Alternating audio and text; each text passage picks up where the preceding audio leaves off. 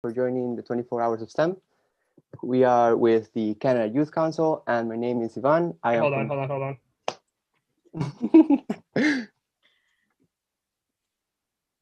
It's taking longer than I thought to start. Yeah, no worries, man. Okay, you guys are live. All right. So, hi, thanks for joining 24 Hours of STEM.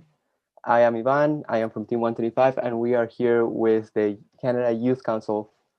So, tell us a little bit of your programs. Let me introduce you first. I'm sorry. So, I don't want to mispronounce your name. I'm sorry. Namira? Namira, yes. Namira. So we are with here. You are here with Namira from team number 7480. Team number 7480, and we are here with Julia from team number 7456, and with Haridi from team 5036. So please take it away if you like to talk a little bit more about your programs and all the different things. Actually, awesome. Oh, sorry. Go ahead. Go for it. Oh no, you go. Oh, I was gonna say that the first Canada Youth Council, they are all over Canada. They are from all over Canada, and they have different programs, not only about robotics but also about mental health, environmental programs, and all of those things. And they're here to tell us about that. So please go for it. Thank you so much, Yvonne, for that great introduction. Julia, I wonder if you could start sharing our slides there, and we'll get right into it. Thank you so much for having us here today. I think I can speak for Riddhi and Julia both in saying that we're so excited to be here to share a little bit about our council and hopefully get some exposure with our council so that we can meet some other councils that exist in our global FIRST community. So I think we are good to go into the history of our youth council.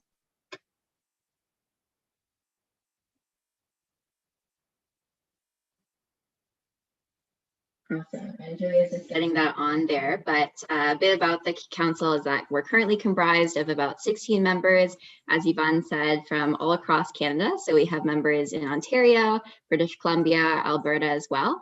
And I think we're good to go on to how we started and who we are now. I'll hand off to Julia. Thank you so much. Sorry about that. I had to figure out how to unmute myself, all this technology.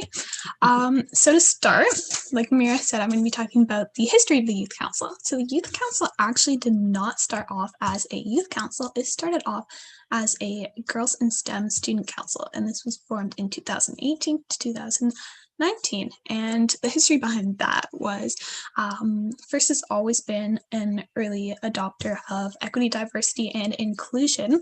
So they hosted these things called Girls in STEM Weekend, and that was where a bunch of different girls in STEM came together to talk about their different experiences, to do some different workshops on allyship, microaggressions, just general topics like that. And then after that, Kim Cooper, who used to be the vice president of FIRST Canada, if I'm not mistaken, she started the Girls in STEM Student Council.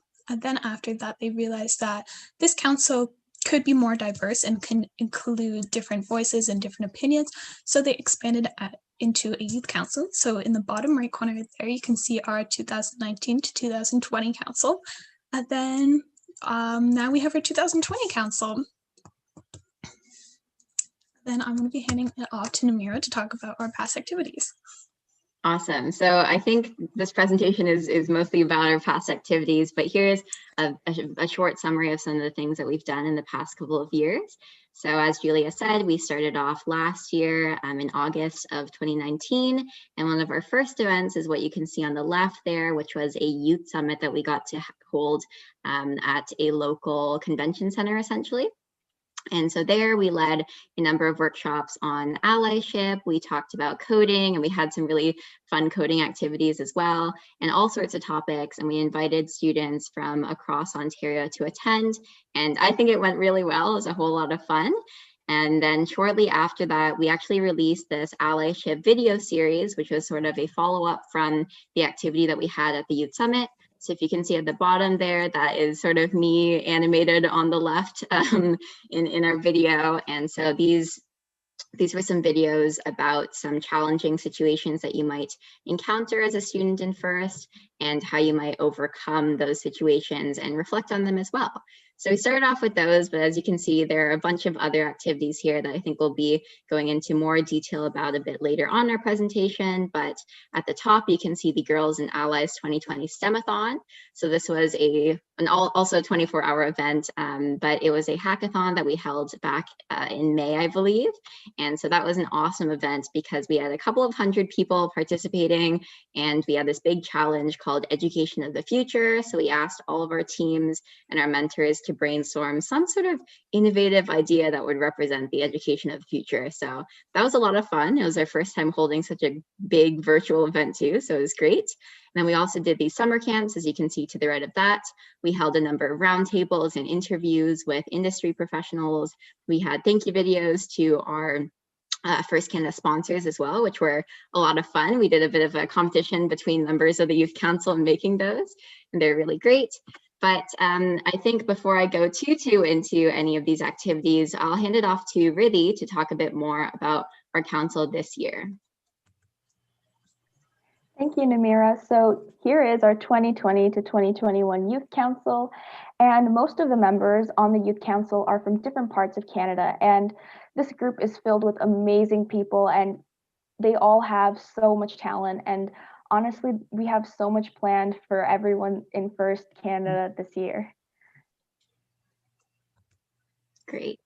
And so as we sort of mentioned, we have a couple of different platforms that we use for our various initiatives. So we were able to host an in-person youth summit pre-COVID, but post-COVID, we've mostly taken to online platforms such as our Instagram, Facebook, Twitter, which you should all follow at the end of our presentation. I think we have our handles there. But one of our first initiatives that we got to work on there was called Diversity First.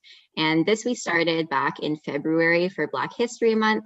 And it was really important for us to recognize the accomplishments and great achievements of Black Canadians, and specifically Black Canadians in STEM.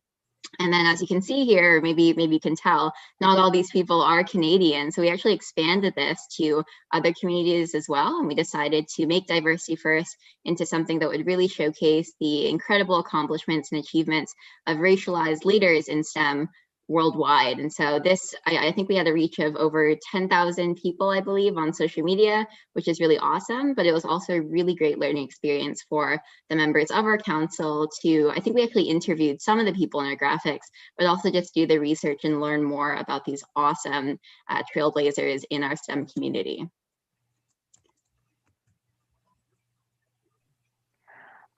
So thank you, Namira. One thing that FIRST prioritizes is inclusion and making sure that everyone feels safe.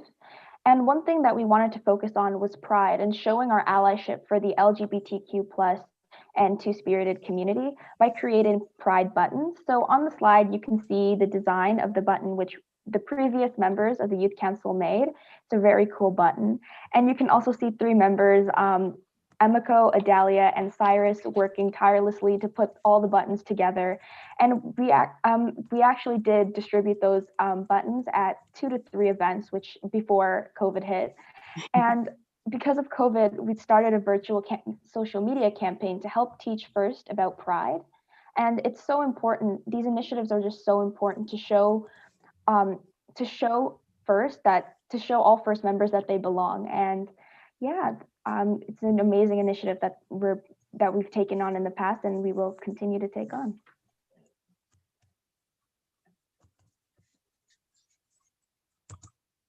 Uh-oh. Awesome. Seems to be stuck.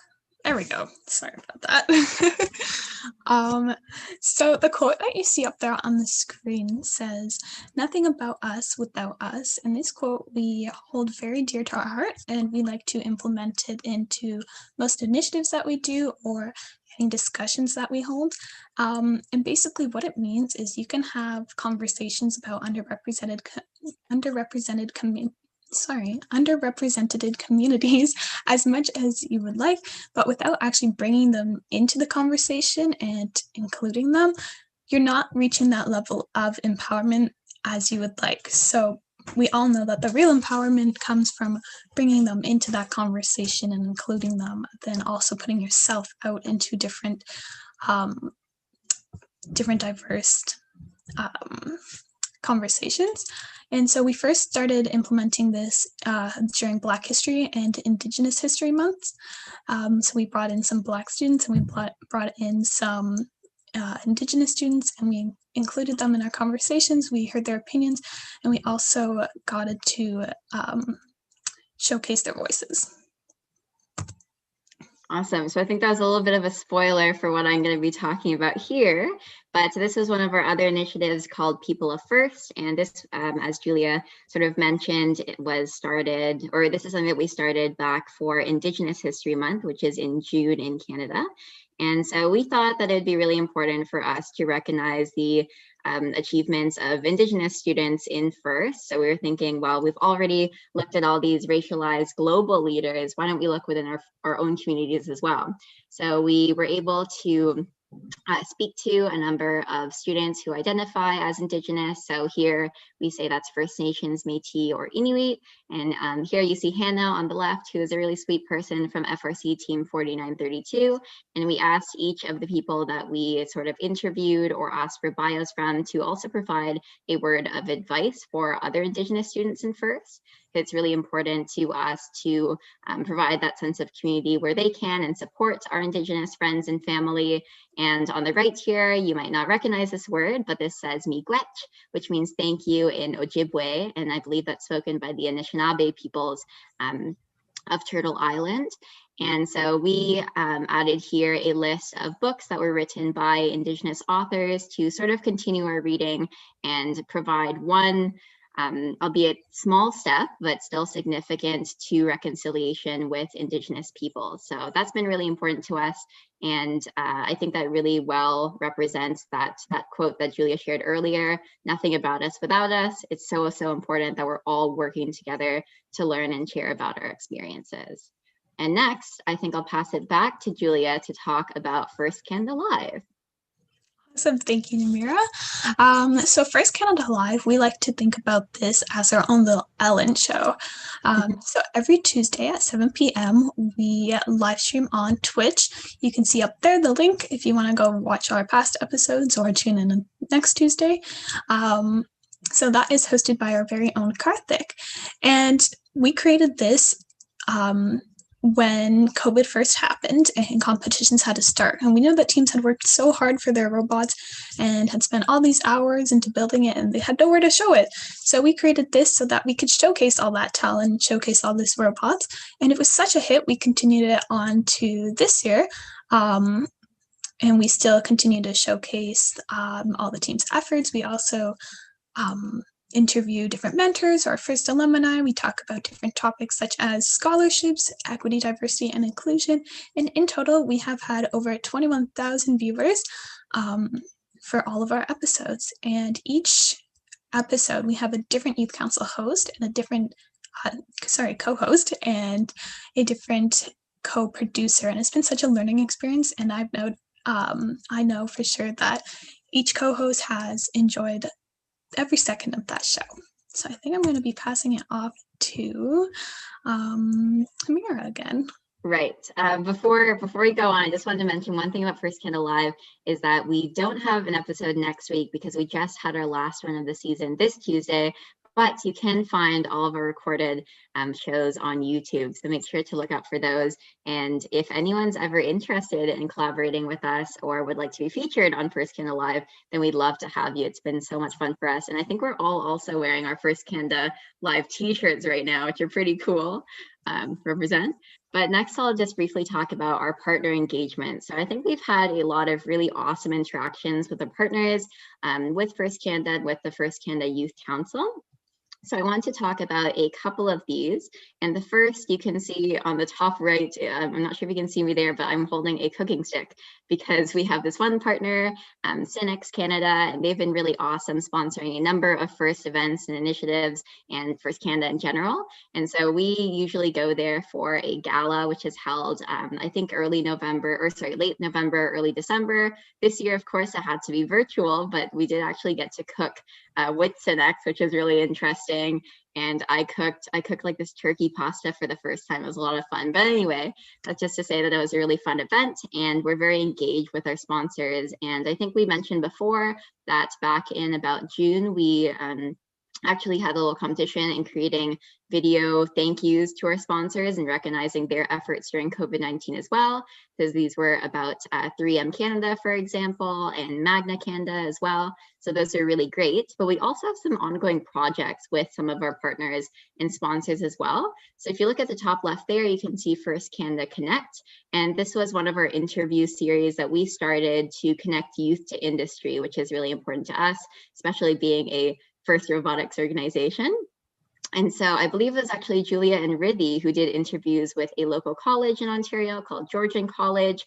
And they talked about skilled trades and how FIRST students are perfect to go into the skilled trades. I mean, we've learned all these skills already, right? But it was really awesome to talk to them and share the knowledge and what that process looks like. And we have a whole lineup there of FIRST Canada partners, colleges, and universities as well. And we have also, as you can see on the bottom right there, we've had a number of awesome partnerships with hospitals and also organizations that serve children with disabilities or exceptionalities. So for instance, I got to run a really awesome summer camp back in August with this organization called Kids Ability. And we held a virtual camp, but we actually sent Lego kits. I got my first ever Lego kit, which is really exciting. But we sent Lego kits to all the kids to build some sort of robot, for example, or a garden and other things. And it was just a whole lot of fun. And it was so awesome to teach the kids, but also learn from them as well. And so all of our youth council members at the time were able to host camps, and those were all virtual and robotics focused. So they're a lot of fun. And we also have partnerships with local hospitals. So one of our other youth council members, Mahak, had been doing this partnership with Aranoa Kids Center for Rehabilitation. So she also led these robotics workshops for kids with exceptionalities. Then we also have a couple of our other members named Isha and Michelle, who did this speaker blog series, which was also about connecting youth and industry, but it was specific to girls in STEM and creating a bit of inspiration and motivation there. And we additionally had these really great interviews sort of near the beginning of when the pandemic hit, which I guess is a bit of a difficult time, but I think we did a really great job of making the best of it. And we did this interview series with leaders in STEM and skilled trades. So that was really awesome.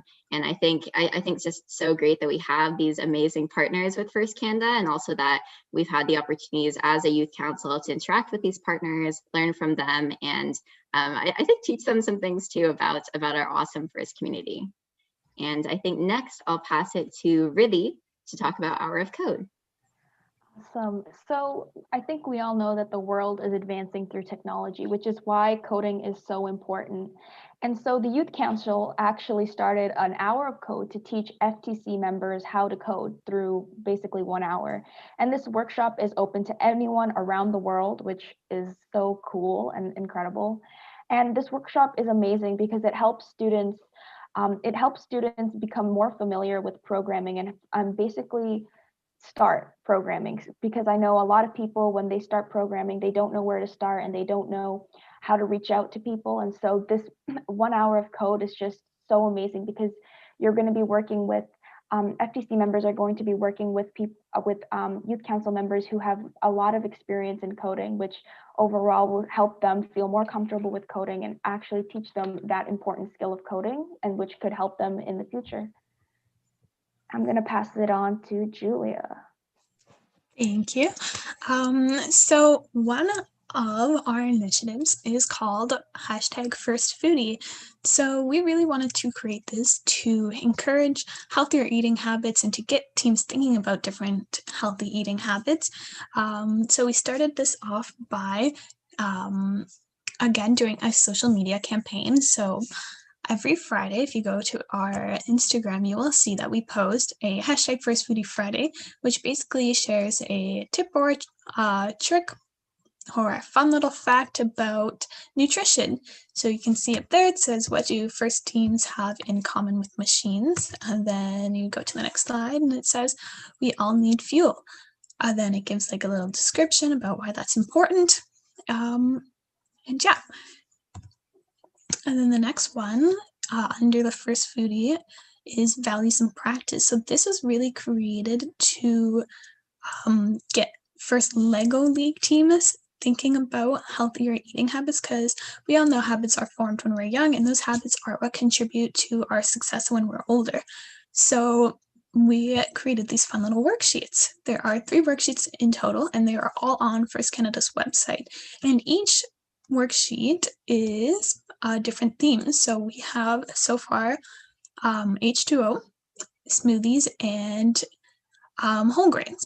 And on the worksheet, you can see that it all connects back to first core values. So it has inclusion, innovation, discovery, impact, teamwork, and then there's a little activity under each core value that gets the team thinking about nutrition.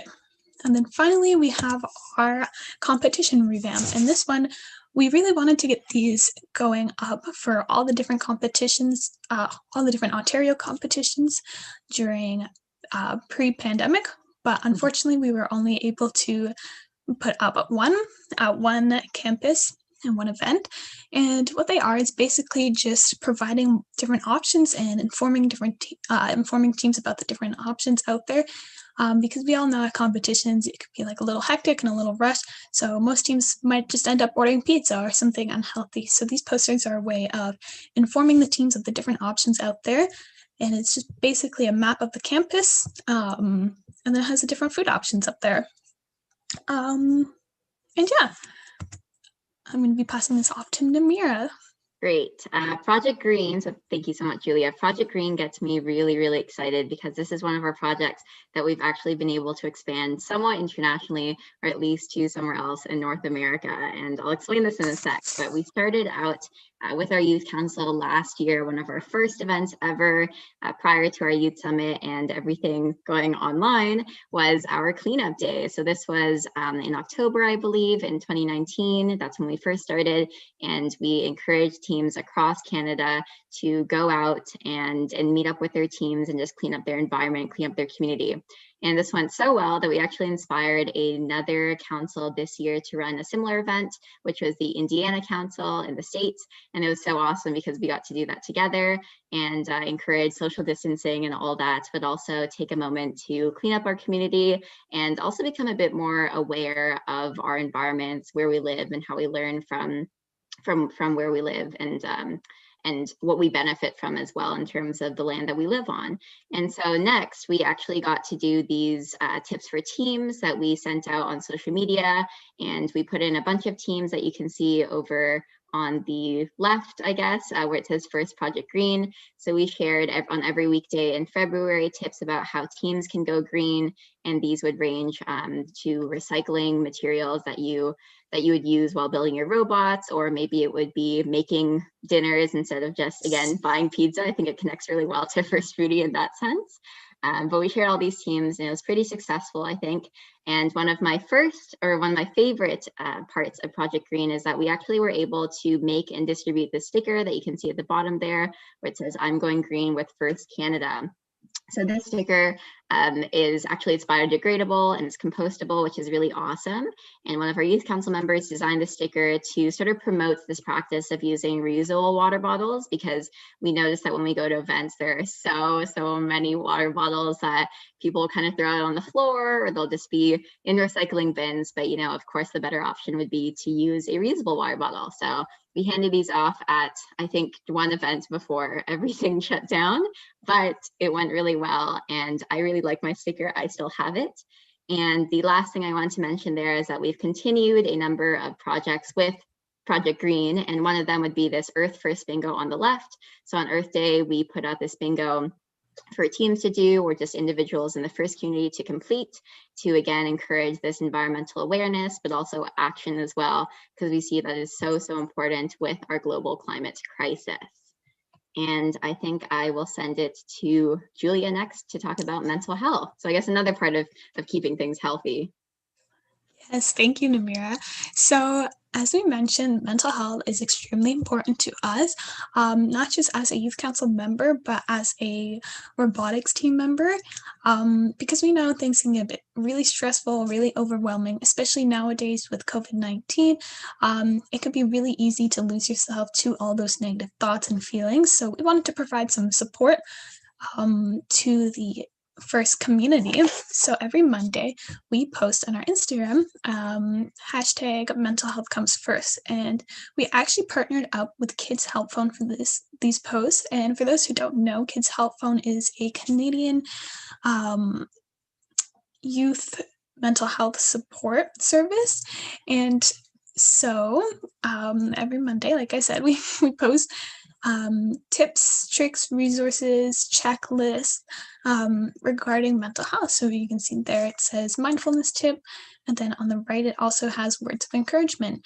And we really started this when the pandemic first hit, because we're all feeling a little bit bummed out of the competitions being canceled, and of course with everything happening, and it just wasn't a good time. But we really did come together as a community, and I'm sure there was some good that came out of it. You might have gotten closer with your family, might have gotten closer with your teammates, maybe you had meetings, online meetings, or I know one of the youth council members had game nights with their team. So there yeah, and then we also had these wellness moments. So on First Canada Live, every episode, as I said, we have a co-host, and that co-host leads a wellness moment, which is just a 1 to 2 minute quick segment talking about mental health. And it's we really did this to normalize talking about mental health, and it's we take this time to relax or to think about something good. So it can be as simple as sharing photos of the youth council members' pets, or I know Namira led a wonderful segment where you had to write a letter to your future self. Yeah, I'm going to be passing it off to Reading to talk about our new EDI Youth Council magazine. All right, thank you, Julia. So one big initiative that the Youth Council is focusing on is making sure that all the voices in FIRST are being represented and heard. And so we started an EDI magazine, and EDI stands for Equity, Diversity, and Inclusion. And we started this magazine to celebrate diversity and FIRST's values. And here are some of the sections that we will be covering in our magazine. So we're going to have a lot of youth council updates. So you're going to hear a lot from the youth council about what we're doing and how we're trying to reach other members of FIRST. We're also going to be doing a Humans of FIRST. So I don't know if y'all have heard about this, but we actually drew inspiration from Humans of New York. And so we just kind of turned it into our own thing called Humans of FIRST. And we basically talked to a lot of people around in a lot of Canadian teams and asked them, how are you keeping your spirits high? And we kind of get to know them for who they are. We also have FIRST Around the World, which is, in my opinion, such a cool section of the magazine. It's where we actually connect with teams from around the world. And recently we've been trying to get in touch with the Afghan Dreamers. And who knows, maybe y'all can be a part of our magazine as well. Maybe an Australian team could be a part of it. And lastly, we're also going to, last but not least, equity, diversity, and inclusion. We're going to talk a lot about the pathway interviews with colleges. And we're going to talk a lot about how, the Youth Council is learning things at each meeting. And lastly, the main goal of this magazine is to create a sense of community and to highlight different things that the FIRST community has been doing when they're not at competitions and when they're just with their teammates. So whether they've been creating PPE equipment during the pandemic, we just kind of wanted to shine a light onto that through this magazine. So overall, we just wanted to show FIRST Canada members outside of FIRST. And stay tuned because our first article is dropping very, very soon. Awesome. And last but not least, we're going to be talking a bit about rookie support. And this is something that's really important to me, and I'd imagine that it would be really important to Julie as well, because we joined essentially rookie teams. And I remember my rookie year was very confusing, and I wasn't really sure what was going on. And I was like, what's first? What does this stand for? What are we doing? And it was a lot of fun, but I think there's a lot of confusion there. And I was just thinking, Ivana, you probably can't relate to this because you're from a much more veteran team there. But we decided that we really want to support some of the rookie teams in Canada by creating a portal for rookies, which is essentially a rookie support website with a number of resources sort of just put into one place.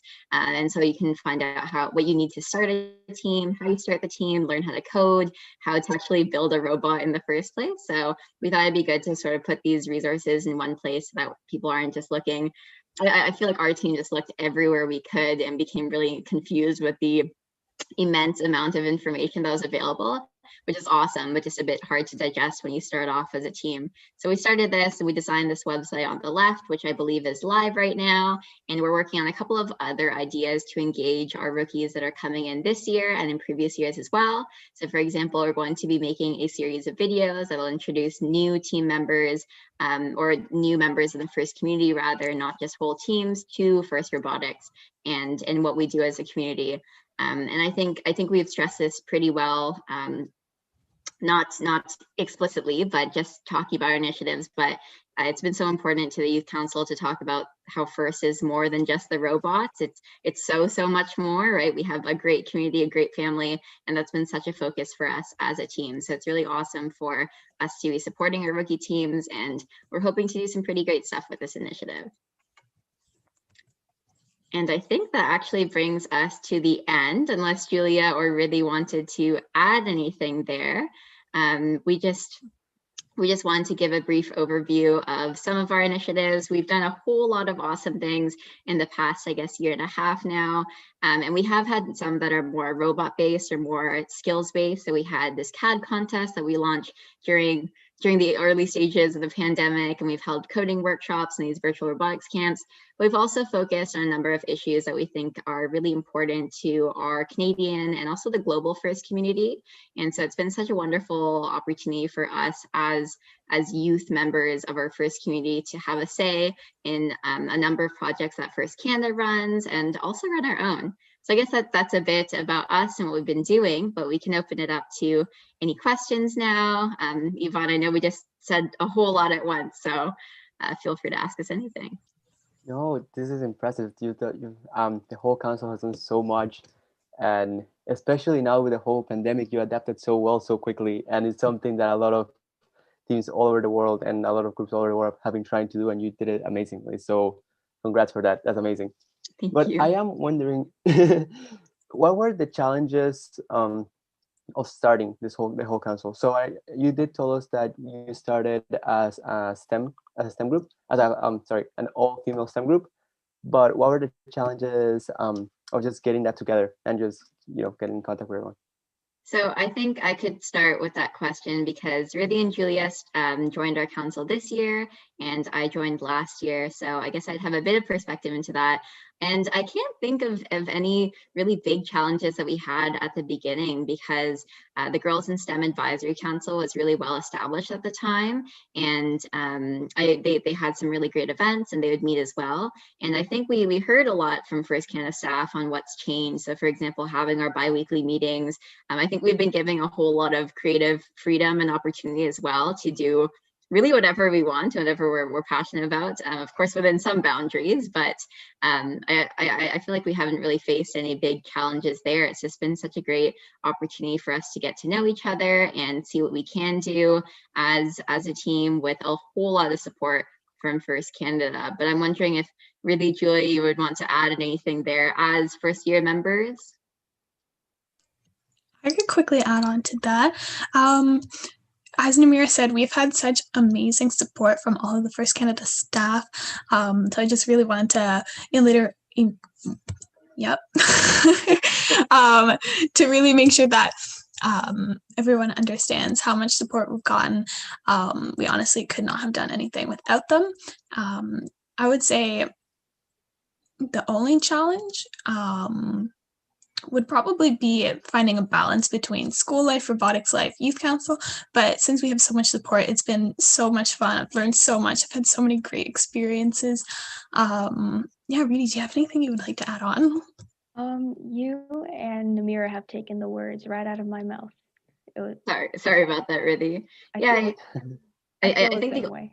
the only thing is when we were first starting up as a council, we weren't really sure. I guess we have that with any group that you first join, but we weren't really sure how to communicate with one another and what that sort of dynamic would be between us.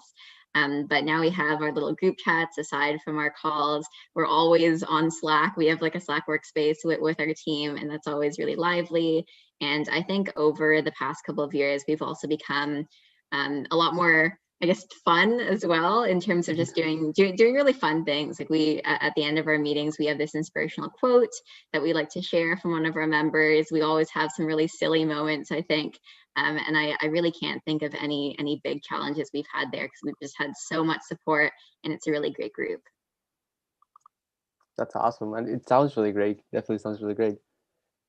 I also want to ask you about how is the process of creating a new project. So I do see that you have so many amazing projects, but how do you go about creating one of them? Riddhi, do you want to speak to that? Because I know you started the EDI magazine. Sure. So when I first thought of the EDI magazine, it was way before I applied for the council, and I just kind of thought it would be a great way to kind of connect, you know, first with the first youth council with other first members. And so basically we already had an EDI group that focused on EDI, and we had a meeting, and again, like Namira and Julia said, everyone is just so supportive and so like accepting of all ideas. I was just like, hey, why don't we do a magazine? And I think it's just, you say an idea and then you come up with a proposal, and they just let you do it, and then it happens. And I guess there's a bit of, well, because we usually have these. Oh, am I back now? Yeah, you're back. Okay, great. Sorry, I just wanted No to worries. mention that we have a bit of a process there, because we have our preliminary discussion, and then we try to figure out timelines as well for all of our initiatives. So some of the ones like Julia, for example, is really involved in our mental health initiative. So I think she's done a really great job with the group in trying to figure out a good timeline in terms of when are we posting, when do we finish posts, when do we finish captions and all that, because we usually write those ourselves with support from First Canada staff. And then also thinking about promotion as well. I think that's a really big part of our planning, because we have our social media with Instagram and Facebook and Twitter, but then we also have YouTube, and then we also have First Canada Live, and we're always thinking about other ways to engage students who might not be on social media, for example, or mentors as well in other parts of the team. I see. I mean, that is great, and I really like that supportive base that you all have to start all the projects. It really just allows the creativity to flow. And I do wonder, do you perhaps have an email that a team could contact you if they want to be part of the magazine, or just want to do something with the magazine? I'm thinking, do we have an email that we use, Riddhi? I think, yes, we do. Let me just pull it up. So our email is communications@firstroboticscanada.org, and you can just send us an email through there, and we'll be in touch. Okay, so communications.canada. I'm sorry, could you repeat that? To reset? I'll send it right into the chat. Sounds perfect. I'll try to get it to you to chat. Awesome. Yeah, that's just our general, we have a lot of emails, I guess I was just thinking about it once, but that's our general one for communications. But it'd be so awesome if we could feature people of First outside of First Canada as well, because I think one of the reasons we're super excited to be joining this today is just so that we could sort of interact with, I guess, as much as you can interact via Zoom with other teams from different places and see how we can collaborate. So Yvonne, I think you should totally send us an email as well. Definitely. Our team will look into it. So I did also want to talk about your mental health initiative, and a little bit before we started the live stream, we talked about how our team also has an initiative for mental health. So I just wanted to tell you that our team has something called Here For You. I don't know if you heard about the quiet rooms at some events. Like we had it last year. So our team kind of started that initiative, and I just thought it was really, really cool how you're also doing mental health. And I'm wondering if there's any way that, if we could help you out with, um, just like spreading your program around here, and if also you could help us out spreading the program over there, it'll be a great way to make some connection. That's so awesome. I'm wondering if Julia could answer that, and then I'd like to make a bit of a note on quiet rooms as well, because that's so great to hear. Yeah, I was also gonna quickly talk about the quiet rooms. I'm not sure what Namira was gonna mention, so sorry if I accidentally steal your thunder there, but we actually got to implement quiet rooms at was it 1 or 2 competitions? I think it was 2. I want to 2? Yeah, I before know it was everything at got the shut down. Yeah, it was at the competition I got to attend at Georgian College, actually. So we actually got to do quiet rooms, which is really awesome. I went to visit them during lunch, and it was just like a nice way to like wind down after all the hype, and then take a rest, get your energy back. But in regards to helping out spread the word, if you go into our Instagram, First Canada, we would love if you share the posts or connect with us, and you can also send an email again to that email, and we can be in touch. But yeah, that'd be awesome. Namira, do you have anything to add? Yeah, so our Instagram is, I think, at First Robotics Canada. So it would be great to repost our things there, but I think it'd be awesome as well if you had some representatives to have a chat with our mental health group and see if we can work on some things together as well. Maybe we can have a little brainstorming session there, because I feel like there's such a need, especially this year, I think, for mental health support, and we all need that. It's so universal. But I think it'd be really great to discuss some potential future collaborations and see how we can work together that way. And I want to mention with quiet rooms, this is something that we've really promoted with our youth council. And I sort of forgot about this because it feels like March was a lifetime ago. But we did get to implement quiet rooms at, I think, 2 of our competitions before everything got shut down. And so this started off, I think that started off as an idea for prayer rooms with our council, because that was a need that was expressed to us by some members of the community. And then later on, we thought, well, it could also be a really good space to just have some time to rest and breathe and relax. So I think we brought coloring books, I believe, to our quiet rooms, and we had stress balls, and I think maybe snacks as well. But I'm wondering as well, Yvonne, if you could tell us about your quiet rooms where you are too. Yeah, definitely. So, to be honest, I didn't really work too closely with the quiet rooms at first, but I do know that we started off kind of doing the same similar things to you guys. So we had coloring places, just places for people to just color around. We also had, I believe, some snacks and just some little pamphlets or just information about mental health and just how to stay well during these times. But then once the quarantine hit us, it was it just changed everything. So being honest, I'm not really sure what the team is doing right now with that aspect of quiet rooms, but we're hoping to start off again and especially seeing what's going to happen this season. Yeah, for sure. And we should totally collaborate. It'll be great. I guess now, just out of curiosity, what do you think? How do you think the season is gonna go? Or do you have any thoughts about this upcoming season? Oh man, where to start with that? Ridley, would you like to get us? Would you like to get us started there?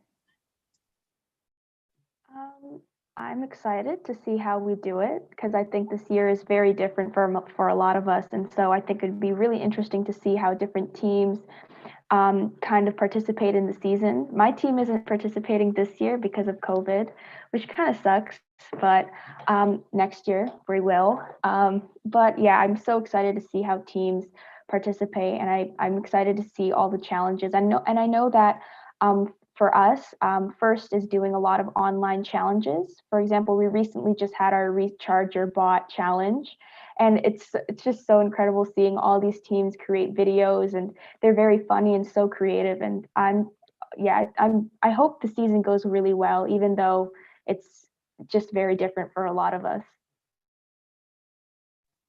Julia, do you want to pitch in next? Yeah, sure. So our team actually is able to participate in this season because we got a grant from Magna. So big thank you to Magna. So we are very excited for that. I know the kickoff is coming up on January 9th, I believe. This year, I am fortunate to be the co-captain of our team. So I've been trying to organize some online event for that, maybe live stream it with our team. Not sure yet. We'll see how it goes. But I'm personally really excited for the innovation challenge part of it, because I know this year there's 3 different parts, if I'm not mistaken. There's the game design challenge, the innovation challenge, and then the Infinity Recharge at Home, if I'm not mistaken. And then I'm most excited for the innovation challenge because I know for FLL we did something similar to that. You had to design a solution to a real world problem, and that was my favorite part of First Lego League. I was on a team for 2 years, and then once I got into high school, I joined First Robotics. I always missed that aspect of innovation challenge, but now we get to bring it into First Robotics this year, which should be really exciting. It's going to be challenging to do it online because our team is not allowed to meet in person, especially now that the lockdown happened. Our city just recently went back into a lockdown, but that's okay. We're still staying connected with our friends online. But yeah, it should be, I'm really excited. It's going to be great to spend lots of time with our team. What about you, Namira? Do you have anything to add? Yeah, I think we all have sort of different teams because I know Julia's is school-based. Riddhi, is your school-based as well? Okay, also school-based. So I think I'm really fortunate because I'm on a community-based team, and we actually just moved into a new warehouse, and we have a full in-house machine shop, and we have I think we're constructing this like giant practice field right now, which is really awesome. And we usually invite teams from across the province to come use the practice field and meet us, but alas, with COVID. However, I think we're really fortunate because we have this huge space with great ventilation and all that, and we've been communicating really well with our local public health organization, I guess, about what that'll look like with our team and what's allowed and what isn't allowed. And of course, we'll all be masked and everything. We have like hand sanitizers at each of our little stations there. And I think it'll be a really good season. And I think it'll just be nice to be back into somewhat normal events and to be interacting with the First community again. I know that there are little rumors here and there of First Canada holding events, but they'll be a lot smaller, I think, but it is a possibility. So I'm really hoping for that. But there are all those other challenges that I think I'm really excited for, and our team's registered, so I can't wait. But I also want to hear from you, Yvonne. How are you feeling about this season? What do you think it'll look like for your team? Yeah, definitely. I mean, first of all, that's awesome that you guys can meet in person. Yeah, I guess I know a lot of teams would love to have that. I'm really excited for this season. Yeah, it's gonna be. We're both seniors, or I'm in my last year of high school, and you as well. So I'm really excited to see how the end of our first that's so sad. happens. I know, but yeah, it's definitely gonna be different, but hopefully in an exciting way, and we'll get to see a different aspect of First. So I'm excited for that. For sure. So, yeah, it'll be. Sorry? I'm sorry. Go for it. I was just saying, I didn't even realize that this was my last year in First, but there's always mentoring afterwards. But what were you saying there? Oh, I was gonna say if you have anything to add, or any social media handles that you would like to put on the YouTube chat. Yeah, sure. So I'll ask the others if they have anything to add there afterwards. But I think in terms of our social media handles are usually CANFIRST, so Can First. I think that's our Twitter handle. But then for Facebook and Instagram, I believe it's First Robotics Canada. Correct me if I'm wrong, Julia Riddhi. And I think that's right, but you can find us at First Robotics Canada or email us as well at communications@firstroboticscanada.org. And I think that is about it for social media. But really, Julia, any last words there or anything to add? I could plug my team's social media handles. So we have at Instagram, so it's at FRC7456. And then we also have a Facebook. I'm not sure the handle for that, but we don't really use it that often, so you're not missing out too much. And then we also have a TikTok account, very new. Just made it like a few months ago, and it's still at FRC7456. Man, I was not expecting you to rep your. I'll rep ours too. We're K-Town, we're K-Town Mavericks on Instagram, so follow us there. But Riddhi, how about you? I'm gonna hop on the wave and also drop my team's socials. On Instagram, we're FRC5036, and on Twitter, we are Team5036. Check us Great. out. Yeah, go follow them, guys. Yeah. Oh, well, this was amazing. I don't know if you have any last comments. Any last ideas? I don't think we have anything that big to add. I guess we're just really excited to be here to share more about what we've been doing on the council. I think we're all just incredibly grateful that we've been able to do so much, especially during a pandemic. But I think it's turned out pretty well, and we're just really excited to collaborate with other groups too. So if anyone's watching right now who wants to collaborate with our council, whether you're an individual or maybe you're a representative from a team or you have your own council, then please let us know, because we're always looking to expand that way. I think I can't say it too humbly, but I think we're doing some really great stuff, and it's really exciting. But I think it'd be even better to expand that and to collaborate with other teams and other groups around the world who are also doing really amazing things. So thank you so much for having us today, and thank you, Yvonne, for being such an awesome host as well. This has been a really great experience for us, I think. Well, thank you so much. It was amazing, and all the work that you're doing is really great, and it's really doing a lot of change in Canada from what it seems. So congratulations for that. Thanks, Yvonne. Hopefully we'll go global soon. Yeah, definitely. Sure. So I think if you guys want, you can just leave the meeting, and yeah. Okay, sounds good. Really, Julia, do you have anything to add there? I was just gonna say thanks again for having us. It was really fun. Yeah, thank you. I had a lot of fun. I was nervous, but I learned a lot. And yeah, thank you for having all of us. Yeah, No, thanks, thank you. Yvonne. This is awesome, No and worries. thanks to all the organizers of this event. This is so cool, and I'll be definitely watching the other shows and interviews tonight. I'm really excited. Yeah, we have a lot of cool stuff coming up, so go for it. For sure. Are there any that you're specifically looking forward to there? I believe there's one about AI and emotions that is gonna come up in like an hour or two. So I'm excited to see that one.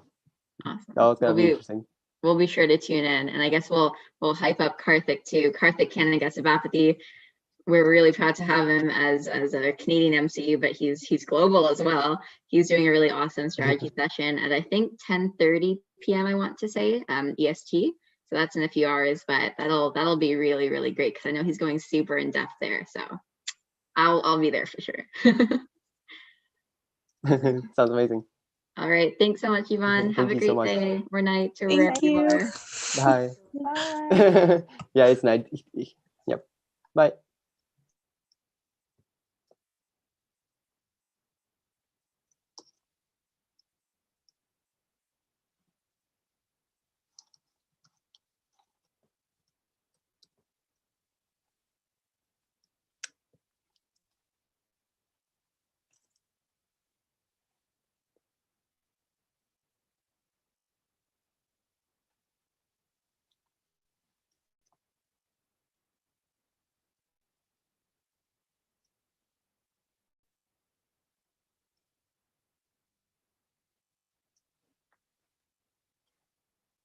So just to clarify here, we are seeing just a video.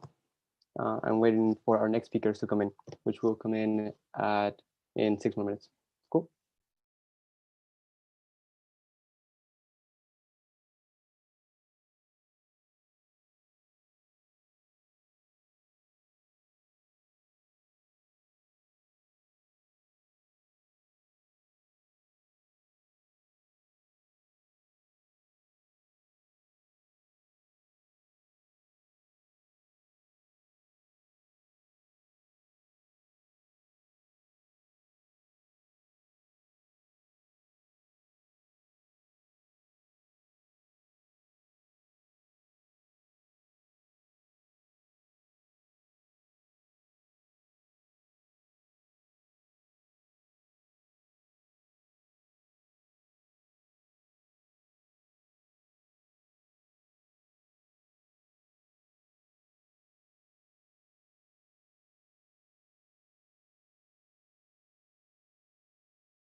asking them questions. We were just going.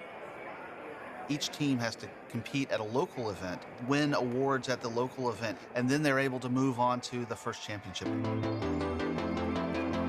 You walk into the room and there's that smell. The smell of robots.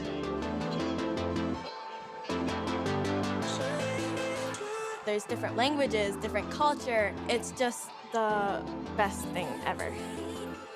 I think it's incredibly important for youth to see careers in science and engineering as a possibility for them. High school participants have access to over $80 million in scholarships from colleges, universities, and technical programs. First Tech Challenge is one of 4 engaging FIRST programs. First in one word, wow. Fun! First is inspiration. First is amazing. First is hope.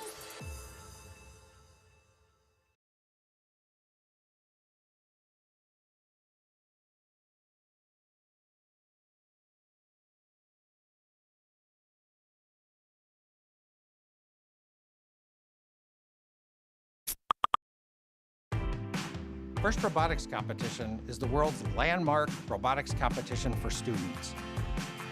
In school, you read about stuff, but in FIRST as a whole, you actually go and do it. In the beginning of January, the challenge comes out every year. Under strict rules and limited time and resources, you have to design, build, program, and test a robot. There's no blueprint. We get a few rules and guidelines to follow, and then it's up to those students to find something that works. There's nothing better than just seeing your robot on the field playing for the first time. They're all there like, is it gonna work? Is it gonna work? And then when it works, it's the best feeling ever. You have mentors that are actually in the field that can tell you, oh, this is why this works, and this is the science behind it. And you're like, oh, wow, that makes so much sense. They do a great job, not just about STEM, but about life, how to go through college, how to go through, a tough, physics class. At face value, FIRST Robotics Competition is a robot competition, but at the end of the day, it's so much more than that. People ask me like, oh, you build robots? I says, no, we're really running a business and all the things that go along with that. We deal with a lot of marketing, social media. I've learned business sides of things, problem solving, working in groups. I'm learning how to communicate with people, how to reach out to local businesses. So we kind of have robotics as the starting point, but we branch out to different areas and expand. So the ultimate goal every year is always to get to the first championship. The first championship is basically like the Olympic for robots. There's hundreds of teams from all over the world there, and you get to see some of the best teams that exist. It's very competitive, but you're friends with the people that you're going against. It's like a sport, but in its own way, it's better than a sport. Being part of FIRST, it's really changed my life and how I think about myself, how I think about others. Participating in FIRST actually taught me that I'm capable of doing anything that I set my mind to. FIRST has really inspired me to give back in my old elementary school. I'm trying to help their robotics program that just started this year. I want those kids to have the opportunity to learn about STEM. As a participant in the FIRST program in high school. All right, so we are back. Hope you enjoyed that video. So now we are going to talk about Google Blocks, and we have here, I'm sorry, I don't want to mispronounce your name, but I believe it's Tapasia? Tapasia, I'm so sorry. No, you're good. So could you tell me a little bit about Google Blocks, I guess? I've never heard of this, so it'll be interesting to find out more about it. Yeah. Can I share my screen? Go for it. Yeah, definitely. Okay. Thank you. Mm-hmm. So let me just pull up my presentation. Yep, no worries. Okay. So first off, hello, my name is Tapasia. I'm from Team Frog Force 503, and thank you so much for having me here tonight. Mm-hmm. My presentation is about just an intro to programming in FTC and an intro to Google Blocks. So today I'm just going to talk about like the FTC game in general and how like different ways we can program in FTC And then I'm just going to be showing a basic tally up in Google Blocks and then a basic Auton with time in Google Blocks. So to start off, how does an FTC game work? Well, there are 3 parts to every FTC game. The first 30 seconds of the game is called autonomous, and it's called autonomous because everything is all run on pre-programmed instructions that have all been programmed before. The next part is called tally-up, and this will be for the rest of the game. Tally-up is where actual humans, well, 2 humans have full control over the robot at all times. There's a driver and operator, and they'll control everything from the motors to the servos, everything you have on your robot. There'll be 2 people from your team who's going to be controlling it at all times. And the last part of the FTC game is called endgame. It's the last 30 seconds of the game, and this part is a part of the tally-up portion as well. The only difference is that you can earn extra points in this portion that you weren't allowed to before, and that changes based on every game. Okay, so there are 2 ways that you can program in FTC. The first way is Google Blocks, and Google Blocks is a drag and drop programming style type of programming. It's more popular for people just starting out in FTC because it's a lot more easier to learn and easier to understand. Also, if you were in FLL, this is really similar because FLL programming is the same drag and drop. And for Google Blocks, it's a web browser and you don't have to download anything for this. So if you have like a computer where you're not able to like download an app, Google Blocks is for you because it's just a web browser.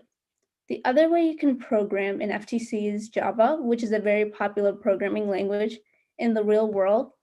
And in Java, you write programs with like actual words and you make it specific to your robot.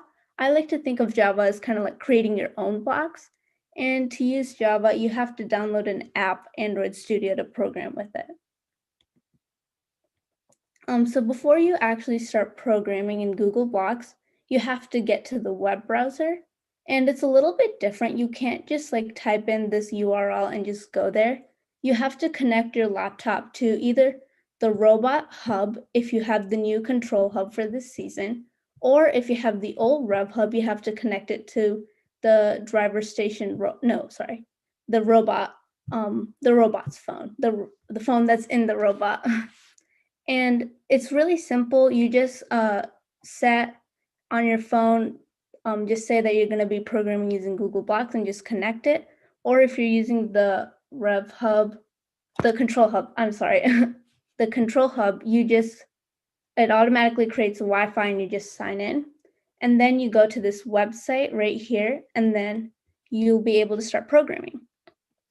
But before you start programming, you should have all of your motors configured.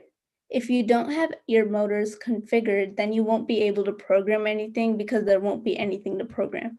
So before you start, make sure you have your motors, servos, anything you have on your robot all configured. And so to start off today, I'm just going to be doing a tally-up, and it's going to be just a very basic tally-up. You see right here, these joysticks. If you move these joysticks up, it's going to make the robot go forward. And if you move the joysticks down, it's going to make the robot move backwards, and then you'll also be able to turn. So this is going to be like the code example that we're going to be doing today. The code is actually going to be slightly different because this code is for a robot that has 4 motors, but the robot that I have today has 2 motors. So after you connect your laptop to your robot, this is how, and go to the website, this is how it's going to look like. If you, it won't necessarily already have programs already in there if you haven't made any, so it might look blank for you. And to get started, you have to hit Create New Op Mode, that button on the top left corner, and then something like this will pop up, and you have to give it a name. Since mine is just going to be a tally-up, I'm going to name it Tally-Up Example, and you are given an option to use like a sample code already written by First, but for today, we're just going to go all from scratch. And so right after you go into the website and you hit OK, this is how it's going to look like. And as you can see, this is how it looks like for me. So before we start, I just want to say a couple of things. Right here, you'll see for me, it'll say robot controller disconnected. This means that right now your Wi-Fi is not connected to the robot. So that means any changes that you make here will not be saved. So make sure that when you're programming, you're connected to the robot's Wi-Fi. The reason why I'm not connected is because I need the internet to join the call. And also right here, we have it saying teleop. We need it to say teleop right now because we're doing a teleop program. This doesn't affect the program right now, but this is where you choose what side of the driver's station phone you want your program to go into. This is important because you don't want, on competition day, you don't want to lose where your program is. So make sure you put this on the right side. So now I'm just gonna explain what's here already. So we have this run op mode, which is just this one big condition, and everything is gonna run in there from top to bottom. Right here is your initialization blocks. So first you have to initialize any motors, servos that you have on your robot. And then that initialization process happens when you hit the init on the driver station robot. Then it's gonna wait for you to press start. After you press start, everything inside this if condition is going to happen. So it's saying if this teleop example program is active, then it's going to do everything in here. We also, in teleop, we also have to use this green while loop. We use a while loop in teleop because the only job that the robot has during teleop is to follow what the gamepad does. That's its only job. If the joysticks say up, then the robot has to go forward. If the joysticks say down, then the robot has to go backward. All it has to do is it has to constantly look for a command. So that's why there's going to be a while loop. So to actually start programming, you have to first, if we look at the top, initialize your motors. Since I only have 2 motors, I'm only going to initialize 2 motors. So to initialize, I'm just going to go to actuators and DC motor. Then right here, I'm going to pick the second one that says set left drive, left underscore drive, which is my motor dot direction. And since I have 2, I'm going to drag out 2. So as we can see, I have 2 of these blocks dragged out, but they're both the exact same thing. So since I have 2 motors, I have to click this drop down and hit right drive. Also, my right wheel has to go forward for my robot to move properly. Make sure that you initialize everything properly because for each robot, and sometimes even if you have Mecanum wheels, it's going to be different for everyone. So I suggest that you test out, maybe set everything to forward and see which wheels are actually not going forward, and just test that out before you go into competition or while you just test out any of your programs. So this is everything that happens inside the initialization block. So now it's saying wait for start, and then here while op mode is active, since it's just going to have to constantly look for the gamepad's directions, we're just going to put everything inside the while loop for this program. So I'm going to go back to actuators, DC motor, dual, and I'm just going to drag out the first set power block. Here, it already has both of my motors, left drive and right drive, and right now it's currently setting the position to 1. So basically what's happening right now, if I were to just leave the program as this, is it's saying that when the person hits start, the robot is just going to go forward at full speed. It's just going to keep going forward and forward until the stop button is pressed. So what we actually want it to do is we want it to set power to the gamepad. So what I'm going to do is I'm going to go back here to my left side and go to gamepad. And I'm going to go scroll down until I see gamepad 1.left stick Y. And I'm going to bring that right here and connect it to this left drive. Now I'm going to go back here and scroll down until I see gamepad 1.right stick Y. So right now, what I'm saying is that this left motor is going to be controlled by the left joystick, And what Y means is that it's going to be the Y coordinate of the gamepad's joystick. So that's saying that if the left motor will go up if the joysticks are pointing up, and it's going to go down if the left joystick is moving down. And same thing for the right, except it's just going to be controlled by the right stick. Now for the gamepads, they're kind of a little bit weird. They run a little bit weird. They're actually opposite of what it's supposed to be. So right now, if we were to push the gamepads forward, it's actually giving out a negative value. So it's telling the robot to move backward. So since it's giving out a negative value, we have to give it another negative value to balance it out. So that's why I'm going to go right here and to like this purplish blue where it says math. I'm going to scroll until I find a negative sign. And I'm going to put that negative sign right in front of this gamepad, and I'm going to do it to both of them. So what this is doing is that it's just balancing out the equation. It's like when you multiply a negative number to another negative number, you're going to get a positive number. So that's what you're doing here. And so now if you press forward, it's supposed to go forward, and you press backward, it's supposed to go backward. And that's it. It was that simple to create a tally-app for just 2 motors. So if we go back to the presentation, this is just what I was saying about what each of the blocks mean. Wait for start is just waiting for the person at the driver's station to press start. While loop is just going to keep doing everything inside the while loop again and again. And then here I'm just getting all of the motors that I need to initialize. Here you can see that there are 4 motors. There are 4 different blocks because I have 4 different motors. So you should do this to all of your motors and all of your servos. Since I didn't have any servos, I didn't do it to any servos. And then here I'm doing the same thing. I'm getting my set powers. And then I'm getting my negative sign to balance it out. And then I'm getting my gamepad's left stick and right stick. Make sure you hit save op mode or else you'll lose all your code. You're not able to hit save op mode if you're not connected to the Wi-Fi.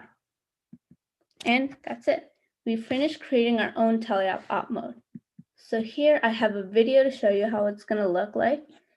This is actually the robot that has 4 motors and it has mecanum wheels.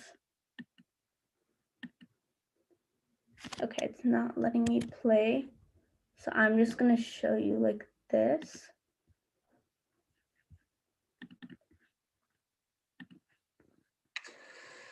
So you see it's going forward when press forward, and that's how you turn it. So that was how we were able to make just a simple program for tally-app. Now we're going to move to autonomous. This is just going to be a basic auton that moves the robot forward, backward, and then you can turn left and turn right for a certain amount of time. And this is just going to be how the code looks like at the end when we're all done. And so for autonomous, I suggest that you start we should make a plan before we actually start programming. And we should do this for all of the paths because I know that for competition, you're not just going to have one path. You're most likely going to have a lot of different ones. So we should always measure out what we want our measures to be. Like, let's say, since I'm going to do it with time today, I didn't measure out exactly, but if I were to do this on a real field, I would measure out maybe inches or degree of turn and things like that. But for today, this is just going to be how our diagram looks like. And again, when we're going to go back to the beginning and we're going to hit create new op mode. And then we're going to name it auton example. And then once again, we won't be using a sample program. So if I go back to the code, here's my auton. Here, right, it says auton example. And you can see that it looks exactly like how the tally-app looked like. It's the same nothing is different other than right here it says Auton example, and before it said Teleop example.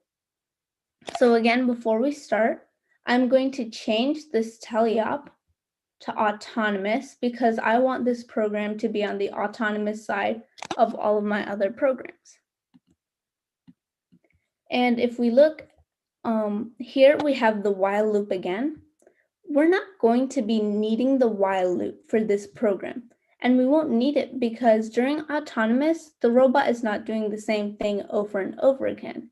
It really is just following a sequence. And we're not able to follow a sequence while we have a while loop. So I'm going to delete the while loop and everything inside of it. To delete it all, I'm just going to hit this and hit delete. So now all I have is a place to initialize my motors and a place for program to run right after the op mode is active, and it's going to run just in that way and it won't repeat or anything like that. So once again, I'm going to initialize both of my motors. So I'm going to go to the same place, actuators DC motor. And again, I'm going to change this to right drive for my right wheel. And then I'm going to change this forward because my right wheel is forward. So now that we're done with that, we are going to, I remember that in our plan, our first thing was to go forward. So I'm going back to actuators, DC motor, and I'm going to dual. And I'm just going to get the set power to 1 and put it right underneath this put run blocks here. So what this is saying, like I said before, it's just telling the robot to keep going at 1 speed, which is the highest speed that there is, and it's just going to keep on going until it's pressed to stop. And we don't want that because, first of all, 1 is really fast. And during autons, we want our code, and our robot to run smoothly. And when we go fast, sometimes the robot goes more than we need it to. So I'm actually going to set it to 0.5. 0.5 has always been a good speed. It's not too fast or it's not too slow. It's like right in the middle. And yeah, so now what we're saying is that we're just having both of the motors go forward at 0.5 speed. But we don't want it to just keep going. We want it to stop after a certain amount of time. So I'm going to go here to linear op mode. And then I'm going to go hit this sleep. And I'm just going to drag it right underneath this. So what this is saying is that it's going, both of these motors are going to keep going at 0.5 speed for 1,000 milliseconds or 1 second. 1,000 milliseconds is pretty short, so I'm just going to do 300 milliseconds, which is 3 seconds. Remember, this is going to be different for you for your program because sometimes you just need to go a little bit, sometimes you need to go a lot. So now what it's saying is that it's going to go forward at 0.5 speed for 3 seconds, but the motors are still going to be on, and we want to just kill them. So I'm going to go to actuators, DC motor, dual, and I'm going to set the power to complete 0, doing a complete hard stop. So now we have our first step done. We've gone forward and then we're stopping. So if we look at our presentation, first I'm just initializing, setting the power to 0.5, giving it the time to go, and I'm setting the power to 0. So now we're going to look back at our diagram that we made earlier. We see that we have done our first step, go forward. And our next step is to turn right about 90 degrees. So that's what we're going to do now. Turning right and turning left are both pretty simple and really follow the same pattern as going forward. So again, I'm going to actuators, DC motor, dual, and I'm going to just bring this out right here. And then, so if giving 0.5 to both of them means they go forward, that means that giving negative 0.5 means they go backward. But we don't want to go either forward or backward. We want to turn to the right. And to turn to the right, if you think about it, like imagine a box, which is like about kind of the shape of a robot. If we want it to turn right, we're going to need the back side to go backward and the left side to go forward so that the robot can turn right. So what I'm going to do is that I'm going to set the right to go at negative 0.5, and then I'm going to set the left to go at positive 0.5. So this way I'm able to turn right. Now, once again, what I'm going to do is that I'm going back to linear op mode, and I'm just going to call another sleep. But this time I'm not going to do 3,000 milliseconds or 3 seconds because I want it to turn about 90 degrees. And after a couple times of testing, I found out that 700 milliseconds gets you the closest to turning 90 degrees. So I'm going to keep it at 700 milliseconds. Now, again, as we've done before, for the going forward, I'm just going to turn off all the power for the motors once again. I'm just going to drag that out. Also, something I forgot to mention earlier was that I like to put these comment blocks in between my code so I know what it's doing the next time I want to see it. So the way I'm going to do that is I'm just going to take this comment block, right click, and hit duplicate. And it's just going to duplicate that for me. I'm going to put it right under, and I'm going to say going forward.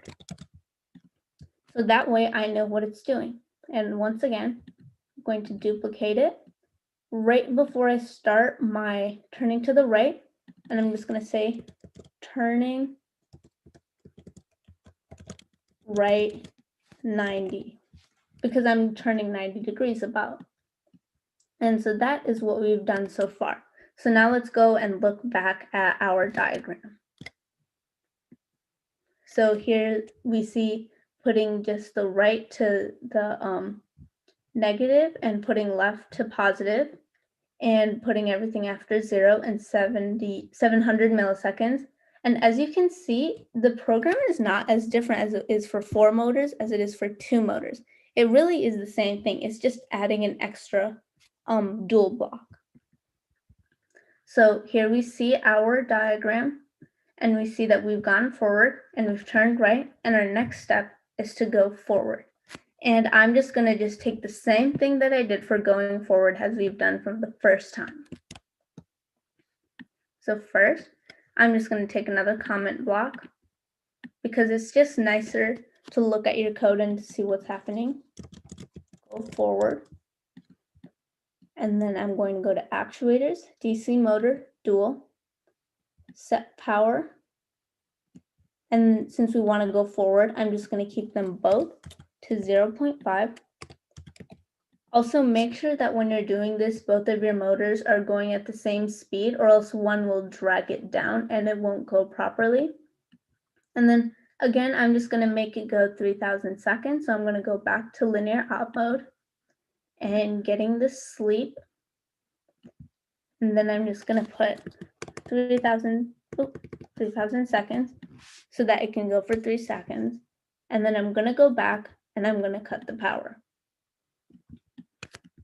So far what we have is that we're going forward, we're turning right 90 degrees, and we're going forward again.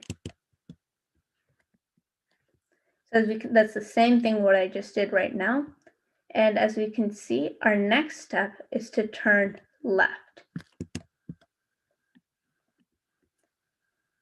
I'm going to go back here, and I'm just going to copy this go forward. And since we're turning left, I'm just going to make it turn left. And then I'm going to go back here to actuators, DC motor, dual. Come here, just drag that. And then turning left is really, we're just going to use the same logic as we did to turn right. So turning left, we have to make the left go back and the right go forward. So I'm going to make the left go at a negative speed, negative 0.5, and I'm going to go to the right, make that a positive 0.5, so I have it turning left.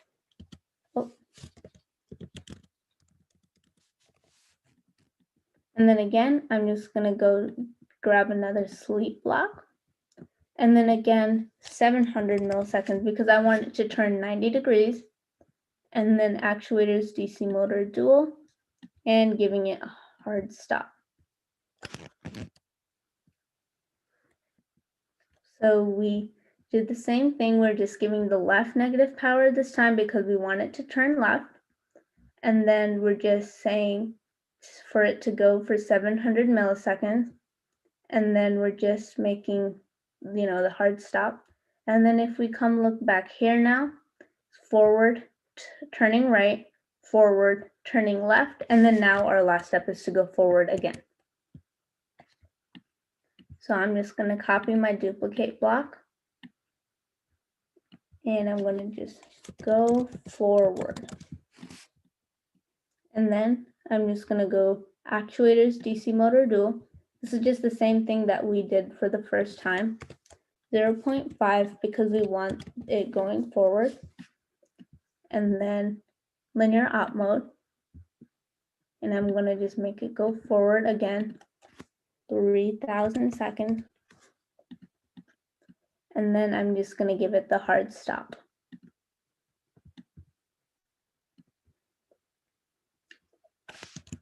And if we look at our code, we're done. So I'm just going to go back just one more time, just kind of explaining what I did. So in the beginning, we just have our initializing our motors, left going reverse and right going forward, so that when we say forward, it will go forward. And then we're waiting for the start. And then once op mode is active, once we have press start, we're going to go forward because that's the first thing in our diagram or in our path. And it's just going forward at 0.5 speed for 3,000 milliseconds or 3 seconds. And then it's stopping. And then it's turning right 90 degrees. And because we want to turn right, we're giving our right motor a negative power. And then we're just having that go for 700 milliseconds because we want to go about 90 degrees. And then we're just giving it to stop. And then we're going forward again, 0.5 because we want it to go forward, 3,000 milliseconds, stop. Turning left, 90 degrees. Same thing as right, we're just giving, except we're giving the left negative power, and then 700 seconds for the 90, and then stop, and then we're going forward. Same thing as the last 2 times. So we finished creating our Auton program. And so here's just going to be a video of the robot going, and then a picture of the diagram right next to it so we can kind of see it move. Okay, the video's just decided not to work today. I'm just going to take it right here. So it's going to go forward, turn left, forward, turn, no, I'm sorry, forward, turn right, forward, turn left, and then forward again.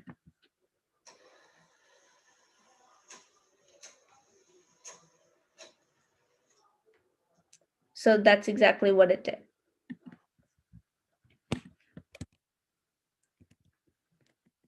And yeah, do we have any questions? I'm gonna check with our chat to see if we have any questions. I'm just gonna stop sharing. Let's see.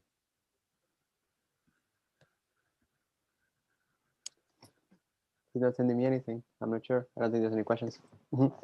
Wow, but thank you so much. This was great. Yeah. It just like shows, because I remember doing FTC when I was in 7th grade. I'm a senior now. And I remember being very confused with programming, and this made it so much simpler. Yeah. So we got one question. Is coding I'm guessing autonomous, with time consistent? If I'm being honest, it really could go either way because battery, like that affects the speed. And since we're just going based on time, speed is going to make a difference to the time.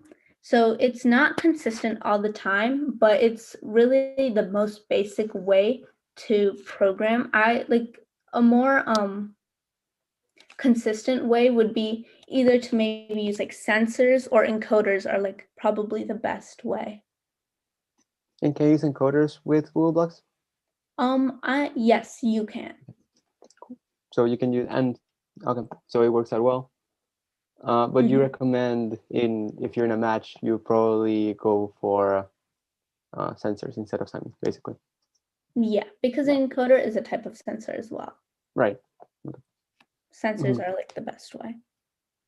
Okay. Let me see if there's any more. And what grade are you in?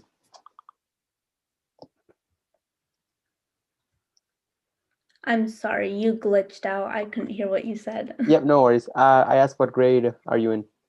Oh, I'm a freshman this year. Freshman? Wow. So this is my first time in FRC. Yeah. It sucks that this is the first year that in your first year this happens with the whole pandemic.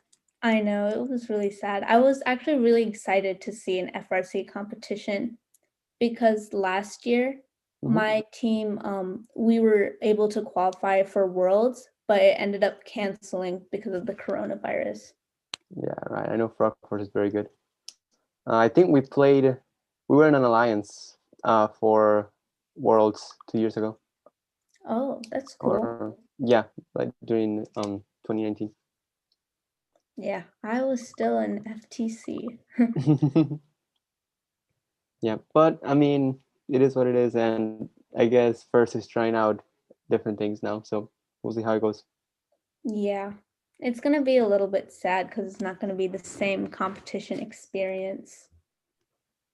Right, it was crazy. I remember, 1 second, sorry. I remember how our team last year, we had to pull a U-turn. So basically we were gonna go to a regional in New Jersey, and then they canceled that at like 5 hours before it started it. So we pulled that U-turn. Oh, that's sad. Yeah, so there's no more questions, but let's see some pop up. Yeah, but it was sad. Sadly, I couldn't really go to that one because I was in a quarantine. My school district did something stupid, so yeah, they didn't allow me to go. But no, this is great, and it's impressive that you know all this stuff as a freshman. I'll be honest. Yeah. Yeah, good stuff with that. And you're in Michigan, right? Yes. Right next to Detroit. Next to Detroit. Yeah. Mhm. We I'm team 125, so we're in Boston, and those were some fun rides going to Detroit. I'm guessing I guess it's not really that exciting if you just have to take your car 40 minutes up to Yeah. the Cobo the Cobo Exhibition Center. So. Mm-hmm. Yeah. Yeah. But it's still crazy. Anyways, have you ever been to any competitions? No, Not as an I actual was. student, but I'm No, sorry. Go. I'm sorry. What were you saying? No, I'm saying that not as an actual student, but just to spectate. No, I've only been to FLO and FTC. Last season I went to the FRC kickoff, but I Nice. wasn't able to go to an actual competition. Oh, I see. Yeah, no, they're definitely really fun, and it's sad that we can't go to any of them, but hopefully you'll have some in the future. I'm a senior, so this is it. This is my last year for me. That's kind of a sad way to end it all. It is. It really is. I mean, I feel like it's sadder for the last year's seniors just because they definitely ended up just not really seeing how the robot worked out. But yeah, Yeah, definitely. they just sad had to see. build season and no competition season. Yeah. I'm wondering, does your team have any traditions for? Oh, you wouldn't know, but you might know. Do you think have any traditions for building? So, like any traditions in general? I personally don't know. Like, I've never really been with the team. Like, I still have not in person. Like, it's just all over, like, online calls. I wish I knew. I was asking because I know my team has something we call pancake night. So basically, have you heard of Back Night or the end of build season? How before there used to be a day in which you couldn't work on the robot anymore. They took that out recently. But I don't think I know. okay, no worries, no worries. So there used to be this kind of like first history. There used to be a night in which we would just pack. You would have to stop working on the robot, and that would just mark the end of build season. I believe that was probably by the end of February.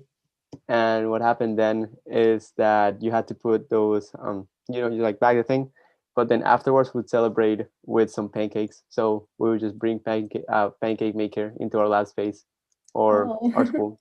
Yeah, and then we just make pancakes. It was cool. I don't know if this is a tradition, but I remember last year my friend, her older brother, he was on the build team. And I think it's a tradition, but I'm not sure. But they all just like went out to eat on the last day of build season. No, that's nice. Yeah. Yeah. Yeah, no, it's definitely fun. All those things. Oh, we got another question. Let's see. So what has been your favorite part of using Google Blocks? My favorite part of using Google Blocks is just that everything's just there for you. You just need to you just get to pick and choose everything that you want, and it's like just there. Like it's not really too much work to actually do. Right. And you definitely just showed us how simple it is as well. Yeah. Especially on a rush. I remember for my first time in FTC, the robot was coded overnight. So yeah, they just went really quickly into it, and I think it would have been helpful if we had some Google Blocks. Oh yeah, I remember in 7th grade, the field that we were gonna go compete in, it was like different. Like it was like a hanging thing. We had to like hang up our robot, and that was like different for what we had in our field that we practiced on. And it was like the night before competition, and we were there at like our build area or our work area until like midnight, just trying to fix the program. Wow. And then you had to test it, and I'm guessing that's why you were there until that late. Yeah. There's fun experiences. I remember one time with my team, we had to stay until like 1 a.m. in the city of Boston, because something happened with the robot. They just wanted to finish something up really quickly, and yeah, It's always really quickly, and then you end up being there for like 5 hours. I know, it's crazy. Just some fun stuff, and I'm guessing you'll definitely experience some more of that. Hopefully sophomore year is somewhat normal. I'm hoping. Yeah. Are you in virtual school right now? Like, is it virtual? Yeah, our school used to do hybrid for a little bit, but then cases got like really bad, and then our governor was like, okay, high schoolers can't go to school until until winter break, and then now it's winter break, and then we don't know if like the people who chose hybrid are gonna go back after break. Right. Yeah, no, it's definitely, there's a lot of uncertainty. I remember for our school, we said we're just gonna quarantine and we're gonna come back in a week.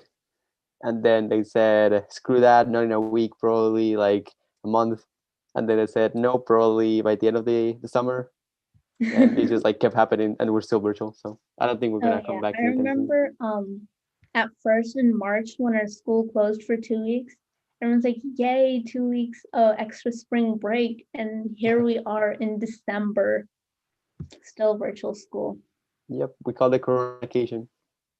Yeah, we did. Yeah, we weren't expecting that. Oh, we got another question. Let's see.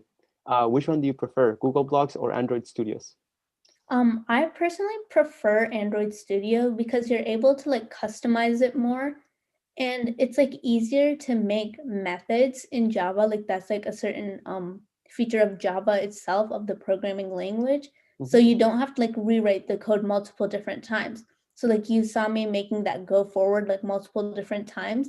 If it was Java, I could just say, okay, like set all motors to 0.5 speed, and I could just call go forward like each time, and it would be like a lot more simpler, but it's like a lot harder to like grasp. I see. Or at least it was for me. No, yeah, I've seen a little bit of Android Studios, and I've seen a little bit. I mean, I saw what you showed us, and it definitely seems to, even though it's more repetitive, it definitely seems clearer with Google Blocks. Mm-hmm. Yep. Yeah. And then So I guess someone, ask again, which one is better for most students? So which one would you recommend for students? If you're a rookie team, I would suggest Google Blocks, but if you like think that you can like learn Android Studio, because there's like YouTube, there's like all of these, like you can literally just search in your problem and someone's had it before and they know the solution. So if you feel like you can do Android Studio, like go for it. But if for like most teams, I feel like once you've reached a certain level, I feel like it's like time like you go to Android Studio so you're able to like do more stuff with your program and just like take it to like another level. I see. Okay. Yeah, no, that definitely seems helpful. And I was gonna ask you something, I forgot. I guess. Wait 1 second. I think someone's connecting. Not sure which one. Never mind. Yeah, but Are you on the build team or like I am. I started off in the build team, but now I'm a little bit more focused on the non-technical. We call it Modern Robots in our team. Mm. Yeah, so we're just working on some of that stuff, more like community outreach and stuff like that. Oh, Yeah, we call that kind of like the business side of our robotics team. is that the side that does the chairman? Mhm. Chairman stuff? I see. Yeah. Yeah, no, it's cool. I like that side, and I'm trying to get more involved with the school, just like connected a little bit more. So we're doing some programs through virtually and all that stuff. That's good. Yeah, just trying to get out there. Mhm.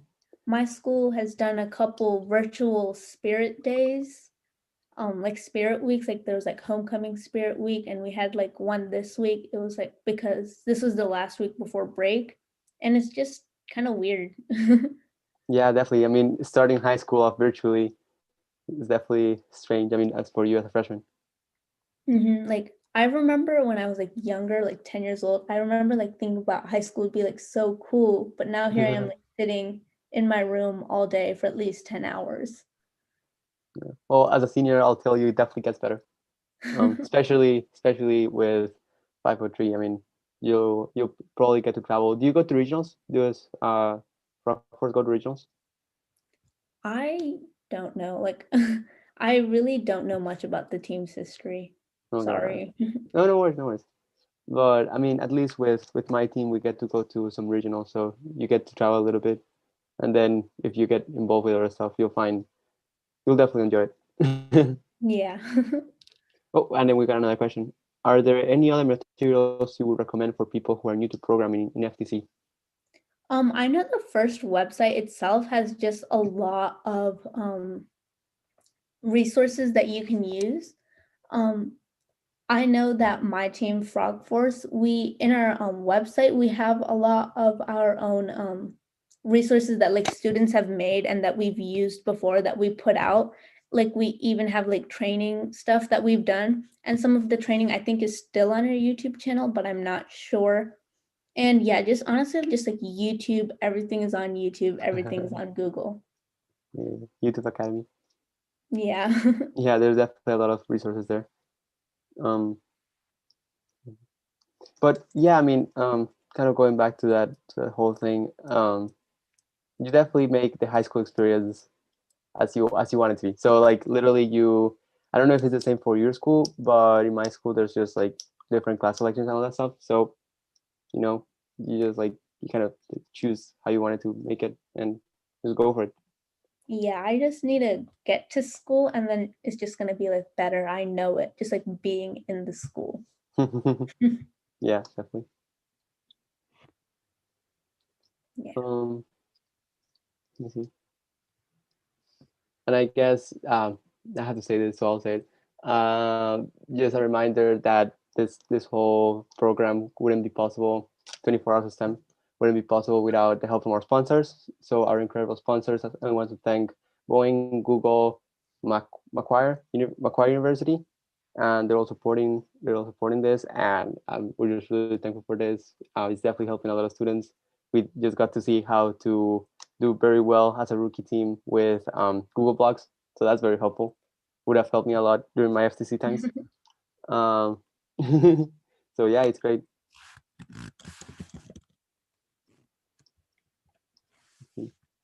So do you have any other, last comments that you want to add, either about Google Blogs or just programming in general with FTC? Yeah, actually, if I could share my screen for just one second. Yeah, of course. Here's just our website, and then we just have this thing called, this is like Frog Force's website, and then helpful links and first. And then here it'll like take you directly to the first website, but right here, if I could remember, so if we go to outreach and then we go to FTC resources, there's a lot of Android Studio, Google Blocks, and even for like build, and I'm pretty sure we even have stuff for the engineering notebook. So I could just send this link in the YouTube chat for anyone who just like needs some resources. Yeah, I can just put that out in the chat once we're done. Yeah, no, go for it. You can send it to me, and I can get the people behind us to get in the chat. Yeah. Yep. No, but thank you so much for this. I'm sure this helped a lot of students. Yeah. Thank you so much for having me tonight. No worries. Yeah. So you can just leave the call if you want to. Yeah. All right. Thank you. Bye. Right. Bye. Thank you so much. Mm-hmm. All right. I will try to get that link in the chat. And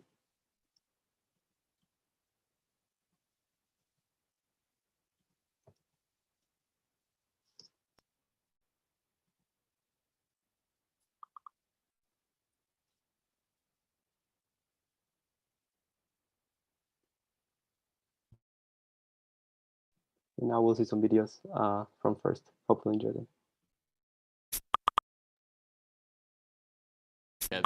There are scholarships for colleges, universities, as well as technical programs. It also looks really good on the actual application to be on FIRST. FIRST does a really great job trying to open programs to make sure that you could actually accomplish anything in STEM, no matter where you're from, your background, your language, or anything like that. I really do consider myself part of the STEM community, and I couldn't be more prouder to say that. FIRST Robotics Competition is one of 4 engaging FIRST programs that shows students unique challenges and helps them learn new engineering skills and real-world skills that'll help them in the future. FIRST is the future. FIRST is accomplishment. FIRST is passion. FIRST is inspiring. FIRST is changing my story.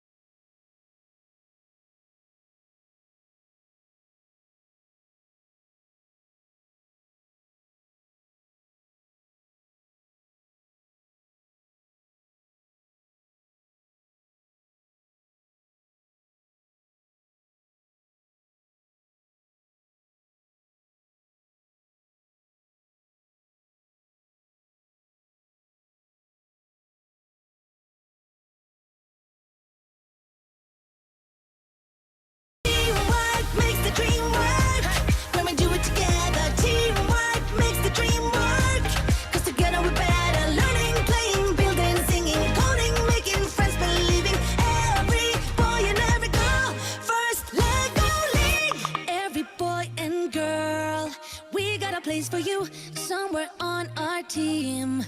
Yeah, we are here to learn. Come play with some memories, be a champion. Ooh yeah. It's so fun and exciting. Everybody come join in. Future jobs we're designing, let's begin. Every day we're celebrating science and technology. Everybody wins in this community. Teamwork makes the dream work. When we do it together. Teamwork makes the dream work. 'Cause together we're better. Learning, playing, building, singing, coding, making friends, believing. Every boy and every girl.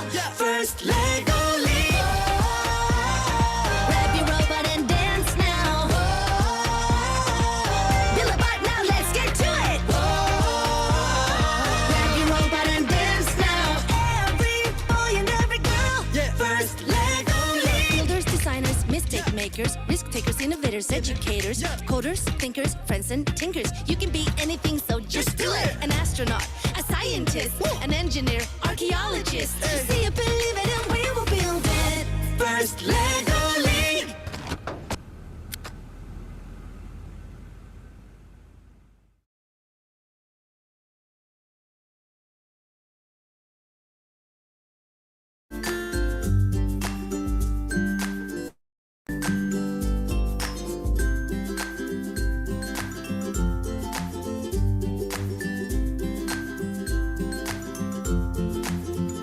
Hi, my name is Sarah Heimlich, and I've been involved with the First Family of Programs since I was 10 years old. This program has literally changed my life. I started off as a very shy and quiet 10-year-old who would literally hide behind her mom at the grocery store. I didn't really have any ambitions in life, and I had no passion. Today, I'm a fourth-year engineering student who's interned at Google, and I'm a member of the Australian Regional Planning Committee for FIRST. So I've told you a little bit about how I got involved, but let's go find out what drives some of the other students. Come on. Well, about 6 years ago, some Americans came to my high school and did a presentation about this robotics team they were starting, and since I was into science and math, I decided that would be a good thing to go along to, and I'm still here 6 years later. I always saw my dad working on like the car and like a computer and stuff, and I was interested in trying to help him, but I didn't know how. So when I realized that our school had a robotics team, I was like, oh, I should try this. So why robots? Because why not? It's a life-changing experience, and I like working with the kids and getting them to see what engineering can do for the world. I actually thought about this until my school offered it to me, and they said, you know, we have a robotics program. And I said, what's that? And then they said, oh, you get to build a robot. And I was like, a robot? They're cool ass, like the robots with us. Every single time I see a robot move, I just get so happy. All I knew about engineering was that it was boring. I didn't exactly know what it was, but I knew it was boring. And now, after 4 years of being on this robotics team, I'm looking at pursuing a degree in biomedical engineering, majoring in software engineering. I love working with these young engineers. It's really inspiring. Because robots are cool. What kind of robots are you going to be building for us in 10 years? I look forward to being able to interface the human body with engineering and robotic technology. So like nanobots to go into a bloodstream or something like that. Hopefully there's some kind of cleaner robots, because no one likes cleaning. People usually go, you know, I'm in a basketball team or I do dancing or something, but it's not every day they get to go, you know, I'm part of a robotics team. They're going to advance the way we live. They're going to change the world, and it's going to be these people who change the world. Like before I wasn't really interested, but now I'm like, engineering can be like in my future now. My family has been doing it since I was a baby, and I really like the idea of getting to do all this cool stuff that normal people don't really get to do. I really want to see some really great advancements in the medicine area and medical engineering, because I believe that medical engineering has the capacity to really change some lives. Hopefully flying ones. I really want a flying one. One that flies. Something really awesome, hopefully. I just hope it's a robot that will help someone. Something that can fly. Ideas for the future haven't even been thought of yet, so hopefully I get to help in planning them.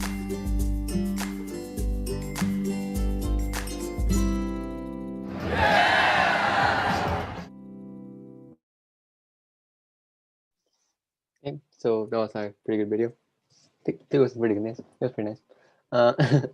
I just wanted to say a quick thing. I just wanted to remind everyone that there is a challenge in our website. So if you go to 24 hours of STEM, just 24hoursofstem.org, and you will find a challenge open to all ages and groups. And there will be 4 lucky teams that will win as Lego Mindstorm EV3 kit. So it's pretty cool. Go check it out if you want to. That is 24hoursofstem.org.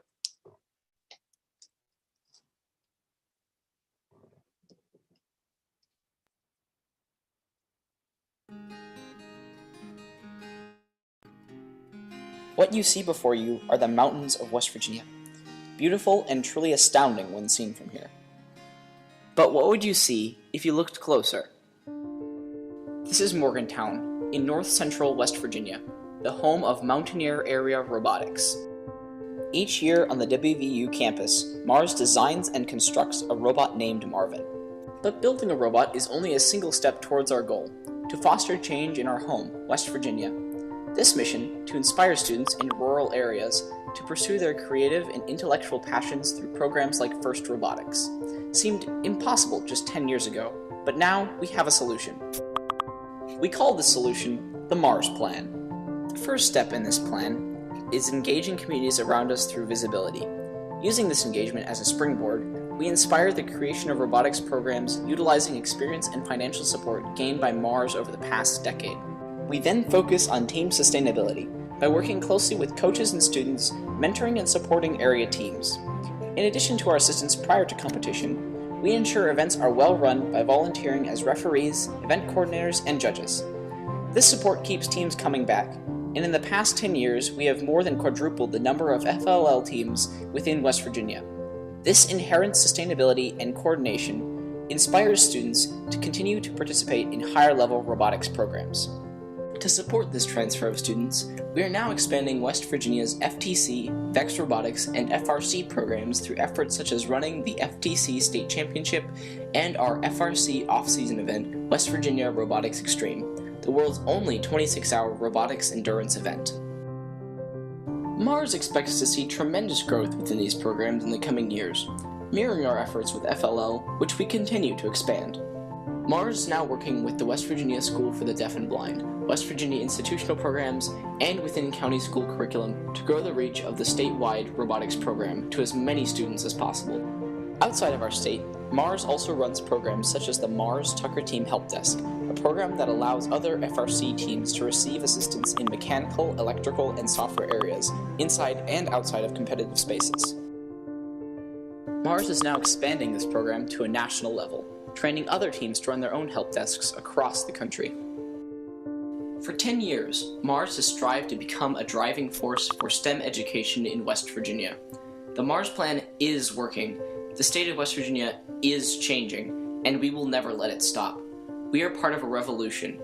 We are Mars.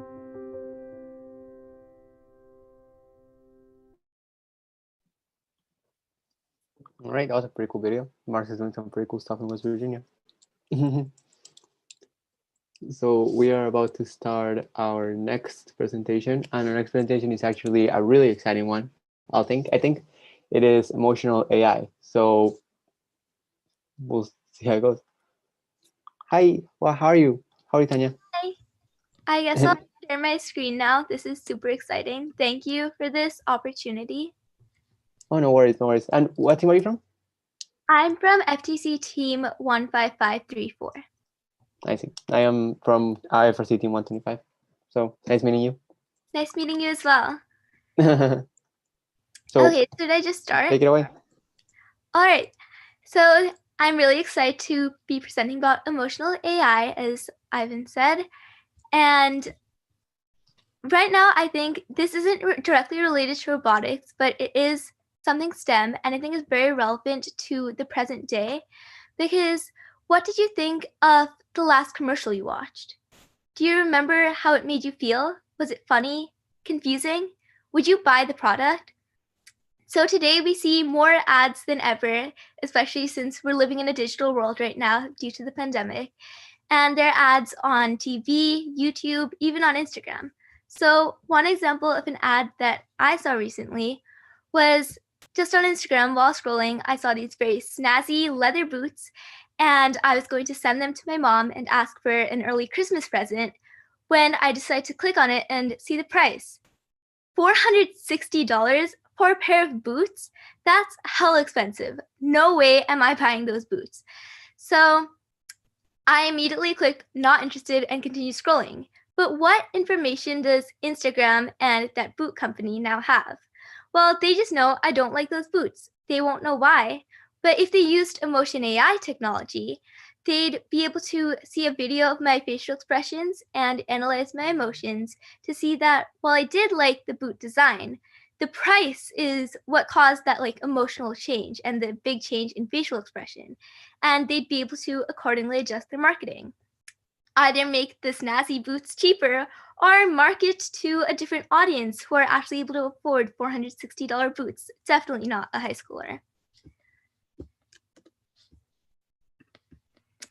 These technologies are referred to as Emotion AI. Emotion AI is a subset of artificial intelligence, the broad term for machines replicating the way humans think, that measures, understands, simulates, and reacts to human emotions. It's also known as affective computing or artificial emotional intelligence. The field dates back to at least 1995, when MIT Media Lab professor Rosalind Picard published Affective Computing.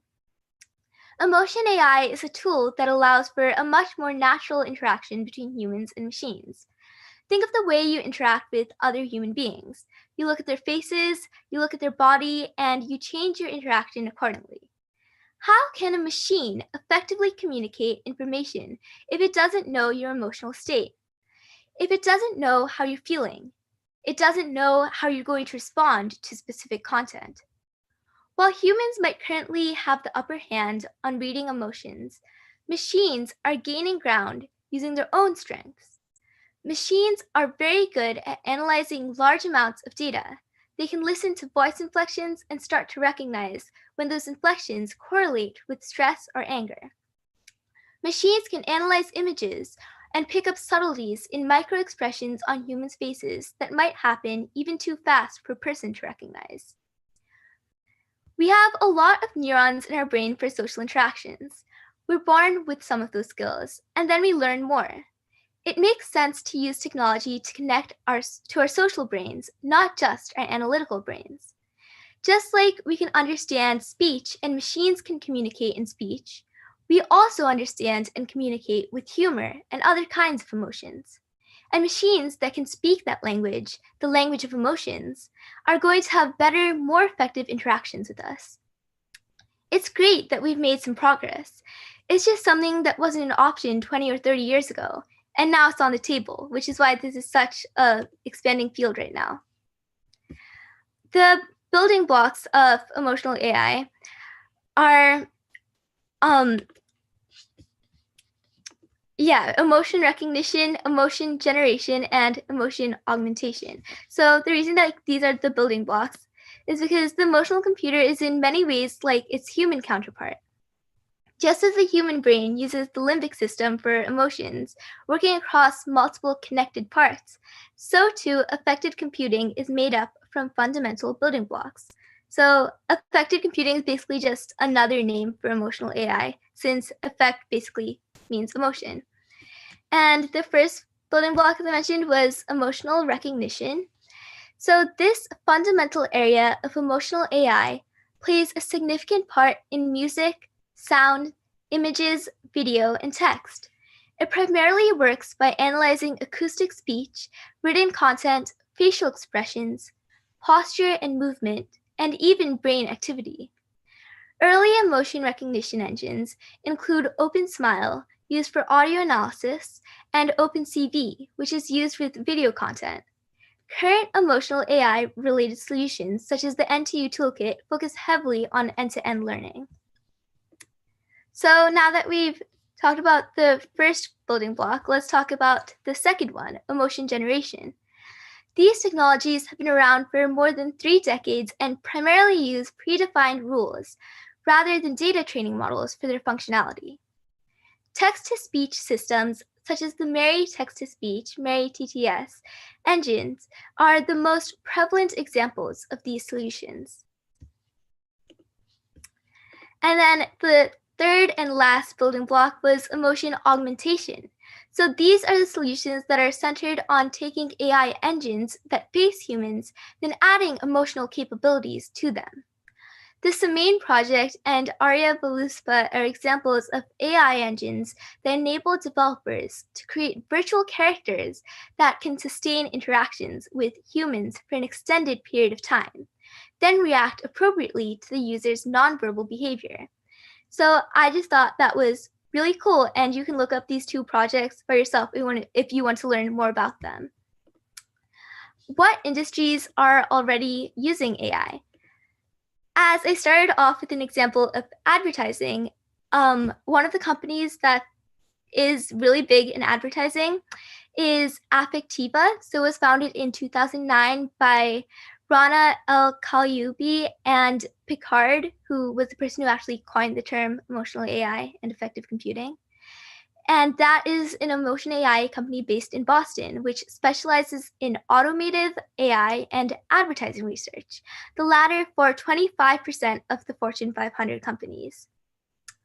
Our technology captures these visceral subconscious reactions, which we have found correlates very strongly with actual consumer behavior, like sharing the ad or actually buying the product, said Al-Kalyoubi, the founder. In the case of advertising research, once a client has been vetted and agreed to the terms of Affectiva's use, like promising not to exploit the technology for surveillance or lie detection, the client is given access to Affectiva's technology. With a consumer's consent, the technology uses the person's phone or laptop camera to capture the reactions while watching a particular advertisement. And you might be wondering why this is more useful than, say, self-reporting how you feel about advertisements. But if you recall at the beginning when I asked you to remember the last advertisement you watched, you're probably not that likely to remember that many details. And computers can actually get more details than you can even remember because they know your emotions better than you do. Because by getting a moment-by-moment response, marketers can really tell if a particular ad resonated with people or was offensive, or if it was confusing or struck a heartstring. So it just gives you much more detailed data. Not only does Emotion AI allow us to better connect with technology, but it also enables us to connect better with fellow humans. One example is call centers. So there's a company called Cogito, which was co-founded in 2007 by MIT Sloan alumni, which helps call center agents identify the moods of customers on the phone and adjust how they handle the conversation in real time. Cogito's voice analytics software is based on years of human behavior research to identify voice patterns. In December 2018, so just 2 years ago, Cogito launched a spin-off called Companion MX and an accompanying mental health monitoring app. The Companion app listens to someone speaking into their phone and analyzes the speaker's voice and phone use for signs of anxiety and mood changes. The app improves users' self-awareness and can increase coping skills, including steps for stress reduction. The company has worked with the Department of Veterans Affairs, the Massachusetts General Hospital, and Brigham and Women's Hospital in Boston. Another Emotion AI-driven technology for mental health is a wearable device developed at the MIT Media Lab that monitors a person's heartbeat to tell whether they're experiencing something like stress, pain, or frustration. The monitor then releases a scent to help the wearer adjust to the negative emotion they're having at that moment. The MIT Media Lab researchers also built an algorithm using phone data and a wearable device that predicts varying degrees of depression. So the uses for this technology are just very versatile. Along with the line of helping humans connect to each other, Emotion AI can also be used as assistive technology. Some people with autism find it challenging to communicate emotionally. That's where Emotion AI can be a sort of assistive technology. Wearable monitors can pick up on subtleties in facial expressions or body language in someone with autism, like an elevated pulse rate, that others might not be able to see. There are also communicative processes that help autistic people learn how to read others' facial expressions. One example is a game in which the person uses the camera on a tablet to identify smiley or frowny faces on the people around them. That is a way for them to engage with other people and also learn how facial expressions work. This video technology that measures moods in smiley or frowny faces could work for customer feedback in crowded theme parks or hospital waiting rooms, or could be used to provide anonymous feedback to upper management in a large office. So the possibilities even for this are truly endless. Earlier, I mentioned that Affectiva, the big advertising company, also does automotive AI. While much attention has been paid to safety in the environment outside of a car, inside there are a range of distractions that can impact safety. Consider a car that could tell if a driver was arguing with the passenger next to them based on elevated blood pressure and adjust the speed of the distracted operator. Or a sensor that signaled the steering wheel to subtly maneuver the car into the middle of the lane after a sleep-deprived driver unknowingly is listening to the curb.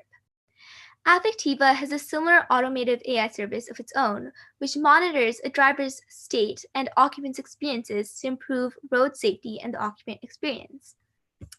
So I thought it would be cool to look at some actual data from Affectiva, and this is from a collaboration that they had with MIT.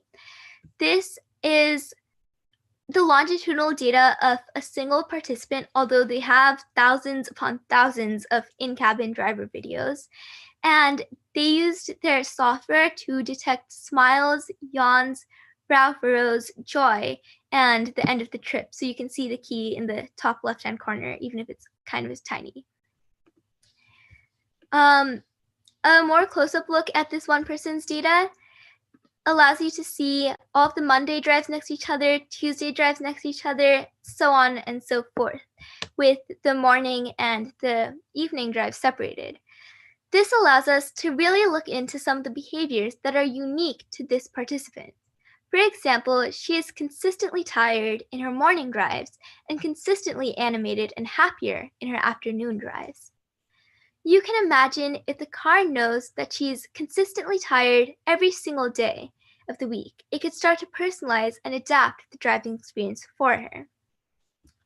Also, I got these two slides of data from the keynote of the 2019 Emotion AI Summit, and that's just kind of cool that they have a summit just for Emotion AI, and I think they've had it every year for the past 6 or so years. So that really shows what an up-and-coming field this is. Also, I didn't have the chance to actually add text to these slides, but for e-learning, I just wanted to briefly talk about that as well, since we are all in the process of e-learning or some form of remote school or hybrid school. Like almost all of us has experienced that at this point. And it's really cool to see how AI can be used to augment that experience as well. So the main blocks in the process of using AI in online learning would be image pre-processing, feature engineering, concentration level metrics, convolution, neural network, and then classifying the emotions, and finally giving the feedback to the teacher. So from the video of student learning in online classes, the picture frames can be collected at different time intervals. And once those images are brought into focus, they can be put into software to detect the emotions and how much these students are feeling the emotions, like the level of emotion. And then the facial image is the input, and then once it goes through the neural network, it can identify all of those emotions. The emotions may be excitement, happiness, confusion, sadness, desire, or surprise. On the basis of these emotions and the concentration level, the feedback can be given to the teacher, which allows them to improve the online learning experience. So an example of an algorithm, just really basic steps for this, would be, as I mentioned, the image data set, and then pre-processing the image, so identifying facial key points, enhancing the images, cropping them, and then performing feature engineering such as image segmentation, localization, and features development, and then making a set of data and testing that set of data. And once you use that training data set, you can measure the student's level of concentration and identify the mood of the student. And as I mentioned, just provide that feedback to the teacher. So just to elaborate on what I said about image pre-processing, this is pretty similar to facial recognition or image recognition stuff, where there are key points. So there would be landmarks like the nose, eyes, mouth, etc. And when I was looking this up, there are 68 key points. So that's very specific for each face. And there are coordinates X, Y for that face. And you can then like just enhance the image and look at all of these 68 points, which makes the whole data set.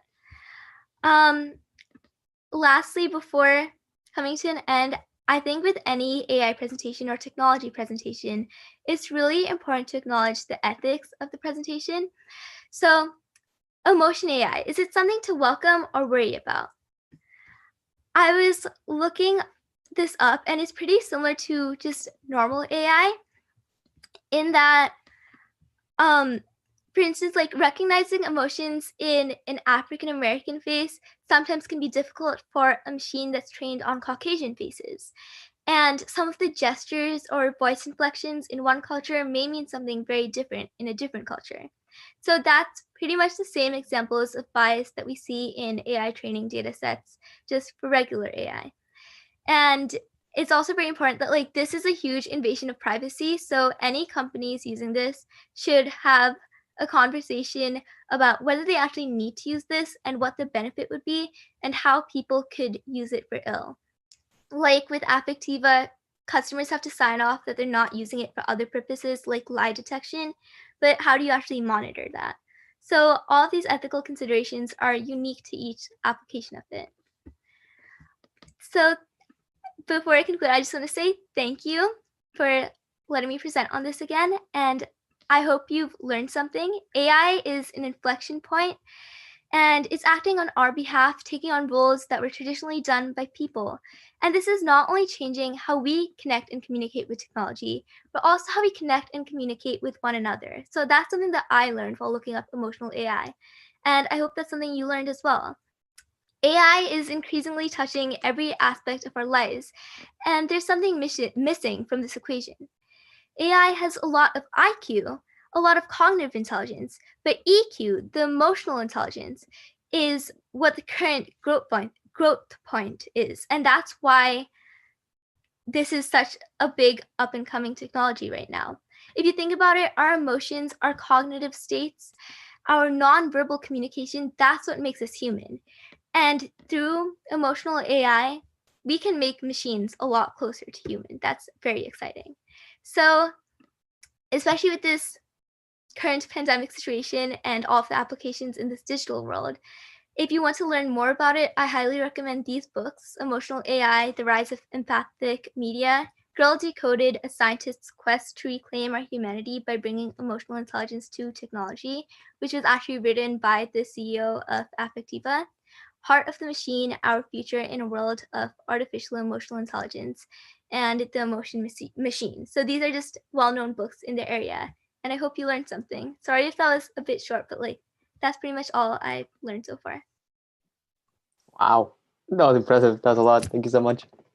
I do have a quick question, and that last question that you had in your presentation, do you think that it should be welcomed, or do you think that it should be feared?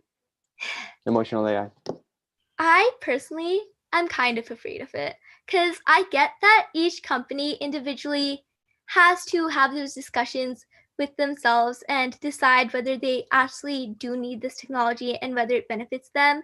But like with Affectiva, they simply have customers sign off that they're not using this technology in any ill-mannered way. But how do you actually monitor that? Like that's what I'm so scared about. Like I'm certain people will always find a way to turn this for their own profit and like take that technology and use it for other purposes. But yeah, I'd highly recommend reading terms of services before signing. Yeah, just making sure that. Well, we have a question. Does Instagram capture our reactions? Not at this time, but it would be a lot scarier and more accurate if it did. It's already scary accurate with all of those ads and preferences and interests that it keeps marking down. But with emotion AI, it would be even more accurate, scary. Right. I'm guessing a lot of people are worried about that now that the documentary from Netflix came out. It went pretty. A lot of people started talking about that. I think it's The Social Dilemma. I don't know if you heard of it. I've not heard of it yet, but I'll have to check it out. Yeah, it's literally about. It's basically about how different social medias use all the input, all the data that they get from the users, and then just market stuff to them. So yeah, it's about that. But let's see, there's a lot more questions coming in. how much so how much money does Affectiva make, and are they hiring? Well, Affectiva, I'm pretty sure does have internships if you're interested in looking into that, but I don't know how much money they make currently. Yeah, I mean, it's definitely seems like a growing business with all the need that is gonna come, like eventually all the demand that is gonna be for emotional AI into marketing, because as you talked in the beginning, it's definitely very useful for companies to have more data onto the users. Yeah. And let's see, do you think wearable devices that help with mental health, such as the one created by MIT, will become a norm in our society? I think that's a great question. Since the app came out just 2 years ago, I feel like that's why it's not like widely known about yet. But at the same time, like mental health is increasingly important with COVID-19 as well. So I think they need to market it better because I would totally get that app now that I know about it. And I think like if they market it more, a lot of people would end up getting apps like that, especially with like COVID-19. Right. I feel like sometimes, I guess for engineers, they tend to focus so much on the part that excites them about, in which it's the actual creating of the thing and making it work, that they forget that they have to also market it and do that kind of social science aspect of it. But yeah, definitely sounds interesting. What do you think the impact of technologies like federated learning will have on AI in the future? I don't know if you know what that means. Wait, could you repeat the question? Sorry. Yeah, of course. What do you think the impacts of technologies like federated learning will have on AI in the future? Do you know what federated learning is? I don't really know about No, I don't know what that is either. that. Okay. Are you worried about AI going too far? I've seen Terminator. Nope, because one quote that I came across like while doing all of this research is to remember that it's not humans versus technology, but like technology augmenting the human experience. So I think that's very important to keep in mind. And like another quote that I didn't really understand, it said that humanize technology before it dehumanizes us. Wow, that's deep. Something to think on. Yeah, definitely. So you think that it's more of just improving our life rather than us being scared about it? Yeah, it's completely constrained by the bounds of what the programmer allows it to do. So we have complete control right now.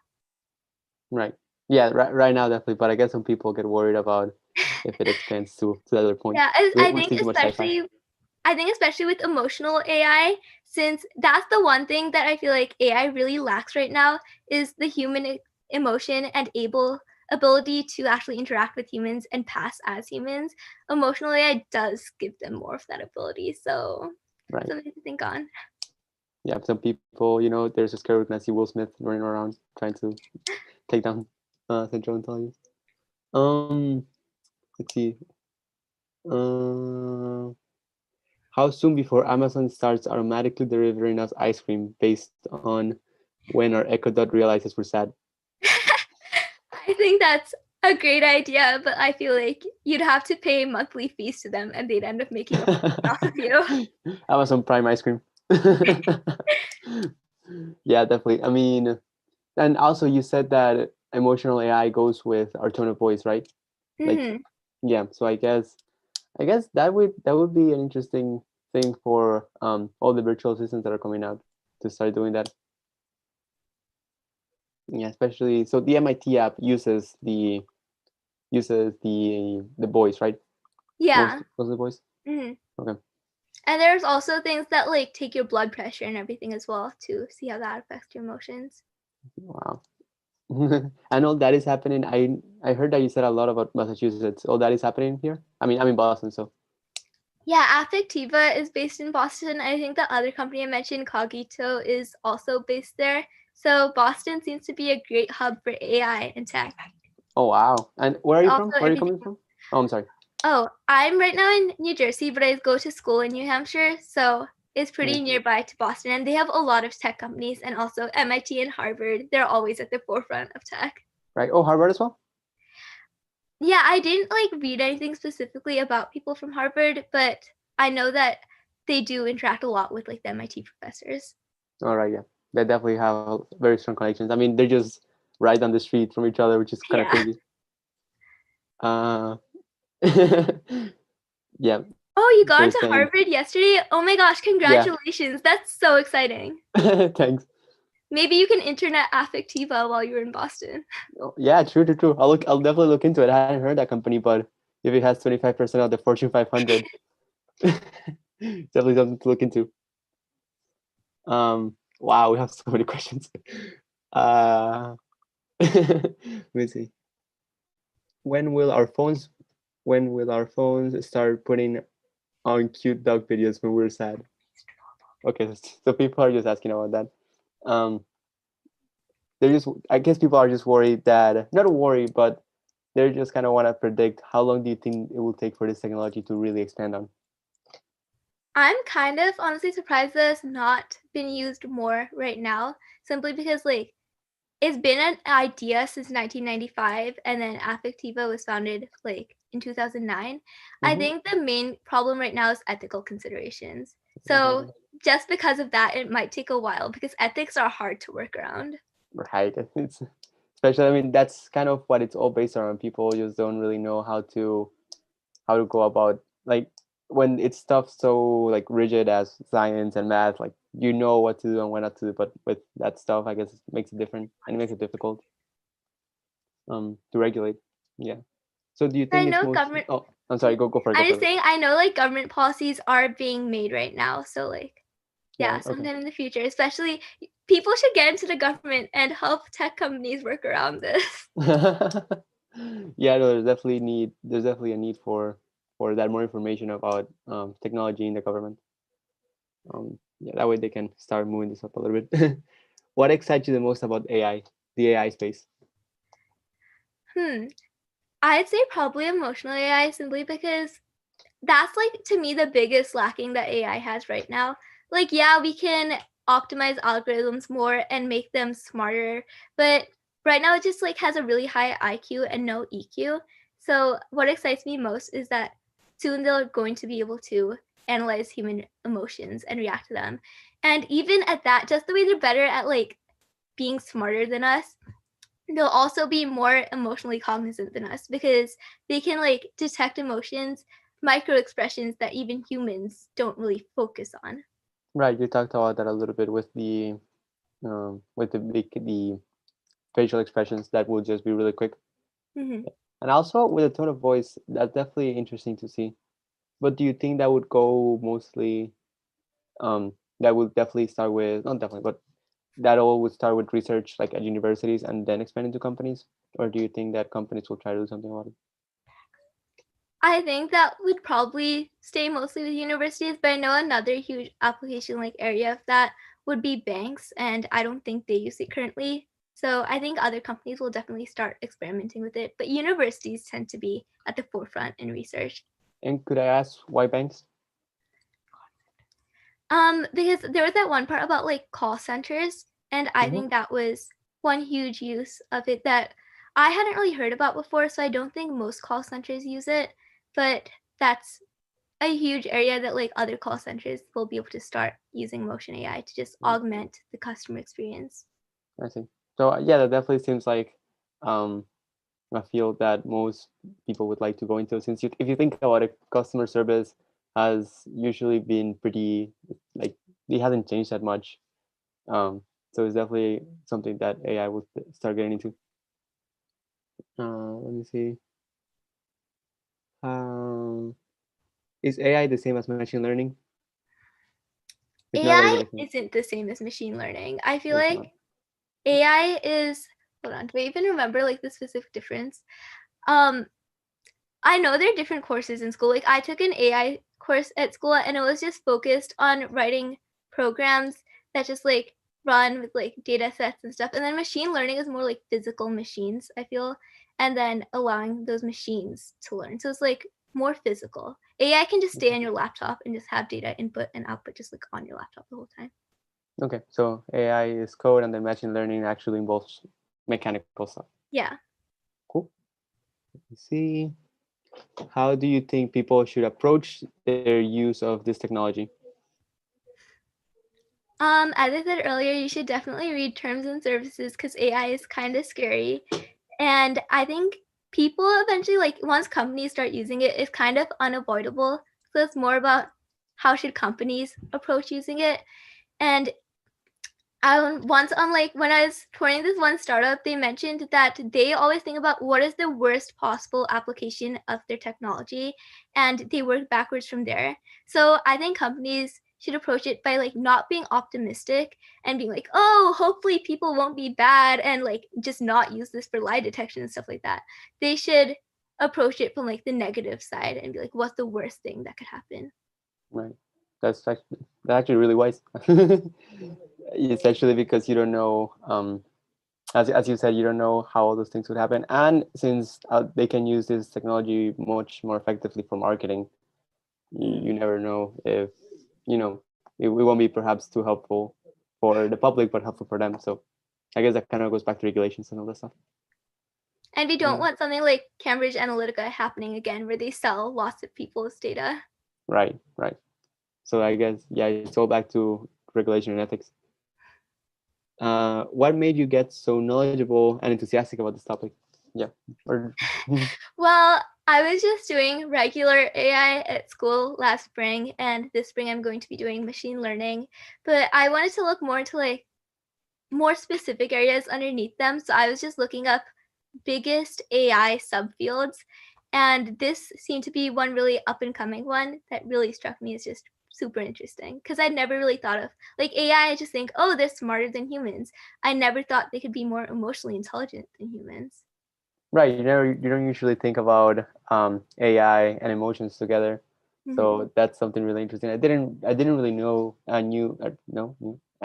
I didn't really know that this field existed. So this was definitely really interested to learn and all that. And also, you do AI in high school? I didn't get that course.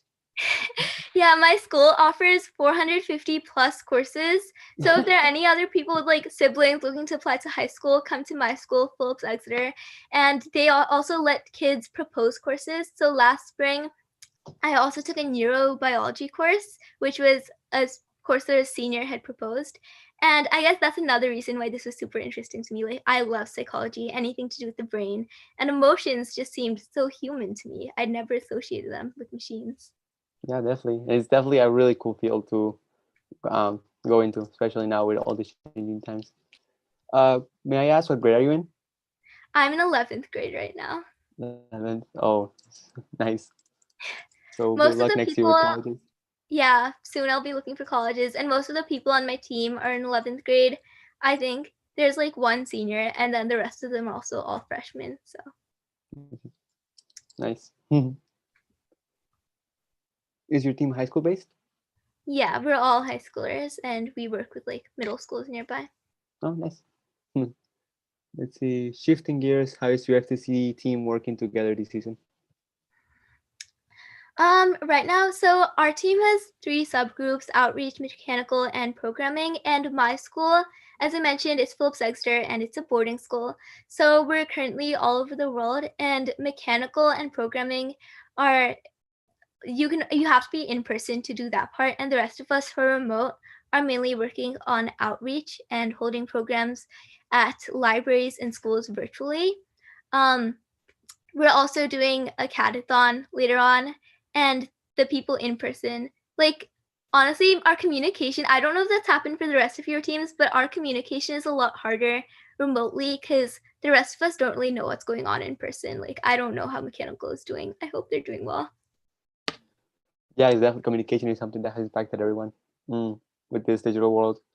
I know for my team, we try to break it down as well into kind of little groups within the mechanical.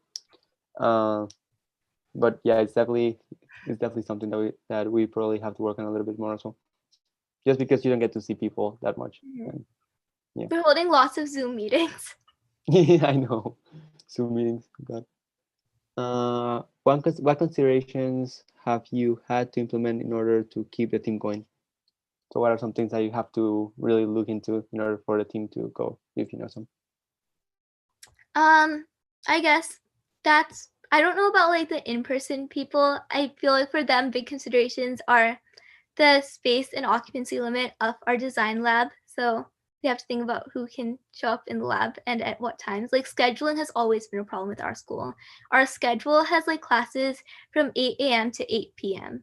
And then there's just like a block from 3 to 7 that they have to schedule in. And for the rest of us, honestly, stuff has just been going on the same as usual. We all just head different projects and just update people in the team like once or twice a week, and we just like do our own thing. Yeah, so I mean, it's good to hear that at least your team is working well, and with all the different programs that you're doing, it sounds like it's pretty active, even if it has difficulty with communication. Let's see. What are your thoughts on AI companions? On an AI companion? On an AI companion, as in this like one of the things in movies, or like the companion app that I mentioned? I'm not sure. Let's try both. Okay, well, AI companions, as in like the ones in movies where there's just like an AI companion for each house. To be honest, isn't that kind of what we have right now with like all of the Alexas and all of the other Googles. listening devices and stuff in smart homes? Yeah, I feel like AI is already invading our homes, but yeah, as in like a physical companion, I feel like I might have seen a movie about like AI, like actual robots in houses as another family member, and I think that's just weird. And then for the companion app, the mental health one, I think that's great. I think that's a very good idea. And I don't know what they're doing with your data. I hope they're not doing anything bad. Read your terms and services, but I personally am going to be looking that up and getting it. Yeah, me too. It definitely sounds like a really cool app that they created. Has your team revealed the robot for Ultimate Goal yet? No, we're not going to reveal it until we have to. Nice. Good strategy. See. Okay. Do you think these companies will? So, do you think the companies using AI will step into intrusive territory, and do you think people will be okay with it? Honestly, yes, they're going to end up crossing some lines because they're just looking for money. That's what all companies do. And people, as I said, if other companies start using AI, are going to end up being forced to also use those products. And it's not like we have that much choice with it. So the only thing stopping them from overstepping any boundaries is the government and all of the policies right now. Right, and that's why we need some more regulations and more people, more knowledgeable people in the government for that to happen. There's definitely a need. I wonder if there's going to be a career for that, like political science with AI or stuff like that. I think that would definitely be a great career. I would totally do that. Yeah, we'll have to see. I mean, there's definitely, now with COVID and this whole virtual thing, there's definitely going to be a lot of change happening in education. So, I guess we have to hope for the best. Yeah.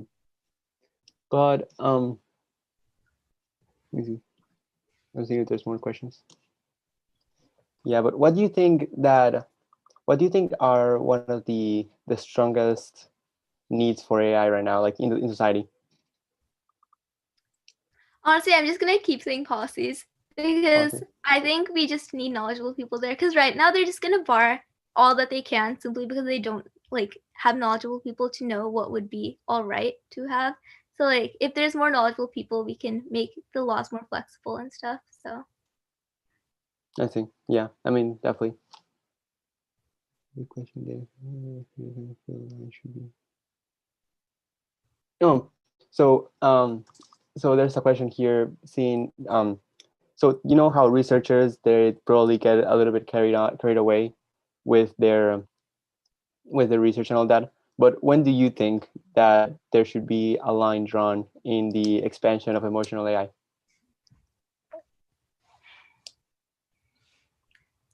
Honestly, I think it's very exciting. I'm probably just as excited as those researchers. I don't see why we need any lines. Just keep going, and then just allow regulations to finish the Yeah. rest. Yeah, I mean that is true. It's definitely, you don't usually think about those things, but yeah. But I guess the scary part is, as you said, that they just take advantage of it for money. But that'll be perhaps private companies doing that, no research. Yeah. Mm. Data, when you see this hypothetical lines between data collected. Okay, so that's the same question. Never mind. So how's it going this year? Honestly, very different. I don't like remote school. What school do you go to? Are you guys also all remote? Yeah, I go to Revere High School, and we are all remote.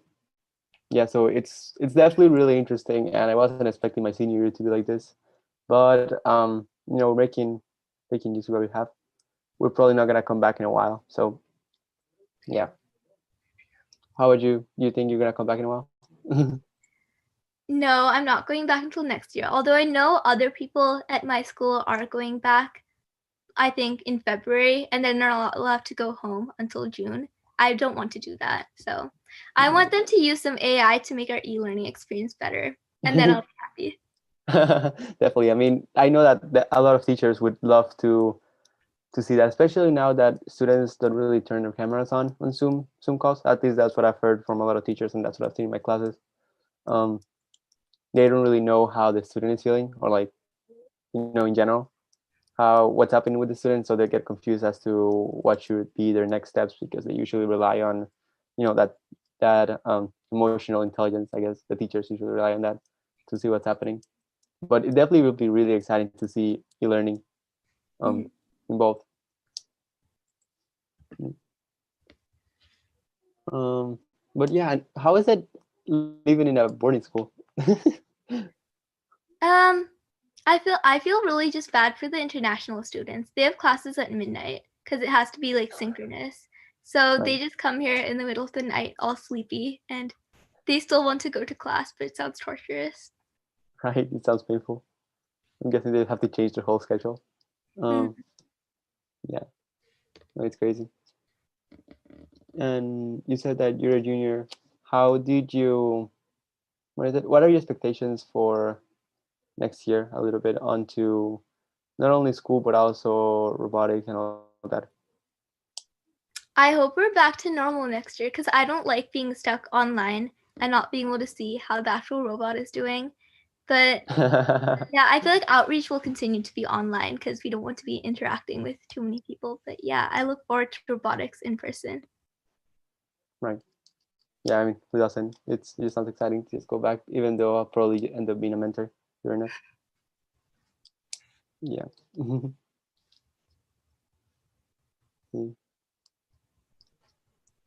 Did you had any exciting summer plans that got canceled? For this summer, not really, but like, yeah, last summer definitely lost. I was supposed to go to, I think it was Switzerland or something. I don't know, but Nice. somewhere different that I've never been to, and I was supposed to spend 2 weeks there. I was also supposed to go diving in the Bermudas, and that also ended up getting canceled. Like, they didn't have high COVID rates, but we had the high COVID rates, so they won't let anyone from America go there. It was so sad. Right. I love Yeah, being no, American. honestly, it happened. It was crazy. I was supposed How to go about you? to Did any of Argentina. your summer plans get canceled? Yeah, I did. I was supposed to go to Argentina and Chile, and they just canceled that. And also, of course, what is it? Just robotics in general got canceled. I think we're probably gonna go to an off-season event. What And program in Arizona were you going to go to? no, not Arizona, Argentina. Oh, Argentina, sorry. Like, what program Yeah. were you going to go to? It was for it's something called Youth Ambassadors. So it's called the U.S. Youth Ambassadors program. It's not related to FIRST, but it's kind of a leadership workshop, and it's pretty cool. I mean, if you're a junior, you could look into applying. All right, that sounds really cool. Thanks. Yeah, no worries. So it's funded by the Department of State, and yeah, it's a lot of opportunities there to go to South America. What is your favorite memory of FTC? Let's see. I've only been part of the team for 2 years, so I wasn't part of it freshman year.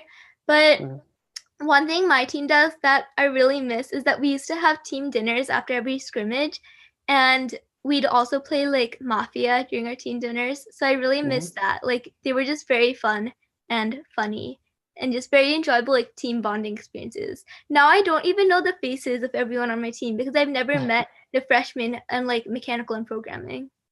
Right. Yeah. I mean, definitely our team used to have, we used to do pancake night. So basically what happened is that for FRC, there used to be a time in which build season just ended and there was a strict night. So when we just packed the robot and just set it away, we used to just make pancakes at our high school or our workshop when we weren't there. Yeah. So it was fun. We used to stay. When we were at our other workshop, we recently moved to the high school, but we were kind of we were at a university, and we had more freedom there. So we would stay until like 12 just eating pancakes, and then one time we stayed until 1. I think it was fun. Wow. Yeah, for memories, and then of course traveling to the different events. So that's fun, but can't really do that anymore. I do remember one time in Detroit, I got locked out of my hotel room for the World Championships. So I was just there, and then a mentor came in, and he also didn't have his key. And we were in this huge hotel. There's like a big casino over there, and then they had a hotel right next to it. So we had to go up 26 floors by stairs, and that was the fun times. That was my freshman year, so good exercise. Yeah. It's fun. So I'm thinking that we could perhaps take it to, we could perhaps start showing some videos for 24 Hours of STEM. And it was great having you. Do you have any last thoughts about AI? Not really. Thank you for this great time and the great questions. I had a lot of fun and I hope you learned something new. Yeah, thanks definitely. again. Cool. Good night. Bye. All right, so we're going to have some videos and then we'll be coming right back for our next presentations.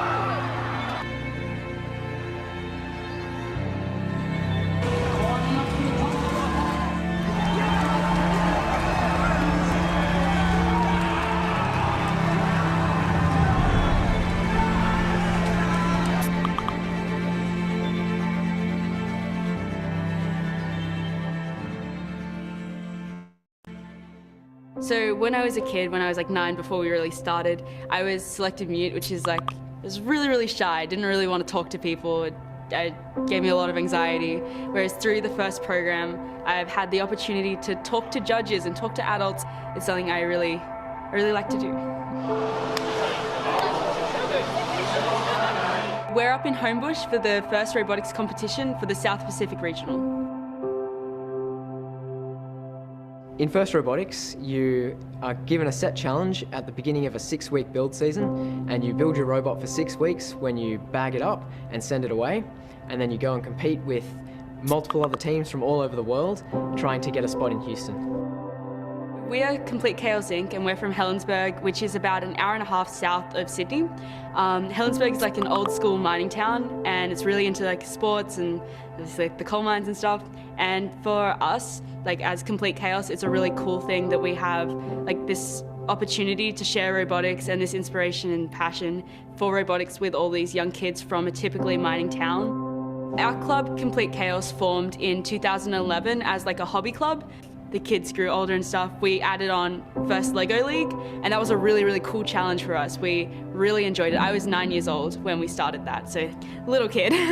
And we went all over. We went to Spain and America for that. It was really, really fun. And then obviously as the students from that group grew older, we also added on top FRC, which is the higher level robots that we're doing here at this competition today. So when you walk down onto the stage and you're getting ready to play, it's crazy. Like there's so much excitement, there's so much going on. The people cheering, and then there's like people dancing, and there's horns and chants. And when you actually get onto the field and you've got everything set up and you're just waiting, it's really crazy. Like you feel so anxious, but like also really excited. It's a really cool feeling. It's like a sports game. You know, you've planned it out, you're ready. Like it's really exciting because anything could happen during those matches. So you got every single match, like no matter how good you think you are or how, you know, ready you feel, you've got that like tension, that excitement, because you never know what's going to happen. 6, 5, 7, 9, oh yeah!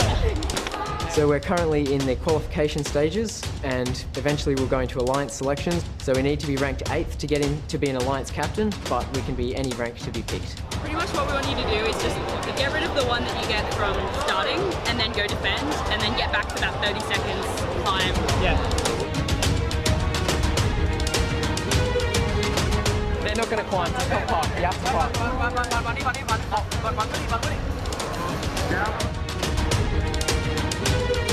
Unlucky. Oh well, what can we do? We must have got heaps of fouls. So we haven't made the top 8 in this competition due to some uncontrollable factors.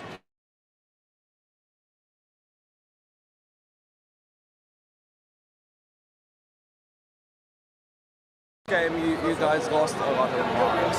Yeah, the other team. Yeah, because I think there are two teams over there, right? Oh no, the other team, their radio fell out, and so they were out of their frame perimeter. That's what the referee works is the teams 1 to 8 can pick their 2 teams that they want to play with, and so we're talking to all the top teams to try and make sure that we get picked.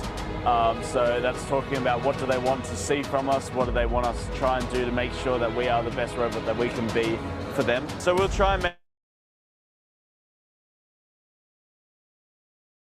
Yeah, and I also say that you guys do the hatch and the balls. Yeah, so we can do hatches, balls, we can do everything but climb kind of thing. So we'll make sure the play heats the defense for you, and hopefully it pays off.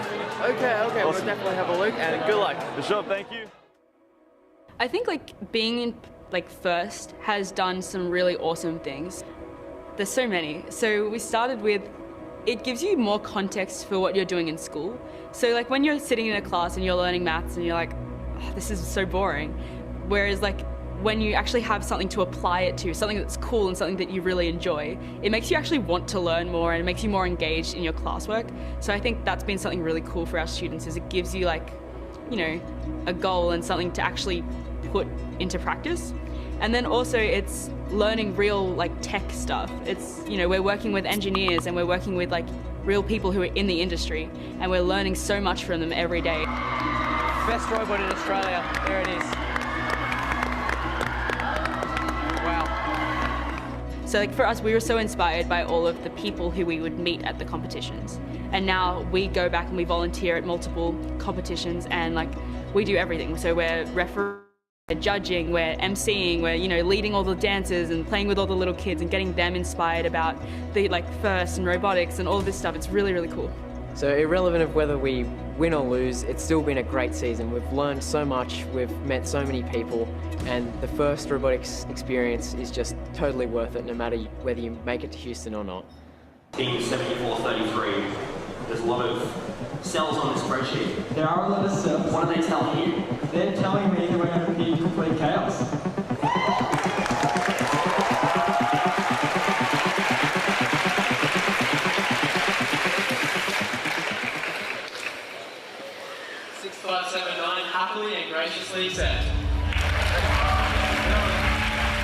You attack the right side, we'll attack the left side, and we'll swap. Yeah.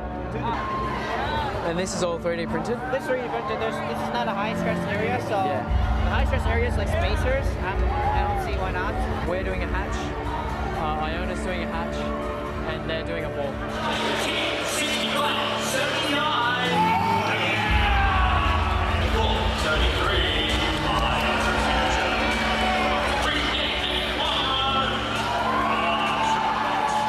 Yep, we're good. All right, let's go. We got this.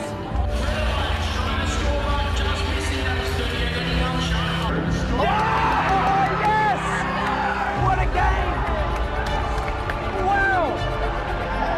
We're through the quarterfinals and now we're into our semi-final tiebreaker. So we've won one game, the red side has won one game, and so now we're going to see who goes on to the finals.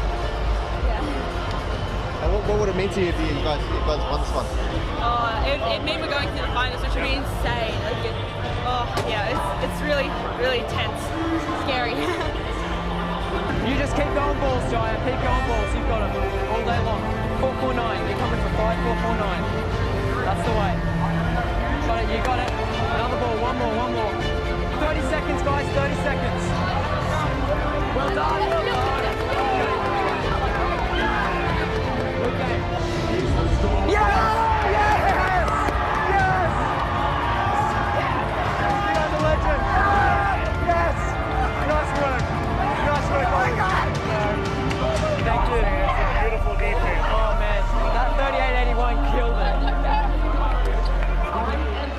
it. So we've been playing really well these last few matches. We're going into the finals really positive. We've got a really strong strategy, amazing defense bot, and two that are really good at scoring points. We're just going to hold on, see what we can do.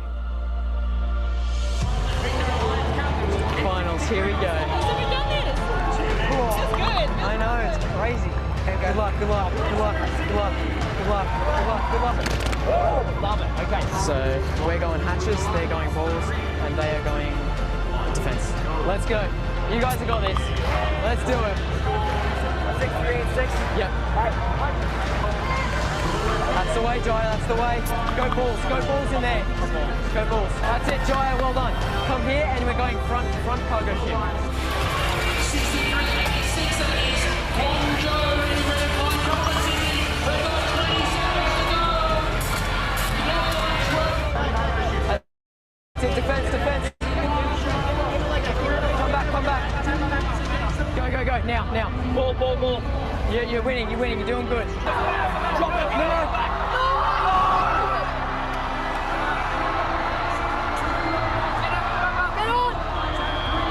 Oh my God. It's going to be close no matter what happens. So they got 9 more points at the end of the game.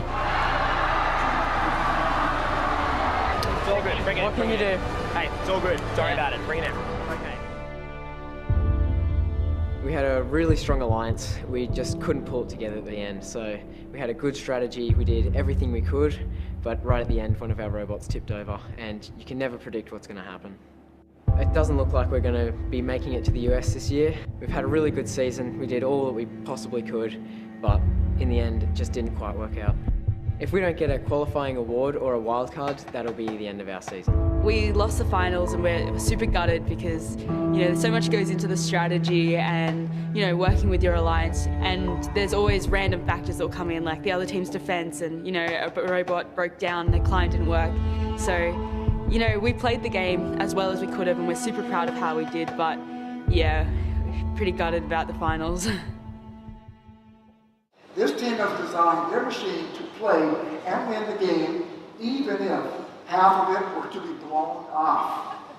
Guided by a $10 cat toy laser, we are proud to announce the winner of the Excellent in Engineering Award to team number 6579!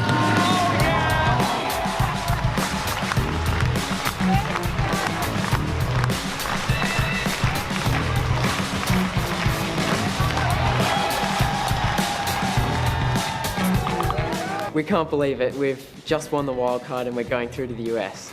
All of our hard work has finally paid off over the 6-week build season and the last week competition. We're finally going to Houston and we're going to compete with teams from all over the world now. I'm so stoked. I'm really, really excited to go to Houston with our whole team and participate there in front of like all of the world's best FRC teams. It's going to be so crazy. I'm really excited.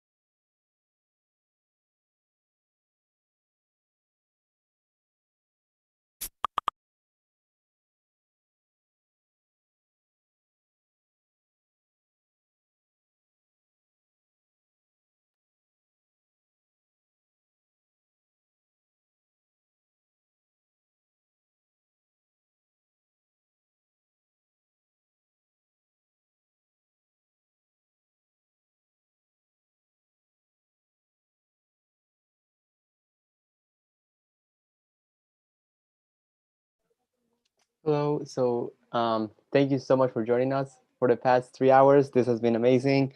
I've definitely learned a lot. We talked about the first youth council in Canada. We talked about emotional AI. We talked about Google Blocks. And now I'll just pass it off to our friends from Team 59, from FRC Team 5985. They're going to be hosting the stream for the next session. Yeah, I hope you enjoyed. I hope you enjoyed this, and I hope you keep watching 24 Hour System.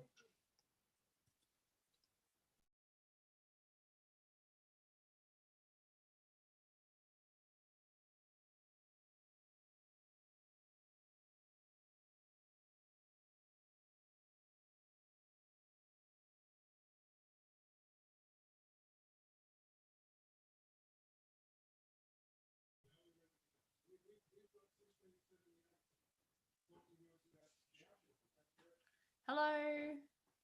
We're having some slight technical difficulties with our camera at the moment. We apologize about that. Shouldn't be too long until it's up and working.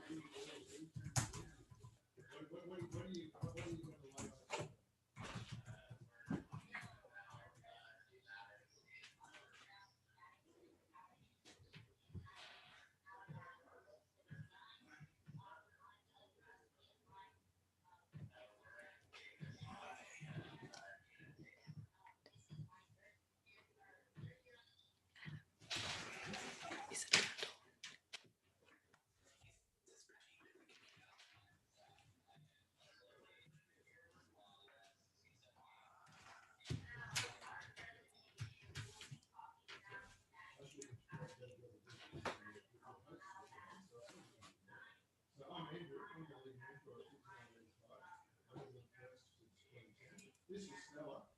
She's just started at Crossroads. And we have Bella. So, you're ready. Take it away. All right.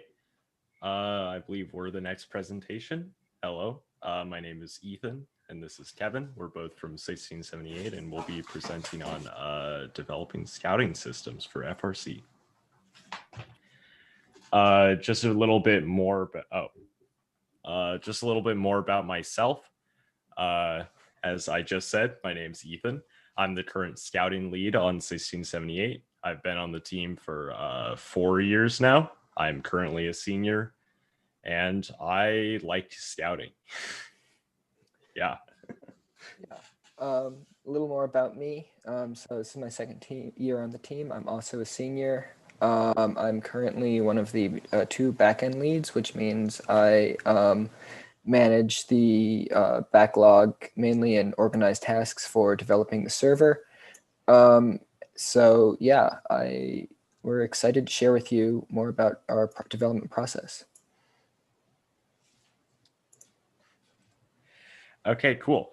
So just a little overview of this presentation. We're going to go over why we believe that FRCU's teams like us and whoever's watching this should scout. We're going to go over how you should analyze the game. We're going to dive into our own system at 1678, and we're going to go over our ideas for making your own system, as well as some processes that we have developed on 1678 that we believe that we can share or benefit. And then we're going to end it off with a nice conclusion.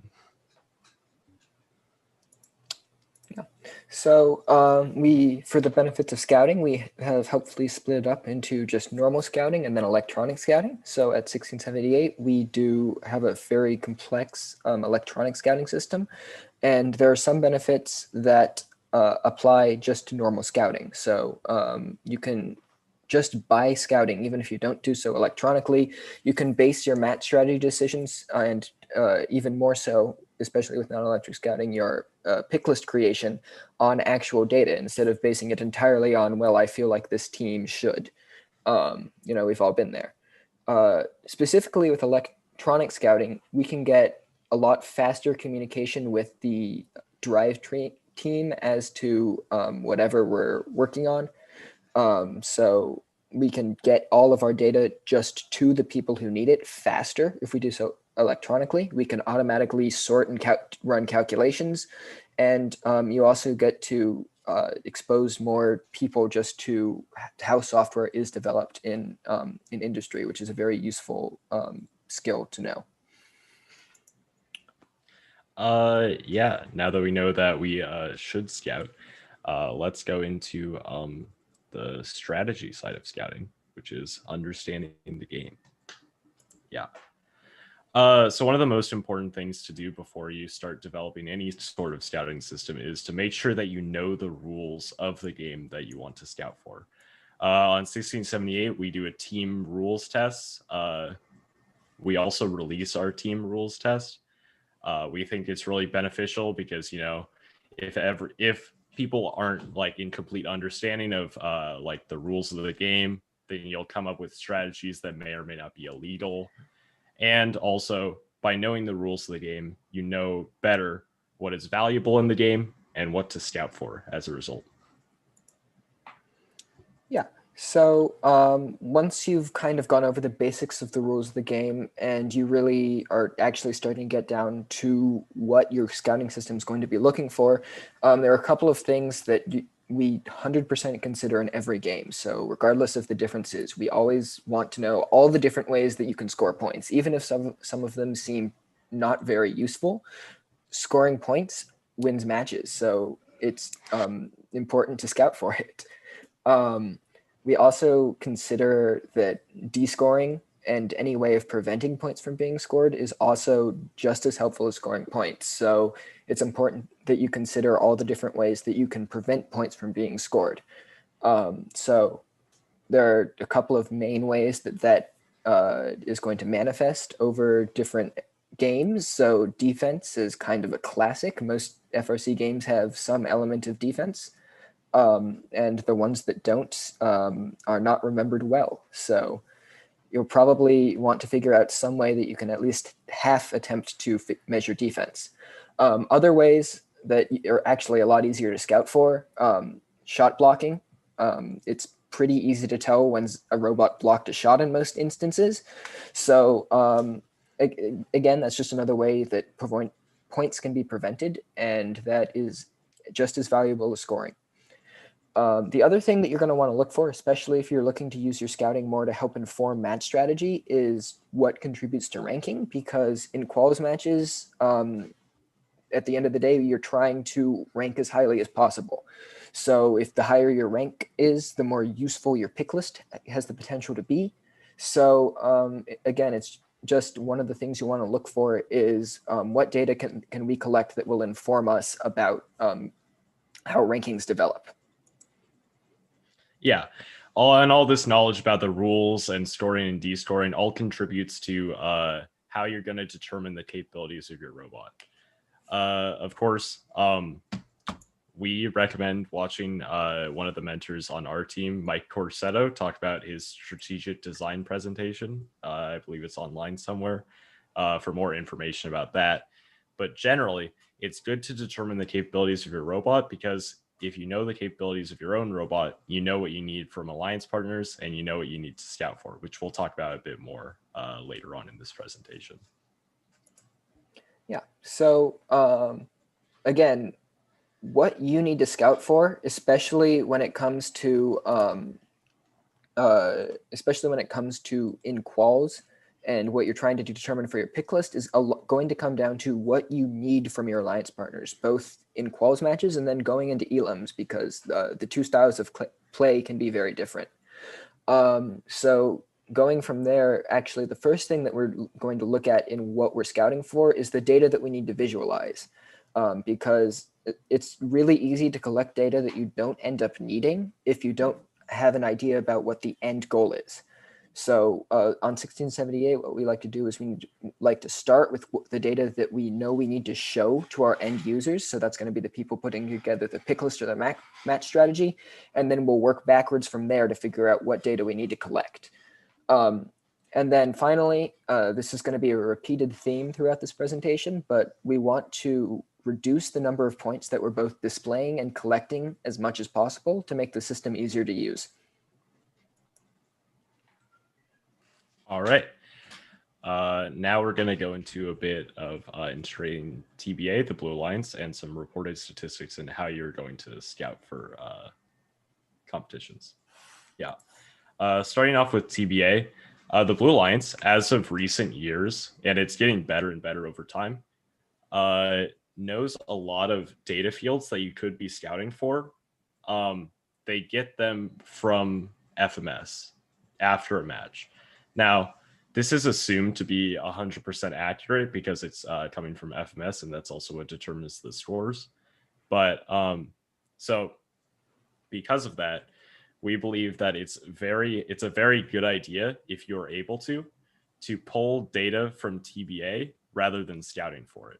Because, you know, we'll talk about this later in the presentation, but we do like reducing the amount of data that we're scouting for because that improves scout accuracy.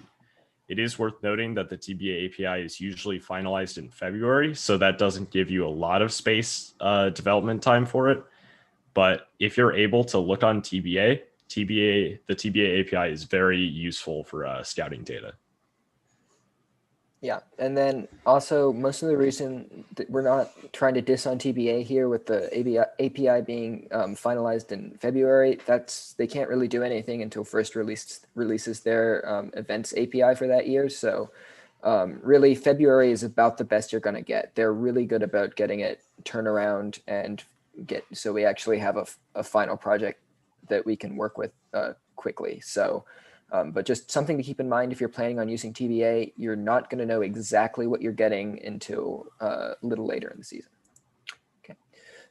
So now we're just going to go in and do a quick talk about some of the reported statistics that you can get, both from TBA and also from other sources. So everything on this slide you can actually grab from TBA. So just starting off with OPR, which stands for Offensive Power Rating. What this metric does, it tries to quantify how many points a robot contributes during each match. It's an approximation, so it is also, of course, affected by how well your teammates do as well. It tries to correct for this, but inconsistencies in how well they play in different matches, it's never going to be 100% perfect. Moving over to DPR, which is Defensive Power Rating, it's kind of flawed. DPR is really easily influenced by how strong your schedule is, which makes it not a great indicator of defense, because if you play good teams, they're going to have a higher score, even if you're the best defender at the competition.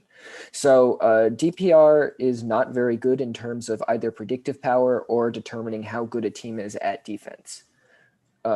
Now, kind of in the middle of the road of these two is CCWM, which is Calculated Contribution to Win Margin. And it's just a combination of OPR and DPR, so it's not as good for trying to determine the outcome of matches. more than it's not better at that than OPR is, but so if you're using any of these, we'd recommend sticking with OPR, but again, it's not as strong as getting actual scouting data.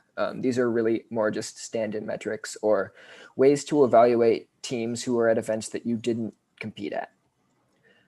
The last of the metrics that we're going to be taking a look at is ELO. So this was originally a chess rating system. So it is calculated based on past performances. It only looks at wins and losses, at least base ELO. There are ways that you can tweak it in order to get better data and better performance based off of win margins and stuff. But in general, ELO is normally just looking at who wins and who loses.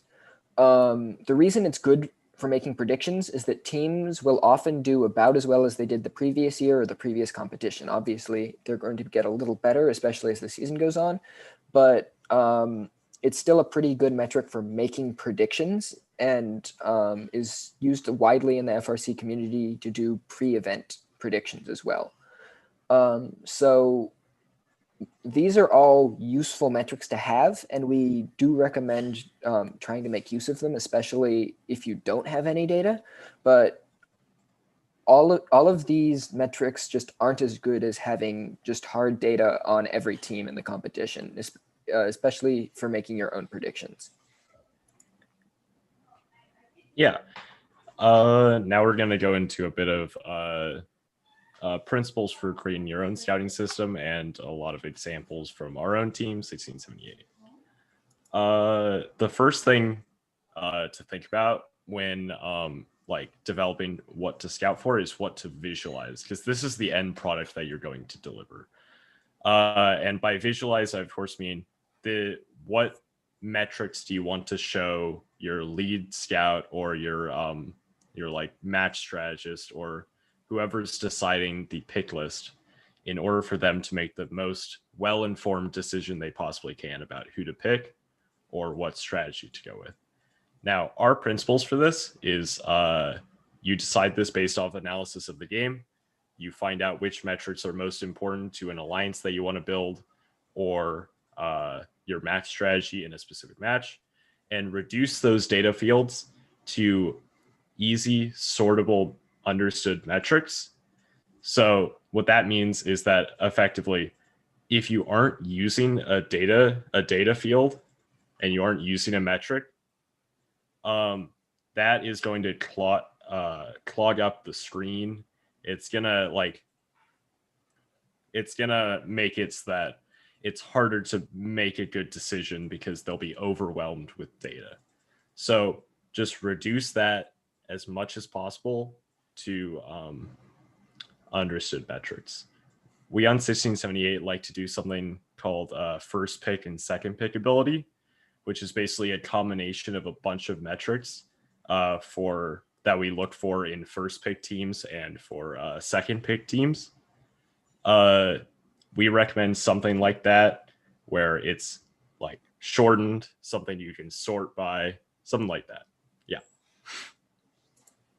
All right. So once we figure out our visualization requirements, we can go back and figure out what we actually want to scout for. So this here is actually something that this is our top 20-ish, 21 visualization requirements that we got developed for the 2020 season.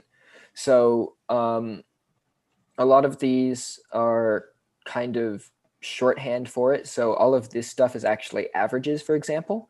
But this is our visualization list, and then we can go back here and figure out what we need to scout based on this. So to figure out the average number of balls that are Alliance scored on the high goal, we need to know how many balls they scored on the high goal in every match, and then we can just average that.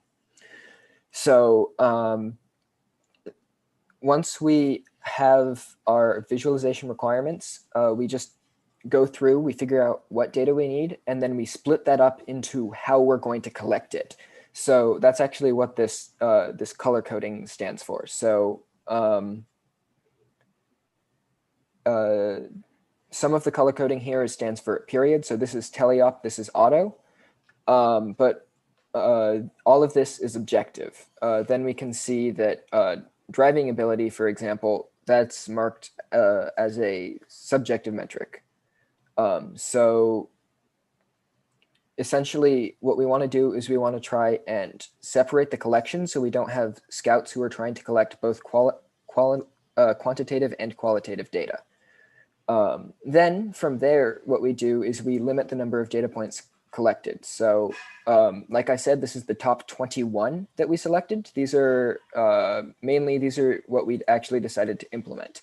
We had another 15 or so metrics that we just decided weren't important enough for us to clutter screens, displaying, and scouting.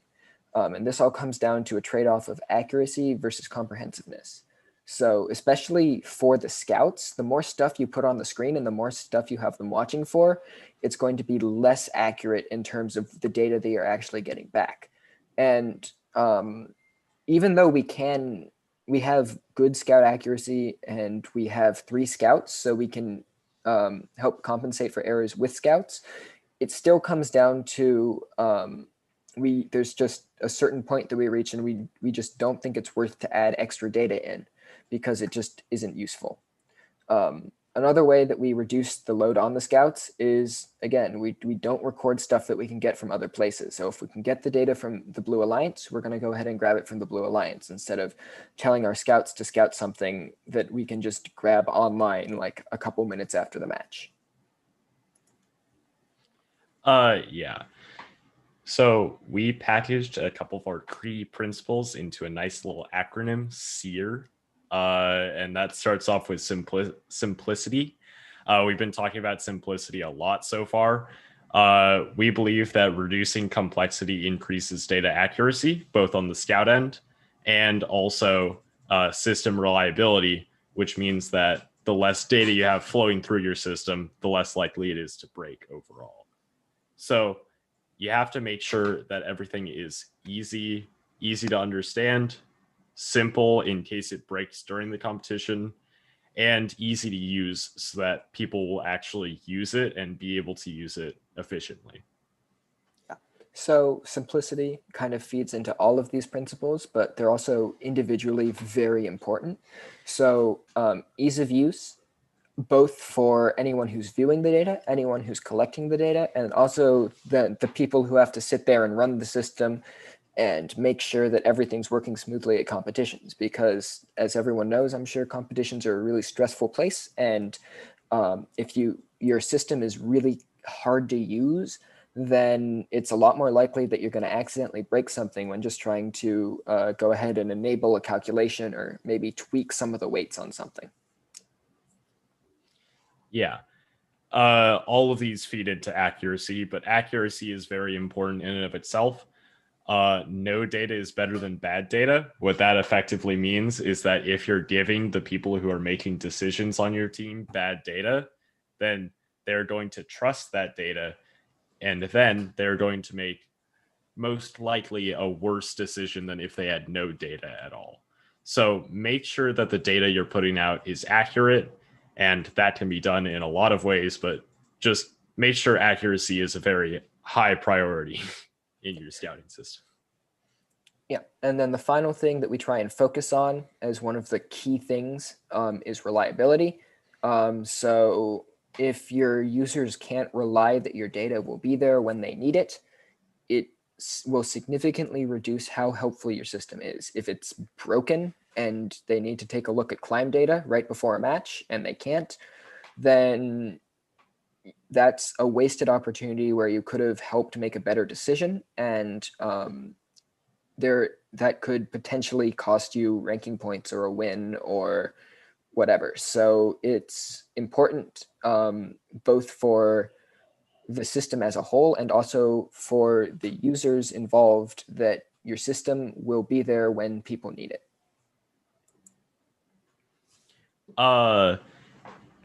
Just for reference, we'd like to go over our own scouting system, just a short overview of it. If you'd like to read more, we have a link to our white paper at the end of this presentation, but just an overview.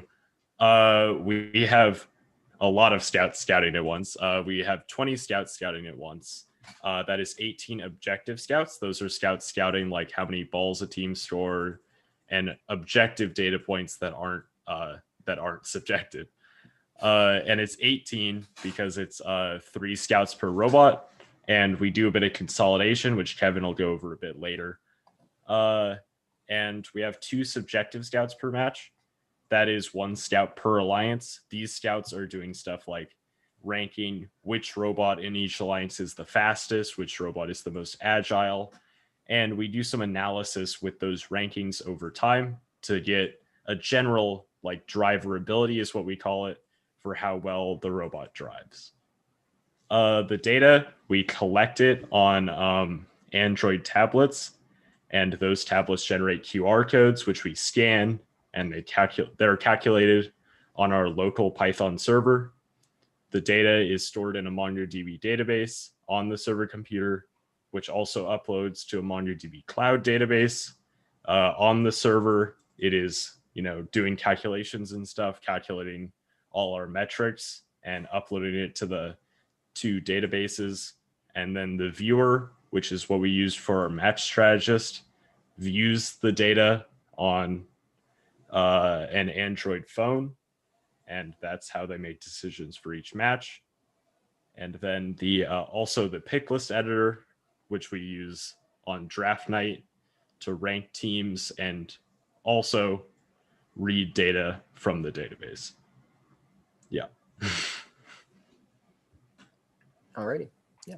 So this is just, we're going to be taking a quick look into why we have 18 scouts. This is probably my favorite part of the white paper, from the 2020 white paper, and not just because I did it. So essentially, we every year for our white paper, we also take a look back at the season and do analysis for how useful and accurate some of the data we collected is. So what this shows is a graph of the average error per alliance per match for the data from the LA North Regional. So that's the only competition we attended this year as a result of the pandemic. Obviously, a lot of teams didn't get to go to any, and we're really lucky that we did. But and as a result, we bring you pretty graphs. So we can see that with 1 scout, we have it comes out to be about 3/4 of the errors with one scout with our full 3 scouts per robot per match. So it really is a fairly significant increase in accuracy, at least for the 2 most commonly scored in data points. So again, this just shows the trade-off that we're making between accuracy and complexity. In this case, we actually opted to get more complexity in the system in order to get higher data accuracy, but most of the time it actually goes the other way. So really, I think that this really shows both that our using 3 scouts per robot per match is justified, and also that a lot of the training that we do for scouts is really helping out with regards to accuracy. Yeah. So now after you've decided what to visualize, what to scout, let's go into more about designing the physical scouting system. And to start with that, we're going to start with how to choose platforms. In terms of hardware, this completely depends on your budget and your scouts. We use tablets. We know teams that use computers. In the past, we've used phones. Really, the takeaway from this is just that work with what you have, or work with what you're willing to buy based off your budget. Obviously, our system is pretty complex. We don't recommend our system for pretty much any other team. The software side of it is strongly influenced by what hardware you choose. So we use Kotlin for Android apps, Python for the server, and Google Sheets for our pick list. This it really is a toss-up depending on how you develop it based off the hardware. Our analysis could be implemented entirely on spreadsheets rather than having our Python server at all. So we choose to have our Python server because we think it's better in terms of like it can get us better metrics and it can do a lot more in terms of database management than a spreadsheet can. But yeah, also one last very important part of your system is data transfer. This is very crucial in terms of your system won't really work without it. You have to make sure you know how your data is getting from where you're scouting it to wherever you're going to view it.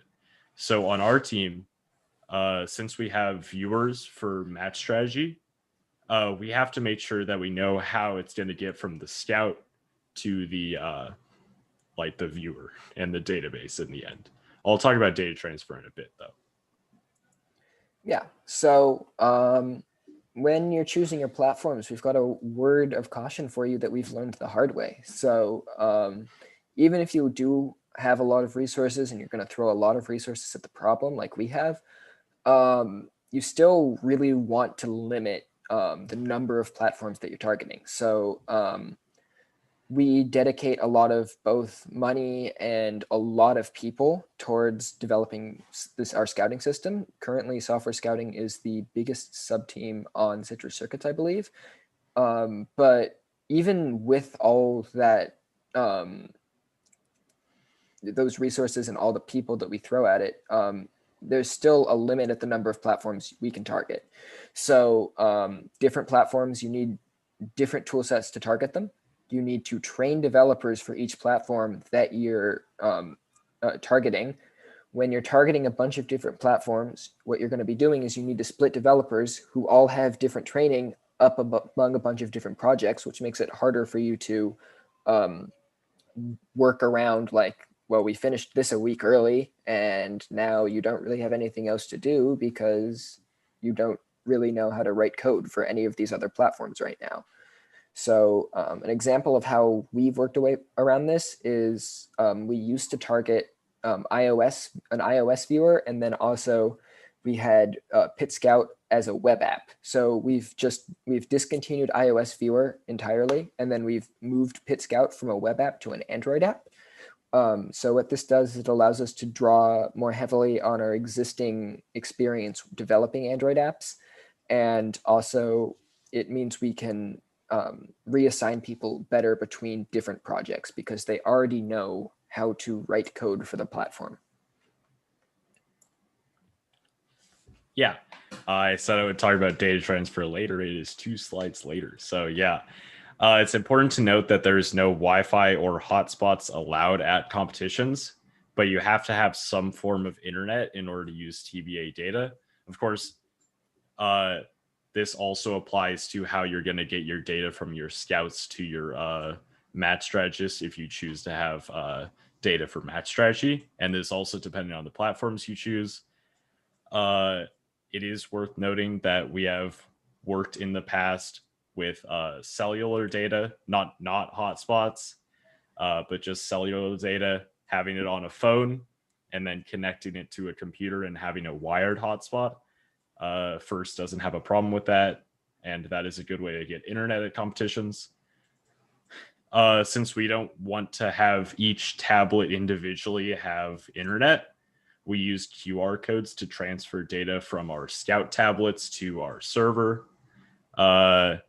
We've developed that, and we've gone through many iterations, and we decided on QR codes because it's the simplest for us to implement.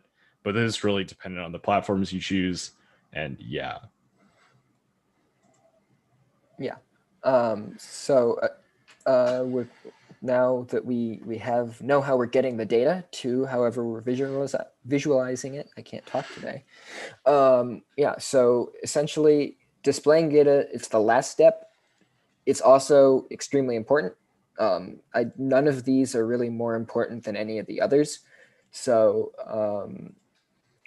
on 1678, we do separate match strategy versus pick list. Match strategy, it's a lot more fast. What are the 5 data points that you need to make a decision?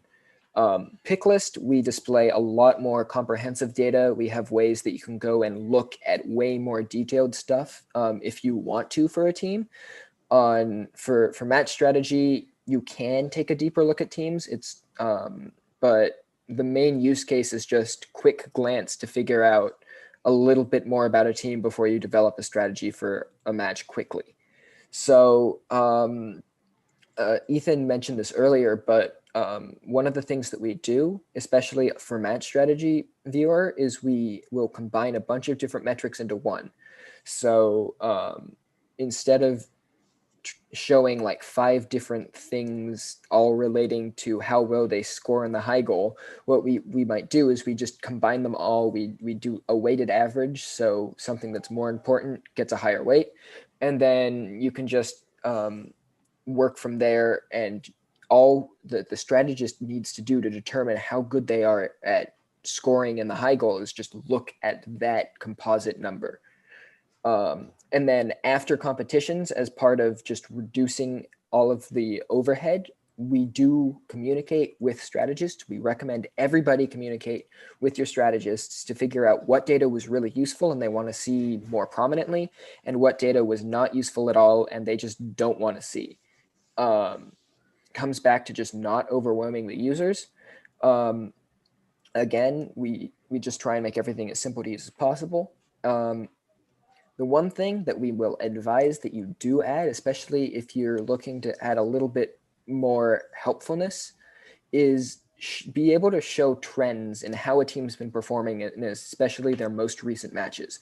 So a lot of the time, especially when you're making your pick list, even at champs, when you have all the matches completed while you're finalizing your pick list, there have been a lot of games that have been played, but some of them haven't been played super recently. So it's important, especially if you're on the edge about a team or you're not entirely sure if they're the right pick, you might want to take a look at the last 4 matches played, or that's what we use, but anything to show how they've been performing over the course of the event. And that lets you make a more informed decision, because again, past performance is a good indicator of future performance, but the recent performances is generally the best indicator, especially if a robot's been having like technical problems or something.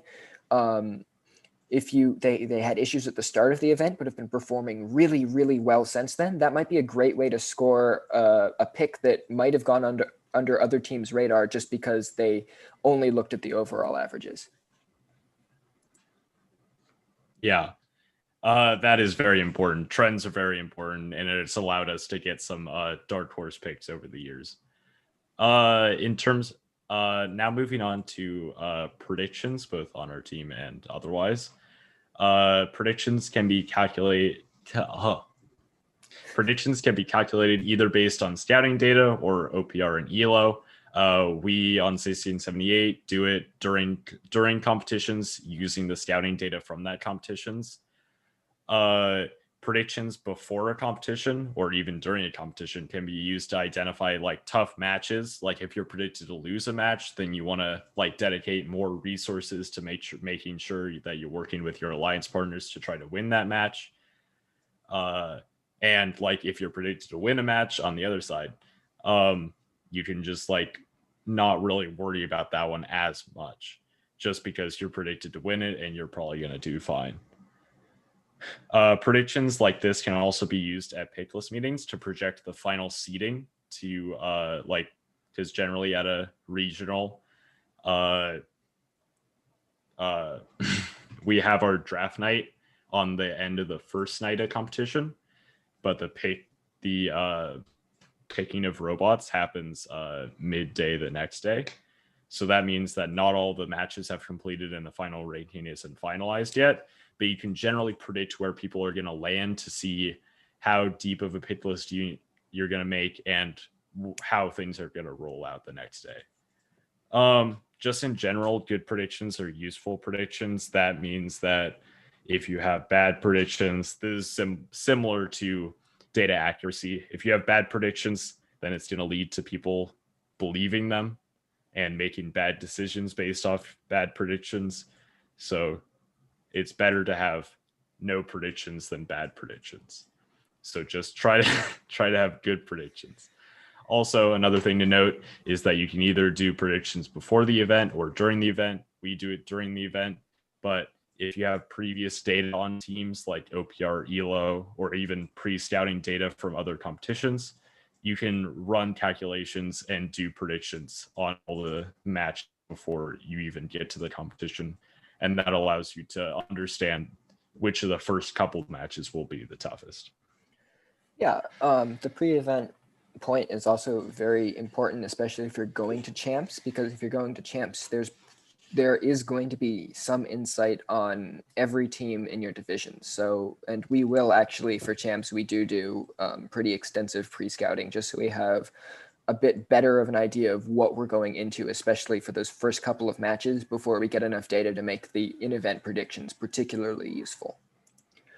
So now we're just going to go through what we would do if we were just starting out with the scouting system and we didn't have all the resources that we have right now. So this is using a lot of the lessons that we've learned with our more complex system, but we're also trying to make it a more accessible way for teams to get into match scouting while still having a really useful product. So start off, we would use Google Forms just for basic quantitative metrics, maybe some subjective stuff, but just keeping the data collection simple, because you don't need a whole lot of like really complicated data points. Even with our tablet apps, we don't have a lot of complicated data points. Then we would feed the output of those Google Forms into Google Sheets, where we would use just spreadsheet equations, formulas, just to do the basic metrics that you need. So averages, percent climb, that sort of thing. We just also do the display entirely within the Google Sheets. So this works fine. It's what we use for our pick list. So it's a good way to display data, especially if you spend some time making a pretty display Google Sheet that's a lot easier to scroll through than just pages of raw data. And then also, we've used this competition this form of scouting at competitions before. So I believe it was 2019 Chessy Champs, if memory serves, that we ran this. And it worked admirably well given its simplicity. So it got us most of the data that we would get from our normal scouting system. Admittedly, it was missing some of the more complicated metrics, and we wouldn't really look to use it as an in-season thing, but it was also a lot cheaper. It took us like a week and a half or something to put together, and that wasn't the entire sub team working on it. And it still provided enough data to be useful. So in general, you don't need to put in a whole lot of investment in order to figure out good enough scouting data that you can make more informed decisions. The last thing we're going to recommend, especially if you're new getting into scouting or you don't have as many resources or particularly people to scout matches, is to consider doing a scouting alliance with a couple teams at the event that you're attending. So every year there are a couple posts on Chief Delphi discussing scouting alliances. So if you want more resources on the specifics, I'd recommend you go take a look at them. But in general, it's a way that you can get extra like people, you can get more manpower just to be able to scout more. And it's also a great way to cooperate and build bonds with other teams. Yeah, and to finish off, we're gonna go through a bit of our processes throughout the season and how you can possibly apply it to your own team. So starting with preseason, that's right now. One of the most important things to do is training. Make sure that if you're using any technologies, then your developers, whoever's working on it, know how to develop with those. Also, try to develop as much framework for the scouting system as you can. You can develop a lot of your scouting system without knowing the specific game, and you can start in off season, which is right now. I mean, there's not that much time left before kickoff at this point, but just in general. Also, if you have existing code, refactor it to try to make it reusable and easier to maintain throughout seasons. Yeah. And then obviously at kickoff, there's a bunch of stuff that you're just going to want to do as a general team first. And that's how 1678 handles it. We do the rules test. We figure out just what our robot will be doing. But after that, scouting splits off before, the teams does like prototyping stuff. And we figure out what about this game is unique for scouting. So if there's something that's going to require special handling, like time in 2018, something we really want to emphasize is you're going to need to track scoring elements in any year. It's not your specific which that you're going to need to track at least one, probably or possibly two scoring elements. And then in general, we try to have our final prioritized list of what we want to display by somewhere in week 2, because that gives us enough time to really make the changes to our system that we need to in order to be ready for a competition somewhere in week 1, week 2, week 3. Yeah, and throughout the season, it's very important to review your code. We on 1678 do something called test-driven development. If you're interested in that, look it up. But just in general, it's very important to make sure that your code logic makes sense. And also the code works. So that also feeds into testing the full system. Try to simulate the competition environment before you actually get to a competition so that you can nail out any bugs before you actually, get to the competition. Also, try to make sure that your data transfer works, which means that you shouldn't test all of your parts of your system individually. You should test them together to make sure that the data transfer works and everything works together. Also, get user feedback. Make sure that whoever's using your data is whatever you're giving them is what they want. And also they're using all of the data that you give so that you can nail down the visualization to make it the most efficient possible. Yeah. Then, of course, there are a couple of things that we do before competition and then during competition that we think add a lot to the effectiveness of the system. So before every competition, we always do a scout training. Even if scouts have scouted before in previous years or even during this year, everyone has to do a scout training before the competition. This ensures that scouts know how to use the app and they know what we're looking for. So it can be really hard to decide when does a team actually start climbing, for example. So just make sure everyone's on the same page so that the people who are doing match strategy don't see a climb time of like 5 seconds and think, oh, wow, they can climb in 5 seconds, just latching onto the bar when your scouts have been saying that climbs start as soon as a robot touches the rendezvous zone, right? We also make sure there's a lead scout who will manage the shifts of scouts and make any announcements. So the shifts is very important. We also prepare as much as possible before competition. Stuff breaks at competition. It's a really stressful time. The less you have to do to make sure your system is ready at competition, the better. So we load apps. We make sure all the test data we've been using beforehand and from scout trainings is completely gone. And we check all the configuration of the apps and the server and everything just to make sure we're as ready as we can be. And then especially later in the system, we will try and get some pre-scouting done just so everyone on the team kind of knows what we're getting into before we take the field for our first match. At the competition, something that we on 1678 try to do is try to get there early to try to get good seats, because if you have good seats, then that leads to more accurate data. If your scouts can't see the field, then likely they aren't going to be scouting good data. Also, make sure to give everyone breaks, because if scouts are bored or tired, then they're gonna, there's going to be lower scout accuracy, and also your scouts will be bored and tired and not enjoy their time at the competition. Also, try to have developers monitoring the system. If the system goes wrong, you want to make sure that you find out that it went wrong as early as possible, rather than at draft night, you find out that half the scouting data for the day was just completely invalid and everything's broken. Alrighty, and then as we go into draft night, so a lot of this is specific to our team, but so we use a spreadsheet for display. If you don't, congratulations, you're ahead of us. But what we do is we export all the data into a spreadsheet, the spreadsheet that we use to display pick list. We do spend a lot of time making sure beforehand that it's set up nicely, and we spend a lot of time on the formatting, and we have a couple of really nice features that we've built into our spreadsheet over the years. But essentially at the end of the day, it's a glorified spreadsheet. So we export the data into it. Then we also have a couple of scouting system developers at the picklist meetings. So especially we'll have a couple people from server who are just there in case people need changes made to calculations. And then also our developers are just going to be taking notes of what data was useful and what data wasn't, so we can improve the system for future competitions.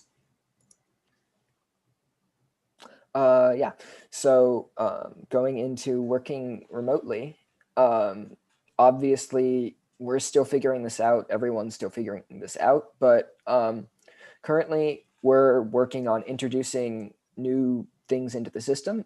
This season is a great time to try new things because any competitions that we will have are probably not going to be at the normal times. So it's a great time to experiment, try new things, and if they don't work, you have time to fix it.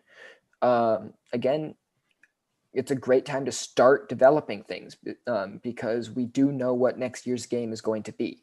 So we can base a lot of the code that we're going to be writing on assumptions that you wouldn't get to make in a normal year. Finally, for working remotely, we want to promote collaboration as much as possible because, again, it's not a normal year, so we don't get the experience of actually being in the same room as everyone we're working with. So we're currently going out of our way to promote people working together and developing those friendships and those bonds that they would just be doing normally at lunches or before and after meetings. Yeah, so that was a lot. So we're just gonna add some concluding notes in this next slide, and then we're gonna finish off. Yeah, so some last notes that we have. If your system doesn't work, try again. We've always, pretty much every year we've had a scouting system. We've had a part of the scouting system that either does not work or failed or is generally unstable. So we have refactored at least some of our system every year.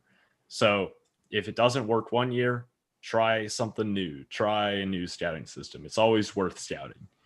Also, it's important to reevaluate how you're collecting data from year to year.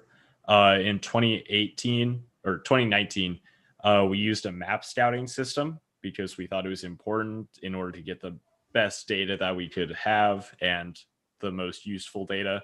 In 2020, we decided that we didn't need this map scouting system. So we, had a counters-based system rather than a map scouting system. This completely depends on what you evaluate to be necessary for the most useful scouting system. Also, make sure to use your off season to improve either the previous year's system or get started on a new system. You have a lot of time in off season, and if you're starting something during the season, you're always going to have less time than if you started it earlier. Yeah. So just kind of adding on to those last 2 points, the map scouting decision can also be based on what you think is going to be easy to collect. So even if you want the location data, if it's too hard to get it that year, it might not be worth making your data inaccurate. Also, on the off season, we've spent the last 4 or 5-ish months just doing not quite a rewrite, but we've been doing significant refactoring of our entire system from last year. Most of the code has been re-implemented in cleaner ways, and we're just trying to improve the structure a lot going into the upcoming season. So we haven't really made any improvements that the users can see, but it's making it a lot easier for us to work on the system later. So even if you think you've got a really good system, there's always room for improvement. And there's no better time to do that than when you don't have any competition soon. Yeah, and just to conclude our presentation, here's some resources. Our white paper code release. If you need to contact us, probably the best place to do so is softwarescouting@citruscircus.org. Some other resources, make sure you're looking at the Blue Alliance. And also we recommend 1114's Scouting Match Strategy seminar series. Yeah, thanks everyone. That was a blast presenting. Probably have a time for like 1, maybe 2 questions if they're quick. One more resource to shout out. I think we forgot to put it on the slide, but I believe the Compass Alliance also has useful stuff on most FRC topics, but it's also scouting specifically. They do have good stuff on. Okay, so we have a few questions. So we were wondering, you mentioned a lot of different roles at competition for scouting, and you said that for small teams, it's probably best if they were to partner up and do a scouting alliance. But if that wasn't an option for the team, what scouting roles should a small team prioritize? So if you have enough people to do 1 scout per robot and actually have them take breaks, we think just doing that and not worrying about anything subjective would probably be the way to go. If you don't have enough people to do that, again, we'd still probably go with the Google Form scouting, and maybe maybe pair people up and have 2 people watch an alliance and try and keep track of it that way. But I think the most important thing is still going to be making sure your scouts are having a reasonably good time at competitions, that you aren't just going to be burning them out. And so make sure you always have enough people to give breaks to your scouts. So if it just comes down to having 1 scout per alliance and just doing like subjective, like this robot was the best, then that's probably going to be the best option. Yeah, I completely agree with Kevin. In terms of data, probably the best data you can get from a low amount of scouts is just try to get 1 scout per robot. If you aren't able to do it, of course, then you can do a couple, like 2 scouts per alliance, something like that. Just yeah, try to get objective data on like how many balls a team is scoring, just to get a general idea. That's probably our recommendation. Okay, thank you. So when in the season do you decide on and implement new calculations? Yeah, so it really depends on the season. So I know a lot of the time we try and figure out at least what we want for the first 2 competitions by week 2. Obviously, that's going to change a lot over the course of the season. So in 2019, after our second regional, we decided we wanted a metric to determine how good teams were at pushing other robots. So we ended up just implementing that before champs. So we generally try to have all the features complete for the competition before champs, but that doesn't always happen if there's something that we decide is really important. Yeah, it's important for us to recognize that we don't just really at the beginning of the season decide what we're going to scout for and just leave it at that for the entire season. Seasons, a lot of stuff can happen, a lot of new developments can happen, and we make sure that we let people know that if there's important strategic developments, that there's like something new that we want to scout for, then we're able to implement that later in the season. All right, thank you. So I think our next presenter's ready. Thank you so much, guys. That was very, very insightful.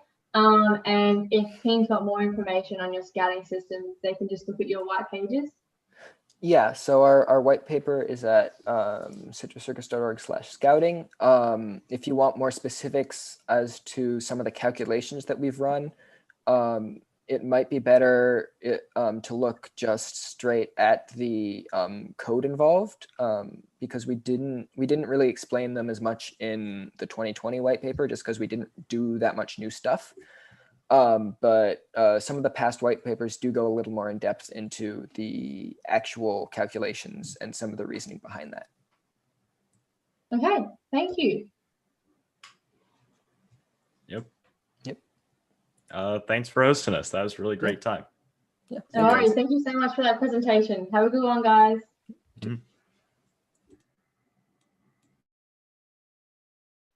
Okay, so I'm Mim and I'm Liz, and we're from FRC team 5985 Cradiocephalus. So we're coming to you from Wollongong in Australia. It's an alright day outside. That's the weather report. Now, we've got a new presentation coming up. We're going to talk to Danny from EMR. Have we got Danny there? Hello. Can you guys hear us good?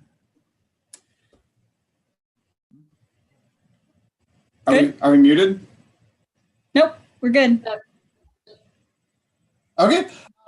Hello, everybody. Thank you for hosting us. This is really exciting. My name is Danny Blau, and I'm going to be sort of doing a fun Q&A here with some oddball questions, and hopefully we can kind of kick back as it's getting later on the East Coast here of North America as we can. Oh, thank you very much. So helping me out tonight is Renee, and so I'm actually running the show. Well, yeah, that's true.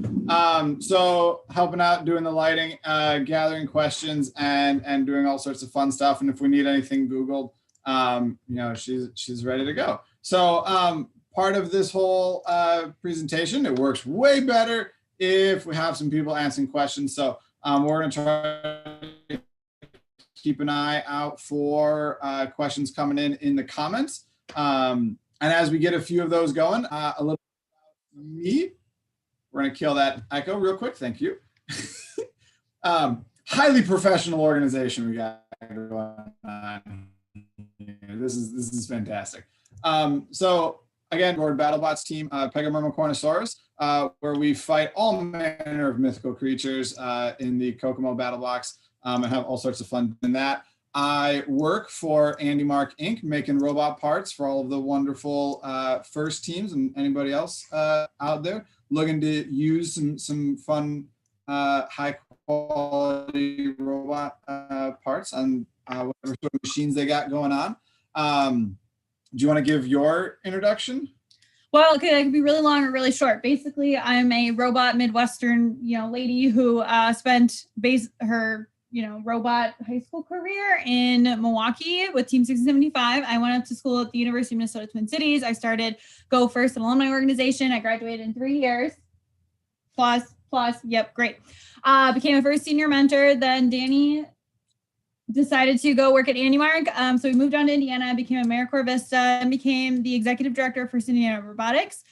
Helped them transition to districts, and then have led the district for the past 6 years. So I'm now the president of First Indiana Robotics, and as of January 1st, 2021, we will have all 3 programs under a single umbrella, and it'll be a lot of fun. Fun fact. So I found out today, after doing the math, that I have been the district leader I'm like one of the oldest, most tenured district leaders, ironically enough. As very much not the oldest. As very much not the oldest, yeah. Sounds good. Also, we had a comment in the chat before we froze, which noted that you looked like Wolverine in low light. Well, that's very exciting. That's a compliment, and I'm gonna. It is a compliment. So we have the chat open via Zoom, so we can port over any questions as needed, which is probably what we're going to need help with. So, yeah. Was that a request for help from Min and Liz and Adam? Yes. We'll need facilitation of Q&A questions. So we appreciate the help. Meanwhile, favorite mythical creature, go. Favorite mythical creature, I would have to say it's a Pegasus because it's a flying creature you can ride. It's got wings. Before I was into robots, I was into airplanes and all things that fly through the air and go into space. So I'm gonna have to go with a Pegasus. I like it. I'm gonna go with the Phoenix because it can fly, but also lights on fire. Oh, And that's very it doesn't good. actually That's very die. good. No, it just comes back. It's back very again. exciting. Back again. Yeah. Okay. So we won't burst into song. So that sounds good. Before we get a copyright claim. we better Oh my stop that. gosh, that's so true. So hopefully we're still live and good to go. I don't know. Are we getting any questions? Any Q&A? It looks pretty sparse at this point. Oh, it does. Do you want to just go in the Fermi paradox and we'll like go from there? This Sure. is So a highly dynamic presentation. Oh, So we have a question. Perfect. Been asked if you have a secret second life as Wolverine.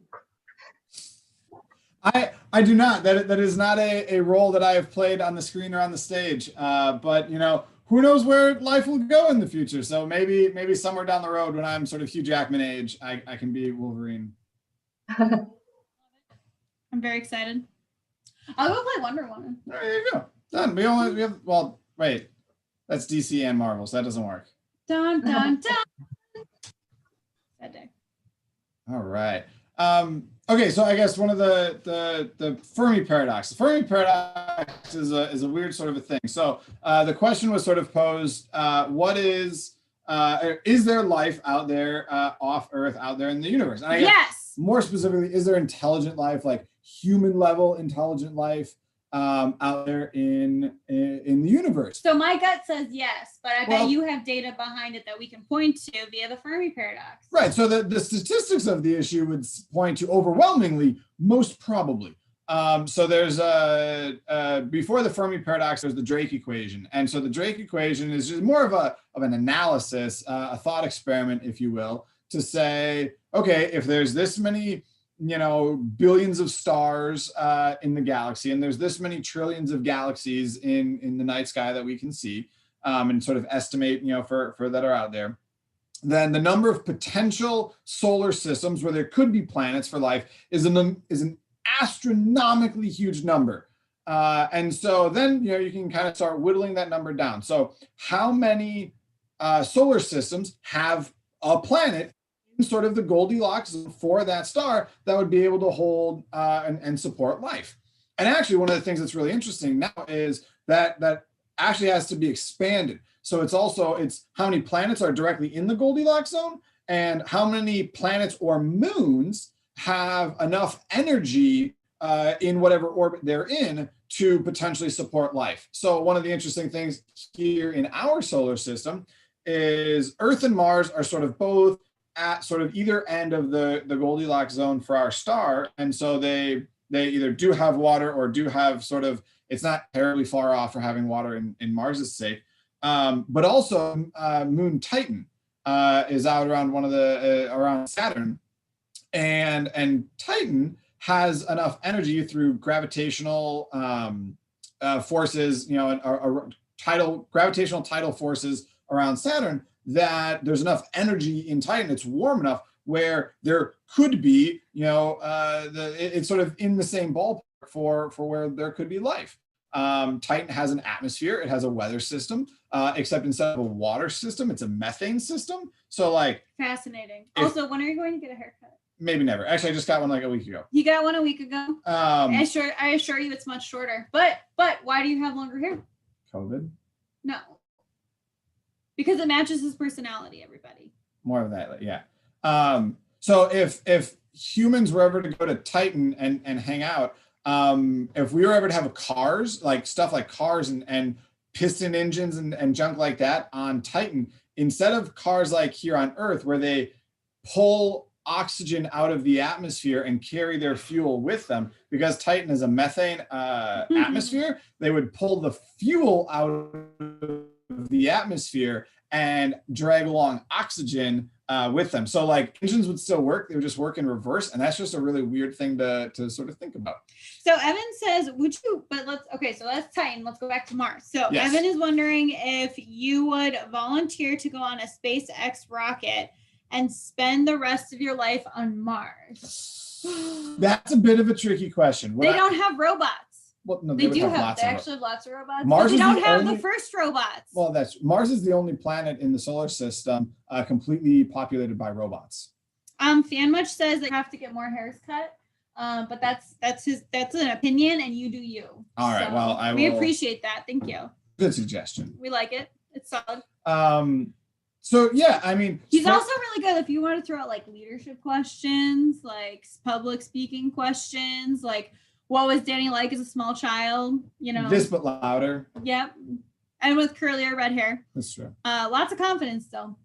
Pretty solid. So would I hop on a rocket and go to Mars and live there for the rest of time and eternity? I don't know. That's a long time. Would I go for a short hop? So you have to like it's 10 years. Well, I mean, I don't know, that's still a long time, but like the trick about Mars is an orbital window to get there opens up every 22 months, and then you have to stay there for like 15 months, and then there's a window to come back to Earth.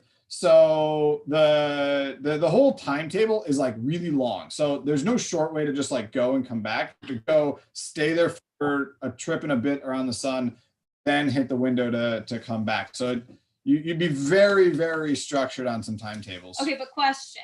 So if you got stuck on Mars with somebody, who would you want to get stuck on Mars with? And it can't be me. Mark Watney, because he's been there and he's done that and he knows how to get back and figure it out. All right, so next question. Although we have to eat poop potatoes. Oh, whatever. Anyway, I think we all kind of like one like that. Related to this kind of Mars question, things like that, and actually literally The Martian. Martian. The Martian? The Martian. Yep, that's right? Yeah. Okay, cool. Keep going. Did you know he was a space pirate? Yes, Redbeard. Yeah. I gotta need a beard. Solid. Yeah, okay, that's pretty solid. All right, no, but anyways, was there a question in this? There is a question. There's still a question. So besides, having someone on Mars and things like that, you watch movies sometimes.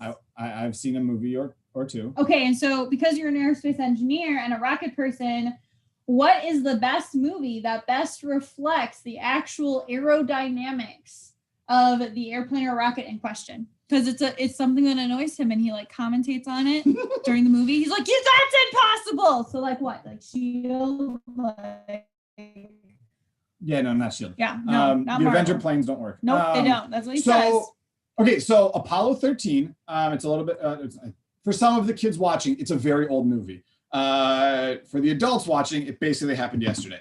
The rocket launch scene, the Saturn V rocket launch scene in Apollo 13, the movie directed by Ron Howard, is fantastic. They actually showed that scene. They showed real clips of from real Saturn V launches and clips from that sequence in the movie to astronauts that rode on Saturn V rockets, and they were trying to test things out. So they played them like one, then the other, and kind of back again.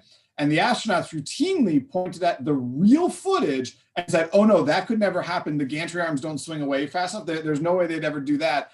And so the shots in that movie were done really, really, really well. And also, like, as the rocket's taking off, you see the pressure wave and you see the condensation cloud around the body of the rocket, which totally happens if you're going through humid enough, the right pressures and humidities of the atmosphere when you create the shock waves around the rocket body. So that scene's really, really good. Also, all of the space scenes in Apollo 13 were filmed, not in space, but on parabolic flights on airplanes. So they're actually filmed in microgravity, and they had to film it like 20 seconds at a time. And so like that movie looks so good because they were actually floating. Other movies that have happened more recently with more CG were done with people trying to like float and do sort of floaty things. And you can tell because it doesn't look right, and their hair still falls down. All right. Okay. So we got a couple other questions. I need final comments. The satellites in gravity spin backwards. Or backwards. The debris cloud in gravity orbits backwards. So pet peeve, there it is. Okay, well, there we go. So, Evan had a question. What advice would you have for someone that wants to design a 3D printed gearbox? Ooh. Besides, like, make sure that you're passing off parts shadily in a parking lot. Okay, so not that ever happened. Twice. So, in Minnesota. Yeah, so one of the teams that I was mentoring with way back when in Minnesota, we did a 3D printed gearbox housing. And do you have it here? Oh, is it an Andy Mark? don't. Yeah, it's at Andy Mark. Solid. Nope, don't get distracted. It's not here. And so the gearbox, they held up really well. They were printed on Stratasys, very nice Stratasys machine. So we definitely had a leg up. But that was also back in like 2013. So the 3D printer technology across the board has advanced and improved. But so some of the stuff that we did was we still sort of printed them like you would construct a normal gearbox, where we had sort of 2 plates printed as two individual pieces. And you could do a lot of funky stuff with that, really take advantage of the 3D capability. But one of the things that we were curious or concerned about was making sure bearing holes were straight and axles and things lined up. So we still sort of printed 2 nice flat plates and then some standoffs and some things kind of running across. And that helped us out, phenomenally. The gearboxes were lighter, they were wonderfully durable. And the team actually used that same design for like 3 years in a row. And so we copied a lot of the Andy Mark shifter architecture so that we had sort of a lot of the gears and the running components off the shelf, and we could buy those in, change gear ratio, utilize all that flexibility. But we had a really, really well integrated gearbox that matched the chassis phenomenally well. So Evan says that he does want to work too. Also, I'm pretty sure that the Stella Glycon was at the Purdue First Forums, because we just got the question, is a hot dog a taco? Okay. Okay. That's sort of, yes. Props to the yes. question. I would venture that a hot dog is a taco as a counterpoint to the usual way that question is most typically phrased is a hot dog a sandwich. And I find the answer that I'm stealing from somebody else, that no, a hot dog is not a sandwich, it's a taco. I think that's the most clever answer I've ever heard to that particular question. So okay, but is a Pop-Tart a ravioli? Yeah, no, is a Pop-Tart a ravioli? Yes. I'm gonna go out on a limb and say raviolis probably are older than Pop-Tarts. Oh, and so that's they solid. Win the nomenclature. Solid, accurate. Thunderdome. All right, so then we had this really great question from FanMuch. So thank you to the 17 people that are watching. We appreciate you. And so the question that came in was, how do you find the balance between technical speaking, between getting into details, but not going so far you lose your audience? Yeah, no, actually. So I need help. Yeah, so I have a degree in scientific and technical communication. So literally I translate for engineers, or at least that's what I have a degree in. Now I run a nonprofit, and I'm getting my master's in nonprofit management. But basically what we would do is we would drive down for Thanksgiving, and Danny would ramble on and on and on. It's 5 hours, y'all. 5 hours. So anyways, so between Minnesota and Milwaukee, we would basically write half of the presentation and then go back up, write the second half, and then go to the Minnesota Splash? Yeah. Minnesota Splash. I think that's the forums. I don't know. It was a workshop. I'm pretty sure it's Splash. Where we would then present on these various topics, and that's how we created POCO, post kickoff event. It's pretty legit. Back in the day, We had more than a dozen teams from. wait, that's post kickoff. We did mock kickoff. We did both. Event. We did all of it. Yeah. It was amazing. All right, so we have a couple more questions. Okay, this is a good one. Ken Saint Heller. Sorry for butchering the names and pronunciations. Yes, so our good friend Ken says there's always the potatoes. So that was pretty funny. And so in terms of the balance, let's give a real answer. So in terms of finding the balance between technical and not too technical, so my response is go find your audience. And so really identify how old are they, right? Are you trying to explain Macadam wheels to an adult, or are you trying to explain Macadam wheels to a group of elementary schoolers? And so if it's an elementary schoolers, you'll do something like this. My 1675 robot always had Macadam wheels, literally always, every year. And so I got really good at explaining, hey, students, you know how you can go forwards and backwards in a car? Well, with this robot, you can go forwards, backwards, and sideways. And then if I'm talking to high schoolers, I'll throw in, can you just imagine parallel parking with this? It would be so much easier. So I draw that in. It's pretty solid. I think to elaborate on that a little bit, one of the other big things that you can do is, and good public speaking, good sort of speaking to an audience, like something where it is predominantly one-sided, right? It's not a conversation. It's not, a fast back and forth.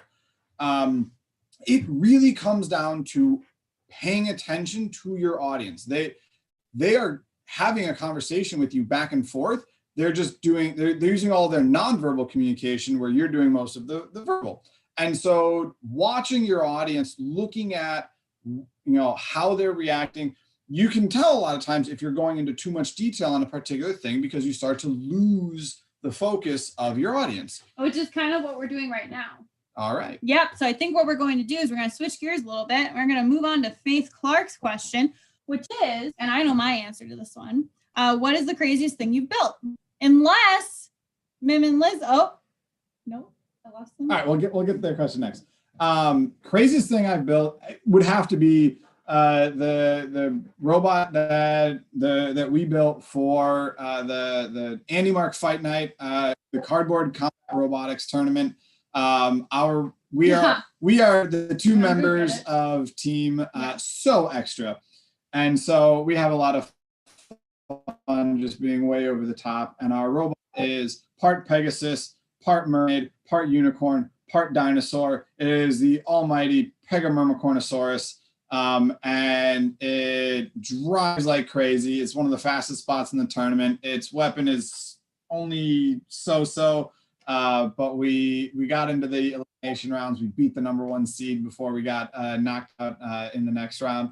But we had a good time, and the robot's glittery and sparkly and lovely and ridiculous. Okay, well, I think you should go grab the robot while I explain my favorite thing that I've built. So you go dabble off. Yep. Okay, we're good. All right. So my favorite thing that I built is I started this position in 2014, and so the favorite thing that I've built is where Finn is today. And so we went from supporting 18 FRC teams in a very specific geographical area, and having maybe about $46,000 that we were managing, to running essentially a $500,000 nonprofit organization that runs all of the 3 First programs, that has provided donations to all of the FRC FTC teams in our state, and is has thousands of students that we impact. So this is Peggy. This is Pegamyrmicornosaurus. So we're gonna get Peggy a little closer to the screen. So Danny, is there anything specifically you want to say about Peggy? So Peggy is a 30-pound robot, drives around. The head is made out of solid brick of UHMW. The head itself weighs about 6.5 pounds. The tail is UHMW and polycarbonate. It weighs far less. It's got a spiky horn for unicorn horn for doing the stabby bits. It's got custom molded what are these spikes. They're our dinosaur stegosaurus. I was trying to think of the material they're out of, but I can't think of the material. But we made a silicone mold for these spikes, and then did a cast. I think it's urethane, cast urethane to get those. Got some beautiful wings.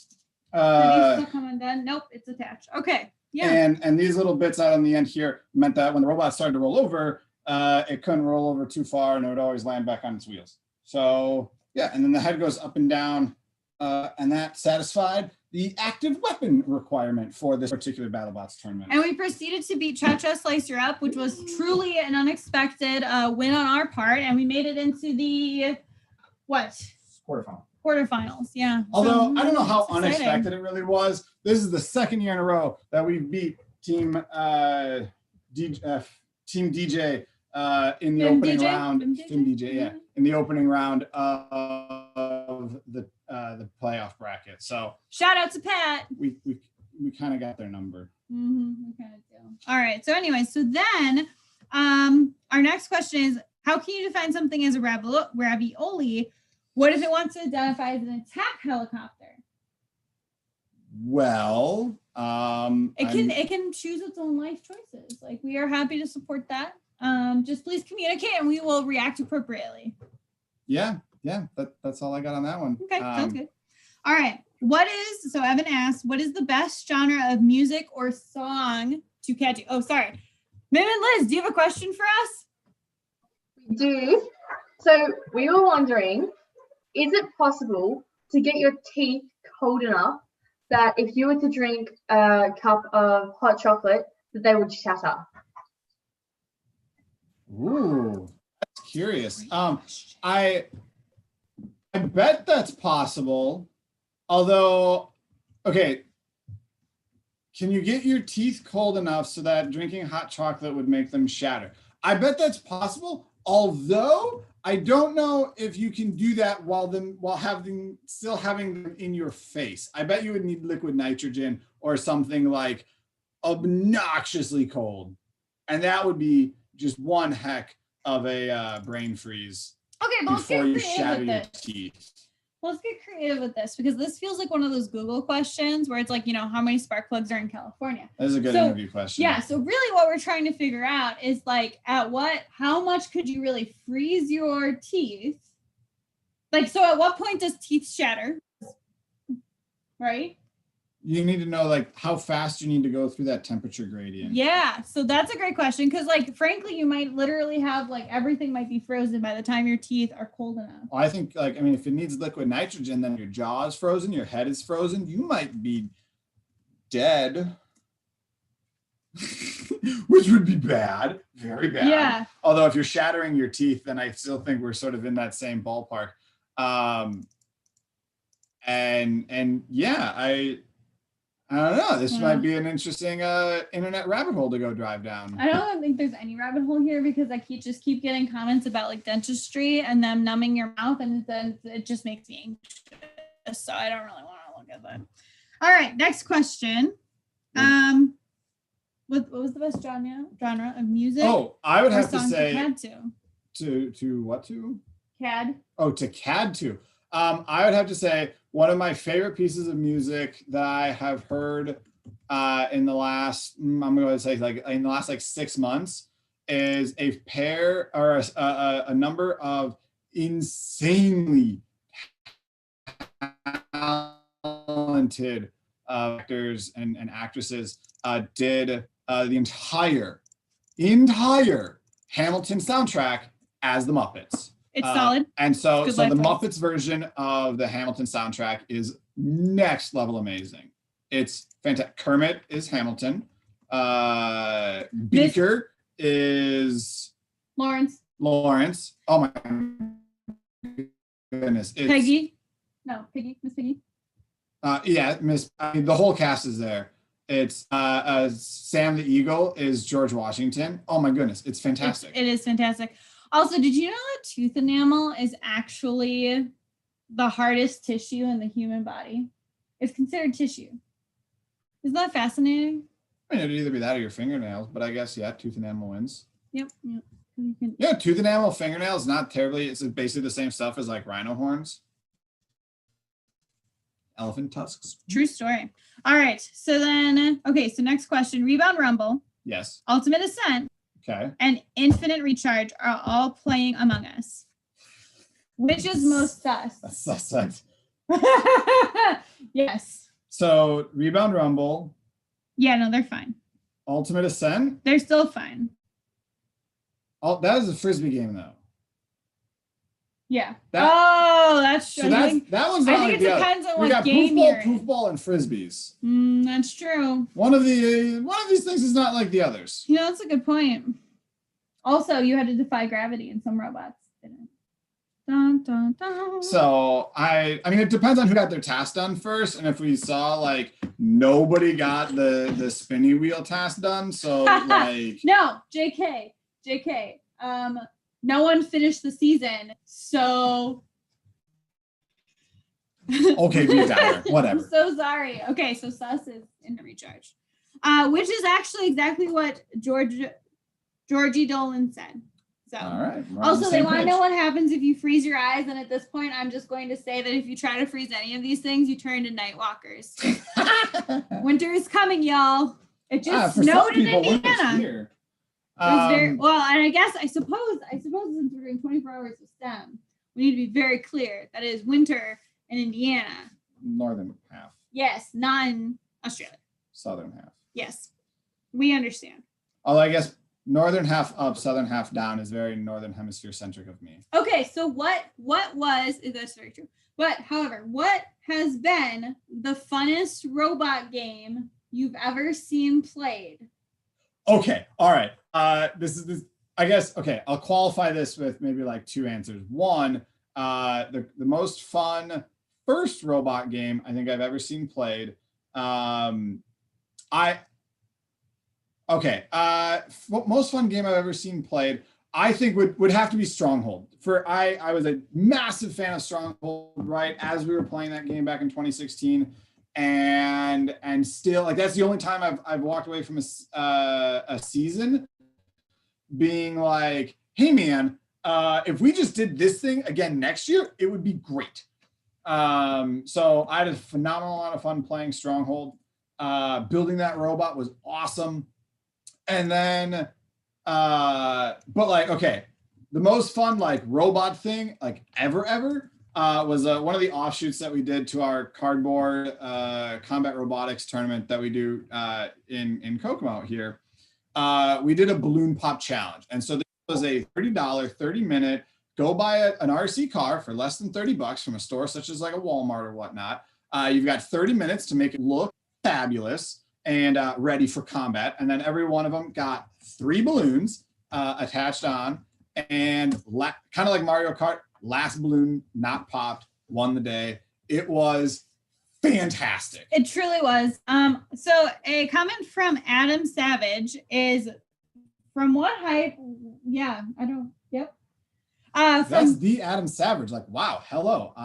Spent a lot of time watching Mythbusters. This is next level. And his and your videos, your more recent videos. Yeah, all and the tested stuff. And there's been admirement of the shop and the ability to like have everything accessible. But anyways, from what height would you need to drop a steak for it to be cooked when it hit the ground? Which is a trick question. Okay, so listen.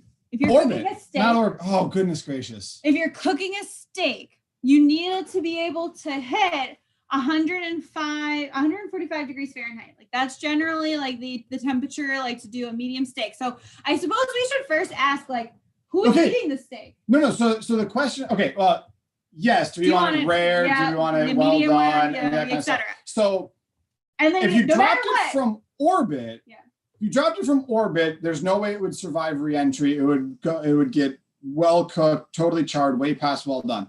So you'd have to drop it from someplace less than orbit. But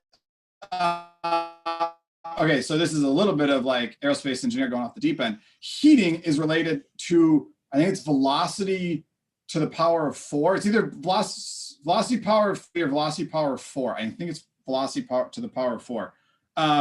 So height won't really get you there. You need speed because the terminal velocity on a steak is not going to be that high. Terminal velocity on a skydiver is like 120 miles, between like 80 and 120 miles an hour, depending on like what sort of how you're falling. So like even like terminal velocity on a cow is probably not going to be much past like 120, 150 miles an hour. So like that's nowhere near fast enough to cook a steak. So you got to get like way crazy high out of the atmosphere so that you get up enough speed as the steak is fried, like you'll just burn up on reentry. So like this sounds like a question for like a what if question for the guy from XKCD. It may be a solved question according to that book. Otherwise, like this is a totally solvable problem. I just don't have the right equation set here sort of at arm's reach. Yeah, I know. If we were in person and had a big enough whiteboard, we'd be able to figure it out. But regardless, we would need it to land on a plate and it has to rest for 3 minutes. So that is appropriately. You might need like a big like SpaceX style like net plate to like catch it. All right. So as a note, so first off, props to Adam Savage for like tuning in. He is the infamous 5985, first students. So like props to them. So thank you, like clapping. Good job. We appreciate you. Thank you for helping us host the 24 hours of STEM. It's been great. So, all right. We appreciate more egging on.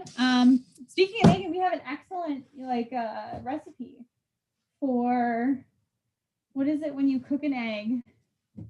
How high do you It's a chicken. Nope, it's a side at Thanksgiving. What is the most common side? Stuffing. Nope. Yes. Nope. Biscuits. Nope. Rolls. Nope. Depends on what part. Actually, I It saw this depends on map. the start. Yes. It depends on what part of the country you're from. No, what is we have this from your Deviled grandmother. eggs. Deviled eggs. Oh my God, I could not think of the term. So we have an excellent deviled eggs recipe if But anyone's interested. From grandma. You can't share that. I can't share that. Just kidding. Just Fine, kidding. you can share. You can brag about the recipe. You just can't share the recipe. That's grandma's.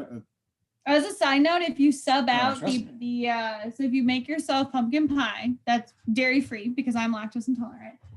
You can sub out the powdered ginger, but you have to add in more fresh ginger.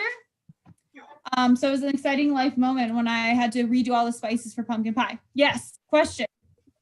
Okay, so we were wondering what would happen to me if I kicked a soccer ball hard enough on the moon to get escape velocity. For me. Okay, so one, you have a little bit of the whole equal and opposite reaction. So in order to impart, so energy is coming from your swinging leg, and you're trading that kinetic energy in, so you have a change of velocity of your swinging leg to then impart that energy and that velocity into the soccer ball. And so escape velocity on the moon still pretty high for like on a human scale. So you would probably need to get one epically massive sort of like, way beyond like a Happy Gilmore style windup to really kind of get the ball going. Unfortunately, I would think to get that amount of velocity in your leg, you might send your leg flying with the soccer ball as it goes in her. So, but that'd be kind of nifty because now you'd have two things in orbit, a soccer ball and a leg. So, like spacesuits are really cumbersome. So like it'd be really hard to get that kind of a kick in a spacesuit.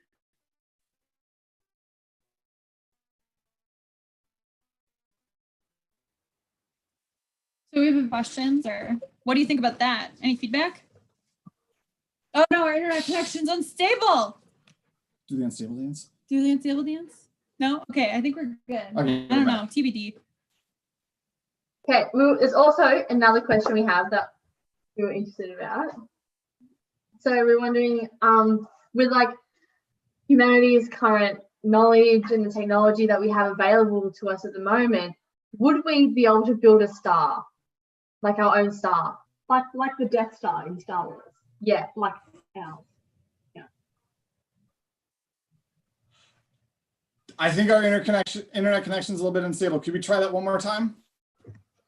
Yeah. So with the current knowledge that humanity has and the technology that's available to us, would we be able to build our own star? Like the Death Star in Star Wars.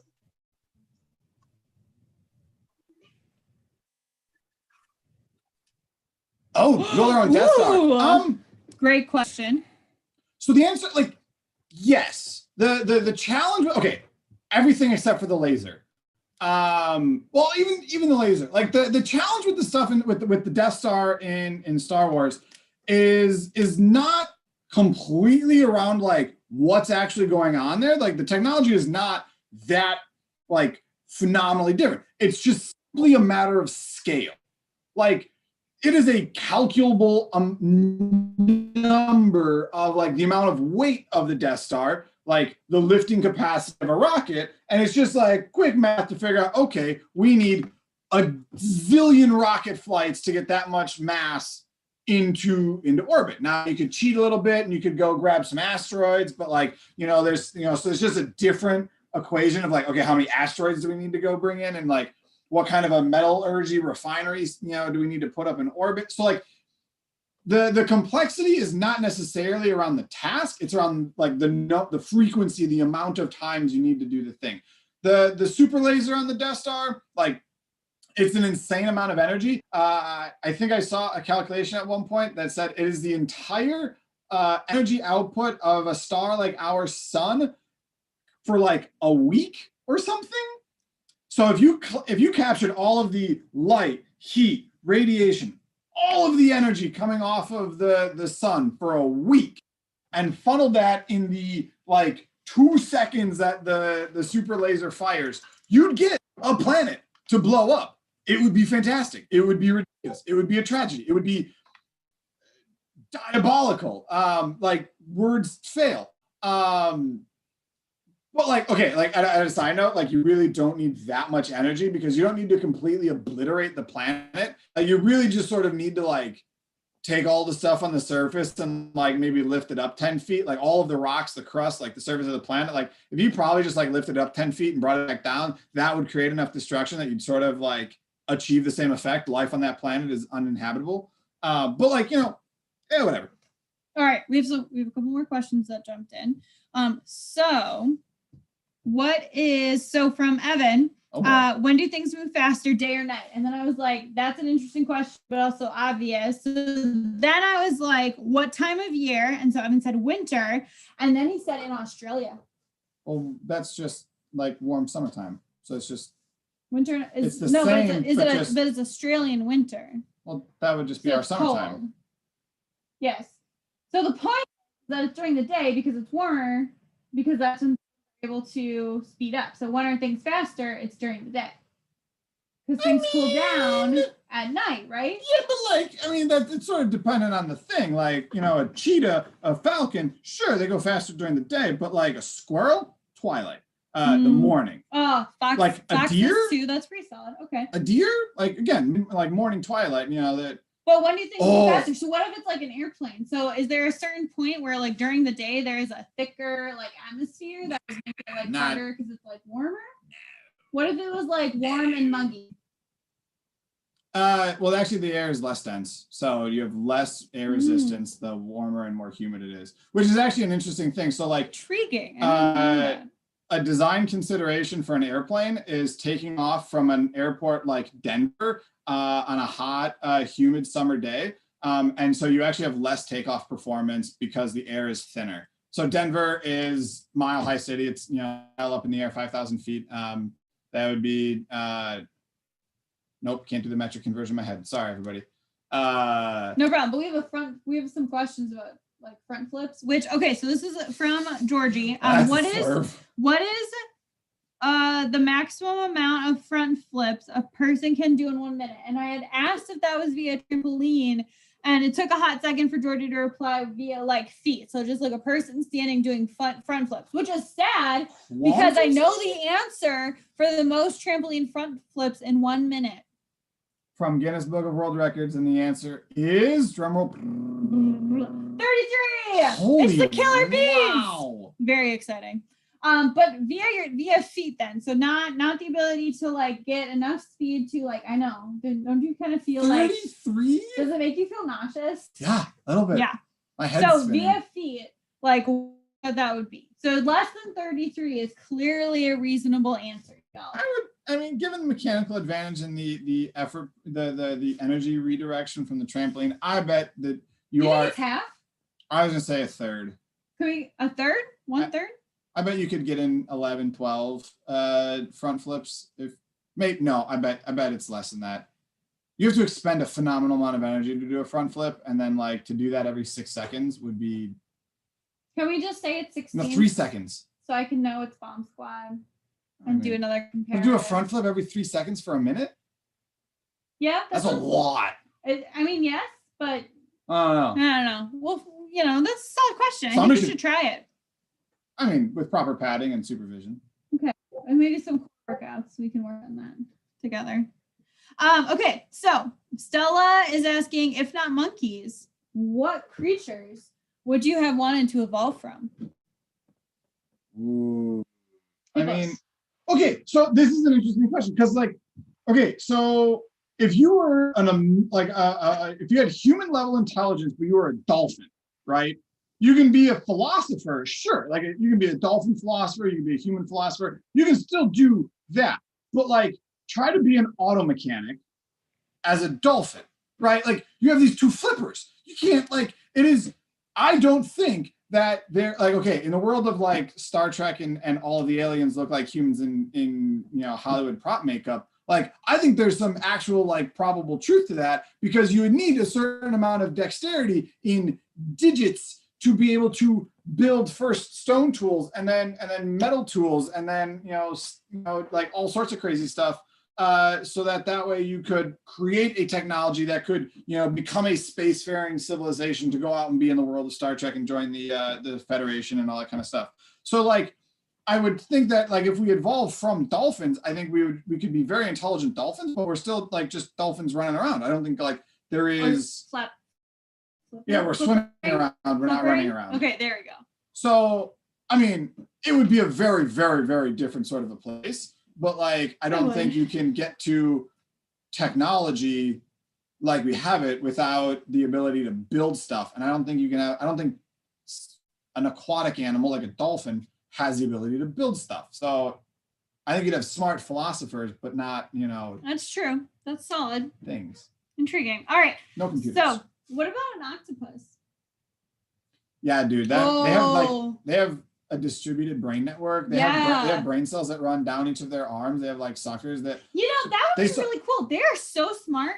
And they'd be able to build stuff. They would be able to build stuff. Oh, actually, so there's our answer. I think we need to go with probably an octopus. Yeah, probably an octopus. So an octopus's brain is circular because their beak is in the middle of it. It's crazy. I didn't know that. All right. So actually, real quick, finishing up on the octopus part though. So an octopus in captivity, the people that work at the aquariums and whatever, they need to give the octopi puzzles in order to keep them engaged, keep their brains engaged. Otherwise, octopuses get bored and they don't live as long when they're in captivity. So octopuses are so smart that they have to be entertained. They have to have a purpose. It's like humans. Yeah. You find your purpose, otherwise you get very, very sad. We should actually talk about Simon Sinek at some point. Also, okay, so Evan's asking, who has more first experience, Renee or Danny? Nope. I started first. Nope. Yes, I did. Okay, so depends on how you count. Depends on how you count. So equivalent to age, we're equal. Well, You've been doing it for 18 years and you're a year older than me. I guess. I've been doing it for 17 years and I'm a year younger than you. Okay, and now, so I think it depends on what are the other ways you could break down experience. I think one of the things that's is it Blue Banners? Oh, rough. I think one of the things that's very interesting about the both of us is that I think we might need to explain that reaction. A stat that we both share and we're both very proud of is that we have been active and involved in FIRST for more than half of our lives. Which we're half-lifers. Yeah, which is really, really cool. So that is speaking to experience, that is something that we're both very proud of. Next question. So I can't brag about your chairman's awards. Okay, so back in the day before I moved down to Indiana, I worked on many robotics teams, and there was a point in a 3-year period where I worked with 4 different teams that won 5 different chairman's awards.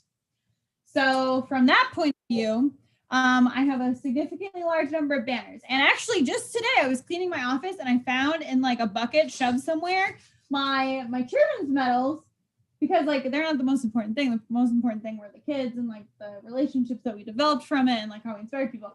But it was rather convenient. It was a timely moment. But Danny's won 2 blue banners, 1 blue banner, 1 blue, 2. Right? 2? No, yeah, just 1. Correct. Oh yeah. You can count one of those chairmans. Yeah, so Breck, Stampede, we got a rookie all-star and a chairman's award with and them. A Woody Flowers. And a Woody Flowers. It's pretty impressive. But before they gave out a blue banner for that. Yeah, that's true. And then we got a state championship with Cyber Cards. Yes, we did. It's been pretty solid. All right. So that game is very fun for many reasons. It is very fun. Okay, so this is solid. So super shout out to first team 5985 for who were coming up with these like fantastic questions. So super props, and we are like looking for more of them. Yes, it's been amazing. So like keep them coming. Like let's go. And so okay, so from Faith, what safety features would be required in a rocket-powered wheelchair? Go. Rocket-powered wheelchair. I think a parachute, some way to slow it down, you're going to get going very, very fast. And so being able to apply the brakes is a good, so like, but you need both brakes and like a safety harness seatbelt. So that as soon as you do apply the brakes, you don't want the chair to come to an abrupt halt and you to keep flying. So a rocket powered wheelchair, I think you would need like a roll cage, you need some safety, you know, some seat belts, a helmet, a Hans device. You would need a parachute, some good brakes, all the stuff to like bring that whole thing to a nice, gentle stop. And then sparklers. Oh, sparklers! I'm very Gotta have excited. I think that's pretty solid. All right, so as we continue to encourage people to ask questions, we need to give a shout out to our fan club. We've developed a fan club. How exciting! I'm thrilled.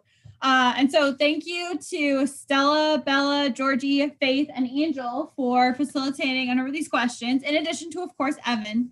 Thank you, Evan, for playing along. For those who don't know, We stole him from an Among Us game. we did. So we appreciate you, Evan. But also, he was a groomsman in our wedding. So that was fun. Also, we had Plowy the robot make an appearance in our wedding. And Plowy is now downstairs. Why are you kicking my chair? Next question. Oh, there's a next question. Okay. All right. Would the rocket-powered chair be street legal? Depends on the state or country or region. I'm pretty sure anything is legal in Texas. I thought that was New Jersey. Well, Hamilton joke. So yeah, it depends on where you are. Check your local municipal statutes and limitations. I like it. All right. Okay. And there was another question, which is, what do you recommend to a rookie in coding?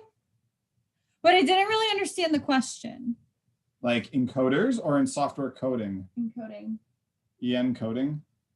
Coding. What? In coding, yeah. IN or EN? IN. IN, okay. Somebody who's a novice in the art of coding. Well, yeah. And so typically what I'd say is go talk to Daddy. It's black magic. So Go talk to Daddy. one, Yeah. don't beat yourself up about it. Coding is black magic. But it isn't. It's friggin' wizardry. No, it isn't. Because you can do drag and drop programming with Lego We Do. So start there. Yeah, so there's Like a that phenomenal is so much of fun. Good training out there. Like, be ready to just, like any task, be ready to start at the beginning. There's fun stuff, like there's games that'll teach you, coding, like one that we used on our team during the preseason this year. I believe it's a game called Code Combat. You're a little knight or page, and you're sort of walking through the thing, and you have to tell the little knight, go forward, turn left, go up, go down, do the thing, and it kind of teaches you the very basics of the coding. So go find something like that.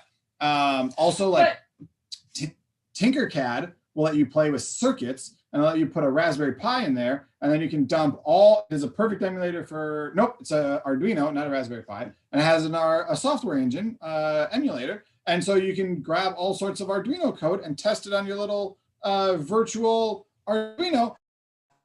And the whole thing is free. The whole thing is done over the internet.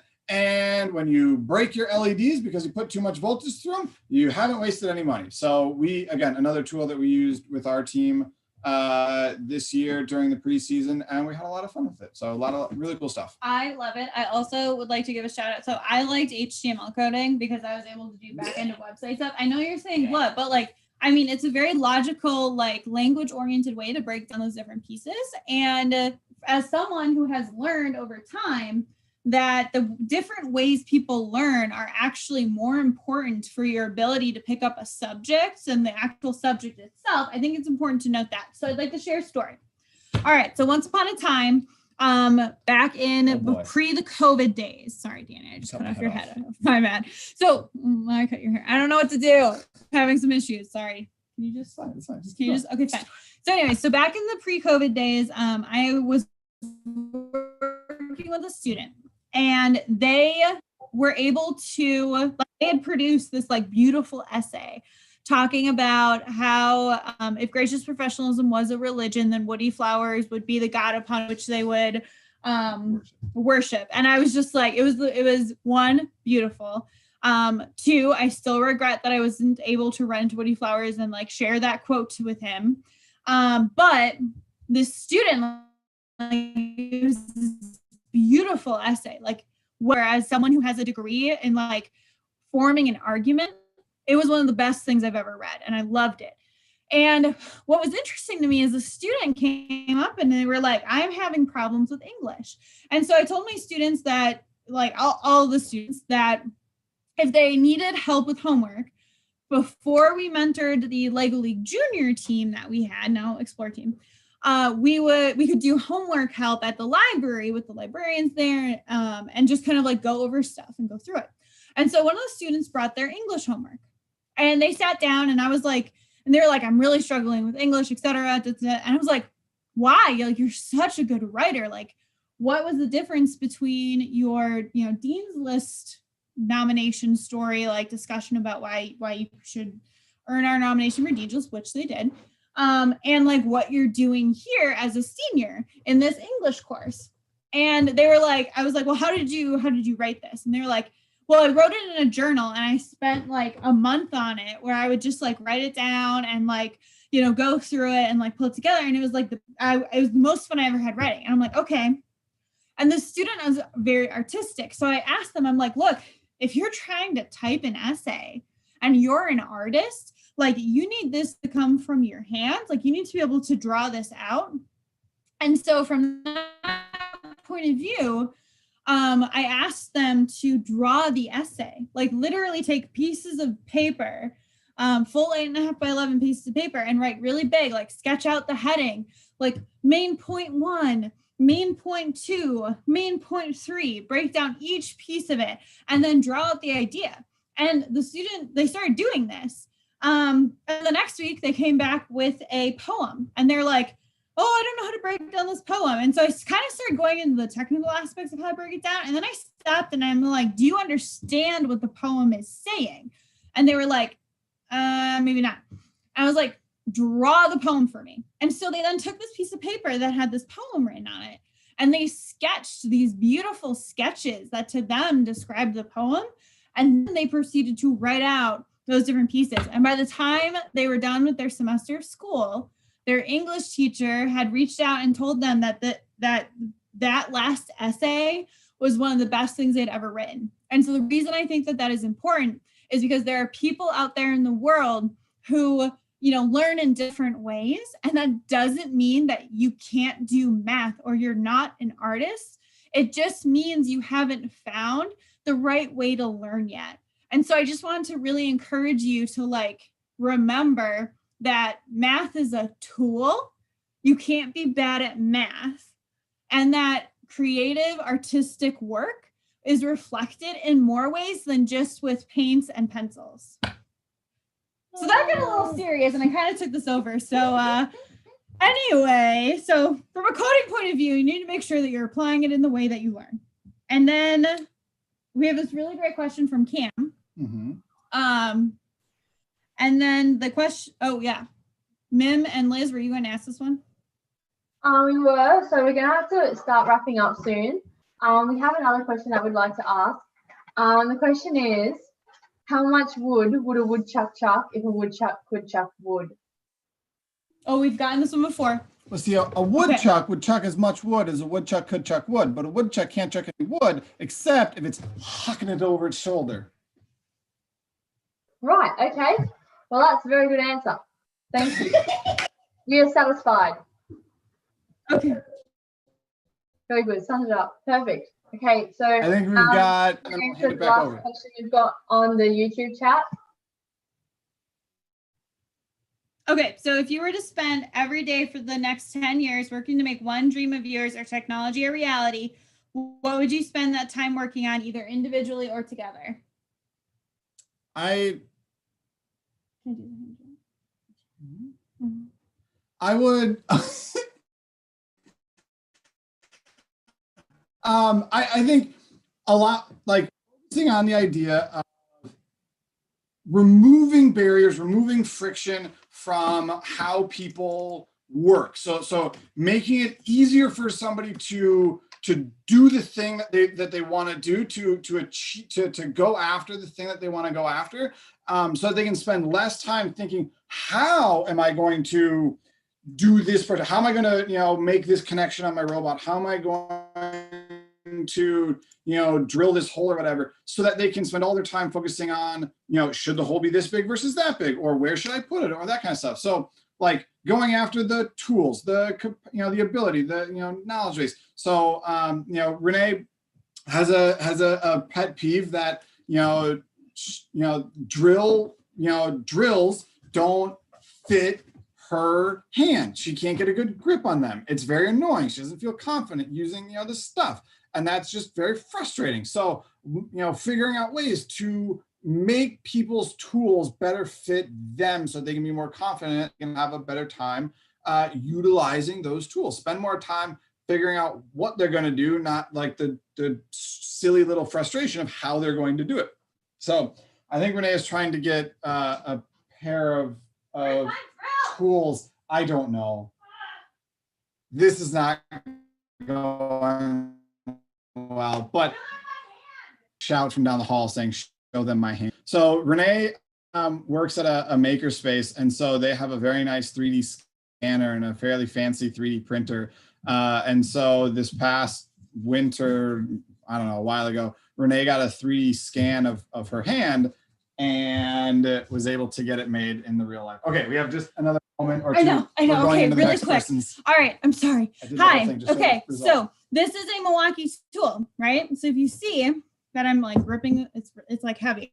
So you can see how I grip it, and this is my thumb and where my finger is on the trigger, right? And like kind of the gap here. This is my DeWalt drill. There is no gap, like a much smaller gap between the fingers, and it's much closer and easier to hold because it better fits my hand. And so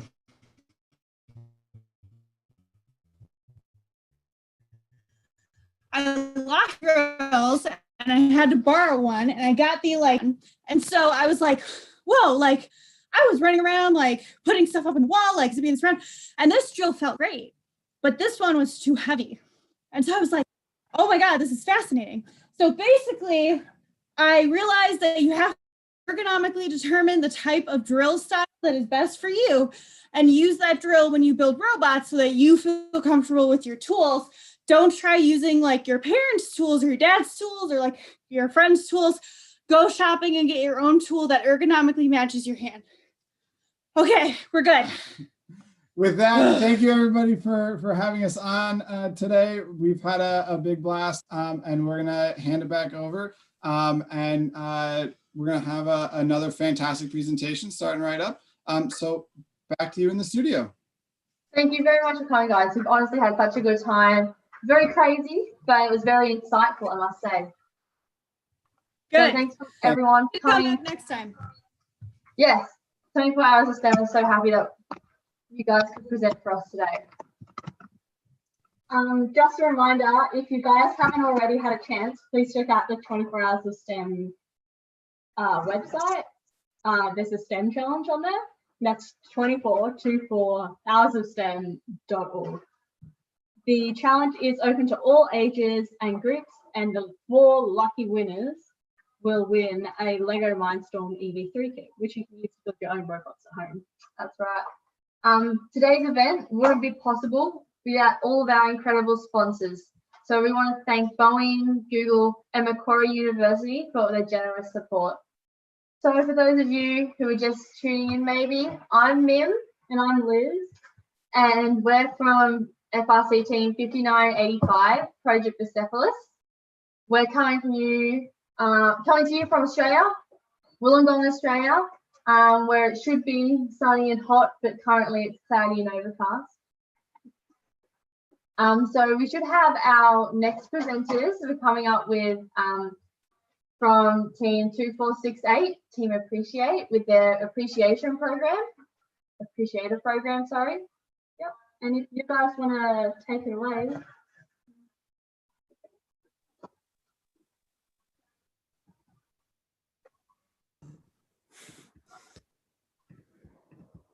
Okay. Can y'all all see that?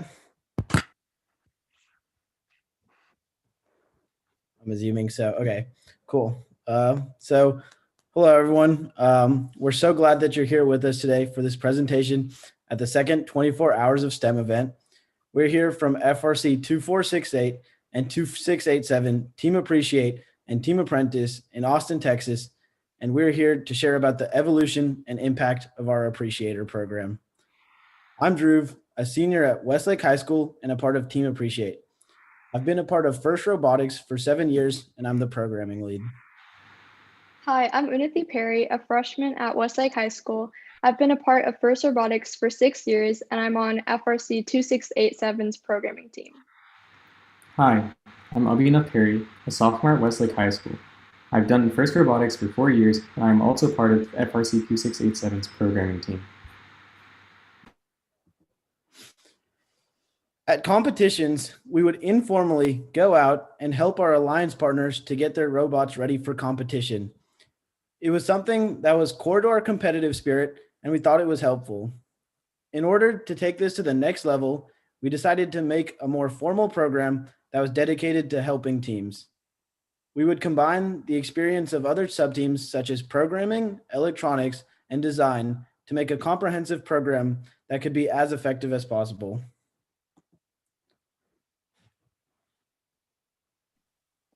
Whenever we wanted to go help teams, we would go up to their pit and check on them if they needed it.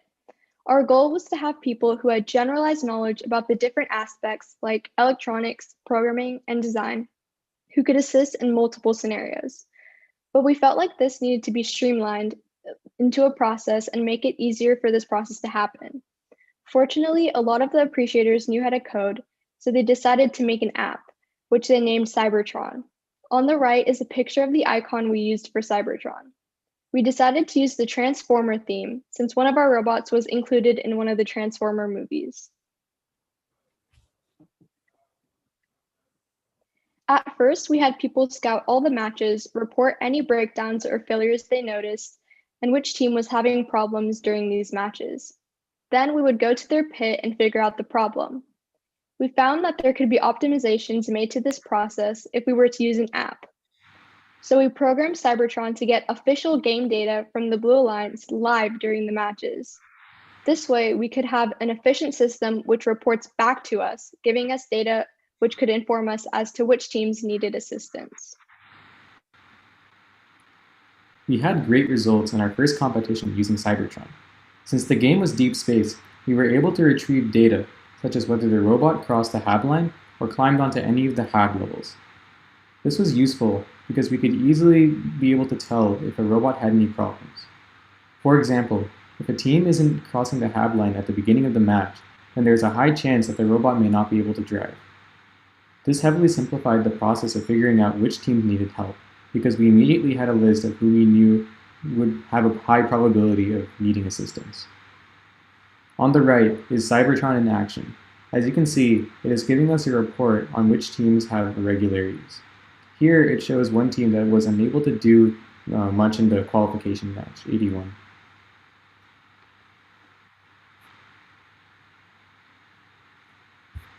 Since we now had an idea of which teams were having which problems, we had to figure out where to direct our resources. Before, we would just help the team on the spot if we found out that they had any problems.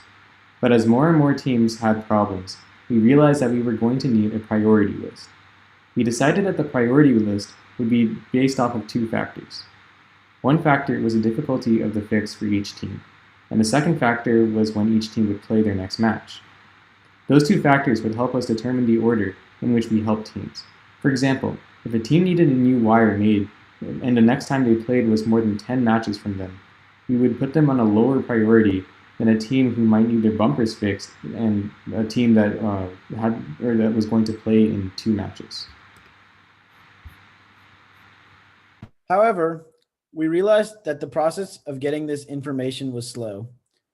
Since Cybertron was initially an application built for laptops and there was no internet connection at competitions, every time we needed the data, we would have to open our laptops, connect to a hotspot from our phone, and then see the data. But this was tedious, and sometimes we would have problems if the hotspots were bad. So we decided to find a way to access it from a phone because then we could use cellular. What we came up with was to make it a Slack bot, since we already use Slack as our official means of communication and people could access Slack on their phone. The plan was to have the bot send the data as messages in a Slack channel. That way we could check from our phones instead of having an app running on our laptop. At first, our only command was rollout, which was the code word we used whenever we were looking for a team to help. So if anyone sent rollout in the channel, the bot would come up with a list of match irregularities and the team that had it. Soon after implementing Cybertron as a Slack bot, we realized that we could do more with it. Since we were now interacting with the bot using commands such as rollout, we figured we could send it other commands so it could keep track of more information. One that immediately came to mind was a command that would tell the bot when we helped a team so it could be removed from the needs to be helped list. We named this command helped. While rollout and helped were the two biggest commands, we added a couple more small ones just to make life even easier. Since the bot was getting data from the Blue Alliance, we had to manually go in and change which competition to get data from, but we decided to make that a command called setComp. We also had commands for figuring out which teams we were playing with and more. Cybertron was a huge success, and we wanted to continue expanding our help. Since we were only able to help teams at the competitions we were at, Cybertron was limited. We figured that since we were helping other teams, why not find a way to let them help themselves? So we decided to create another app, which was a general repository for information related to robotics that teams all around the world would have access to, so they would know how to help themselves even if we couldn't. From this, our second app, Triage, was born. Similar to how Triage was a Slack bot, we decided that Triage would also be a Slack bot. That way, teams could just add Triage to their Slack workspace, and then they would have all the resources that they would need. However, we quickly realized that this was not going to work for two main reasons. One was that a lot of the teams at competitions didn't use Slack, so then there was no way for them to access the information. The second reason was that even if the teams did have Slack, it would be a pain for them to have to learn all the various commands they would need to get the information they wanted. Since this app was only supposed to store a lot of general information, it was a lot harder for them to just have commands that did things. So we decided to make this an official app. Our first decision was to figure out which platform we wanted to make our app on. We decided to go with the Apple App Store since we knew that a ton of people would have iPhones. The problem, however, was that while we wanted to go with the App Store, none of us really knew how to use Xcode. Once we learned how to program in Swift and figure out the graphical interfaces, we started to plan out what we wanted to have the app look like. Since we wanted to have a bunch of information, we figured that having a bunch of PDFs about robot breakdowns and how to fix them would be a good idea. So that's what we started to work on. We began research on the various guides that were there for robotics and started to compile a list of resources. While we found a couple of good resources online, we thought that there was more information that needed to be available. We decided that we would supplement some of the guides that we found online with guides that we made ourselves, so we could provide as many resources as possible. Once we did that, we began to add the guides onto the app, but we realized that that was inefficient to have people go through all the PDFs just to find specific information that they wanted. So we also added a search bar to make it easier for people to find what they wanted. We also had a section that had important links so that teams could find what they needed through the app. We also had links to forums such as Chief Delphi if teams needed to search things up. We also had a link to the Blue Alliance in case people wanted to get information about other teams for competitions. We put the link to key suppliers such as CTRE and Rev if people needed information about any of their products. We also had some stuff about FRC and FIRST in general, along with a game reveal video in case anyone wanted to watch it. One of the sections we had was for electronics guides. This section is supposed to contain a bunch of guides on things such as checklists of all the electrical components needed for passing inspection. It has guides on how to make and crimp wires and where those wires will be used. It also has a diagram of the electronics layout required on a robot so that people can look at it and figure out where they're having issues. Another section we have is on programming. Here, we have guides on the various programming languages used for robotics, such as LabVIEW, C++, and Java. We also have some guides we made ourselves on debugging based on experiences and issues we've had in the past so that other teams can learn from those and not encounter those issues. The one on the right is the secret book of FRC LabVIEW, which a couple of other teams made. It covers a lot of the information needed to program a robot in LabVIEW and shows how to make some basic autonomouses. After we added the guides and resources, we thought that it would be cool to add a hang calculator for infinite recharge. The goal of the hang calculator was to let you mess around with the weights and the center of masses of two robots relative to the center of the hang, and it would predict the angle the generator switch would make. We felt like this would be a good resource for teams at competitions because they could quickly figure out whether they would be able to balance on the field generator at the end of the match just by asking their alliance partner how much the other robots weighed. However, the actual implementation of the hang calculator was a little bit harder than we expected. It was a lot of physics and calculus that we had to spend time learning, and then we had to figure out how we wanted to integrate it onto the app so teams could use it easily. We decided to base our model off of some of the simulations we had seen online, which allowed you to slide around where the robot would hang and change the weights of the robot.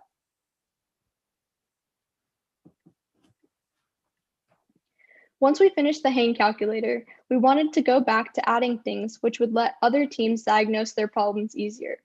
So we decided to do exactly that. We planned to add a robot diagnoser to the app. The robot diagnoser was supposed to be similar to some of the automated customer service bots companies used. It was going to ask various questions about the problems you encountered, and then after answering the questions, it would come up with a list of potential problems and then fixes to those problems. However, we were right in the middle of implementing the robot diagnoser when our season got canceled. And while the robot diagnoser has not been fully added to the app, we still plan to work on it and hopefully add it to the app for upcoming seasons. On the right is how we envision the robot diagnoser working. Instead of messages, however, we would integrate it onto the app. So once you open the robot diagnoser, it would ask you to give a brief description of the problem. In this case, one of the motors on the robot wasn't moving. Then the diagnoser would take your answer and based on that, either ask another question or give you your answer. Here it asks if the motor is stalled or didn't rotate. Once we say that the motor isn't working, the robot diagnoser asks us to check and see if the wires are connected. After checking and confirming that the problem was the wire, the robot diagnoser tells us how to fix the wire. This is a specific example to a wiring issue, but we want the robot diagnoser to be able to identify all the common problems teams encounter. Both Cybertron and Triage were apps made to help us help other teams or to help other teams help themselves. These apps were developed both during off-season and during season. However, the appreciators are founded in helping other teams during competition. As you mentioned earlier, we would go around pits asking other teams if they needed our help and then started helping them. Cybertron was meant to notify us of teams who had problems and give us an idea of what their problems were. But for us, our challenge was figuring out what kind of personnel and resources we would need in order to help these teams. At first, we found that the appreciators had a lot more experience in software compared to other things such as design, manufacturing, and electronics. We decided to find ways of adding people with expertise in areas outside of just programming. We got fellow members on our team from all the various sub-teams and trained them on how to use Cybertron, as well as what it took to be an appreciator. This quickly allowed us to help teams in more areas and with more challenging issues. On the right is one of our team members who is helping another team with their wire management before inspection at competition. Some of the biggest problems we've helped teams out with include making and fixing bumpers and debugging electrical and software issues. Especially at the very first competition of the season, we help a lot of teams with their bumpers before inspection so that they can pass. We also go around making sure every team meets their electrical needs, like having a wired RSL and making sure they don't have loose hanging wires which could get damaged. We even help teams out with their software, helping teams with basic autonomouses like driving forward so that they can get points. Since our team uses LabVIEW to program our robot, whenever we go to competitions and teams need software assistance, we can only help whenever they use LabVIEW. But this limits us on the software side since only a percentage of teams use LabVIEW. If a team used Java or C++, we would only be able to provide guidance on what we think the problem is and how to fix it, but we couldn't find the exact bug in the code. So it was a priority of ours to have people know all the various languages so we could remove the restriction of only knowing LabVIEW. One of our teammates even created a GitHub repository which contains robot code for a robot in Java. It has all the infrastructure and includes files for programming a robot which has a drive base, climb, and shooter. We plan to use this as training material for incoming appreciators so they can learn how to program a robot in Java. We also hope to do something similar, but with C++, so we can add that to the list of languages we can assist people with at competitions. Thank you so much for listening to our presentation. If you have any questions about the Appreciator program, you can reach out to us through any of our socials or our email shown on the screen above, and you can learn more about our team from our website, frc2468.org. Members from our team will also be giving a second presentation at this 24 Hours of STEM event tomorrow at 3 p.m. Central Time about how we've adapted our outreach initiatives during the pandemic this year. We would love for you all to join our team tomorrow for that presentation. Thank you very much, you guys. We really enjoyed that talk. So we do have a few questions for you guys. So we were wondering with each of you, what is each of your favorite experiences helping a team? I can go first. So my favorite experience was last year at competition. One of the teams needed help making an autonomous. So that was a really cool experience. Me being a programmer, getting to help another team, and especially because they were using LabVIEW, we were able to help and debug all their problems.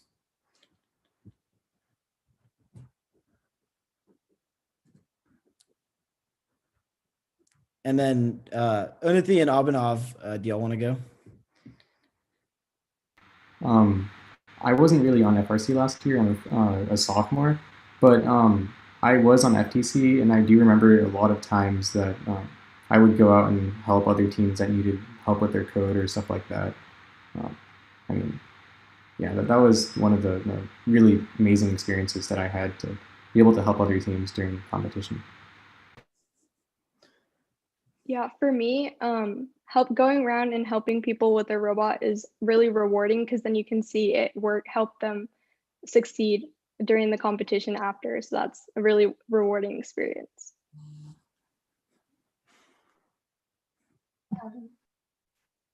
We also have another question. How many people are part of the Appreciators?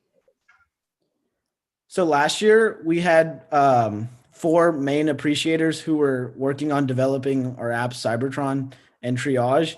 And then for competitions, we basically recruit anybody on the team who isn't a part of Pit Team.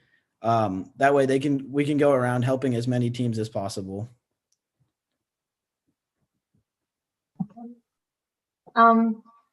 We were also wondering, what was the hardest part about making your app? I think the hardest part, at least personally, was being able to develop on Swift. It was something that none of us had prior experience with. So getting to learn Swift and then the graphical interface associated with Xcode, that was a big barrier that we had. Do you guys have any big plans once COVID stops and you're able to begin reaching out more? Yeah, so as we mentioned, the robot diagnoser is something that we really want to add. We feel like that would be super valuable for teams that are kind of know the symptoms of their problem, but don't know the source of it. So that's something. And then we were really happy with how the hang calculator turned out this year. And obviously it'll be used again, but for future games in like 2022, we're hoping to do more stuff like that, have more simulations that make it easier for other teams to just participate in other aspects of the game. Yeah, one example of another simulator that we were actually building was a shot simulator. We came up with some preliminary designs on Desmos. We're still working out the calculus, but that's just another way that we're planning on helping teams. So on the topic of COVID, how have you guys worked to stay connected together as a team? So since April, we've actually been having sub-team meetings on Discord and Zoom. So each sub-team has like 2 meetings a week where we all get together and we either go over training materials or something from last year. So we've been having those regularly since April. And recently, we've even had people going into our shop, building like prototypes, stuff like that for the upcoming season.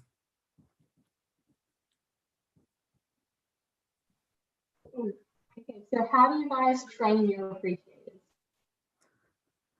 So in the off season, from like the first semester of school, all of our appreciators, they get together, they kind of talk about what happened last year, what the game was, what features they want to add, and then what they plan to do, whether that's making a new app or expanding on whatever we've had.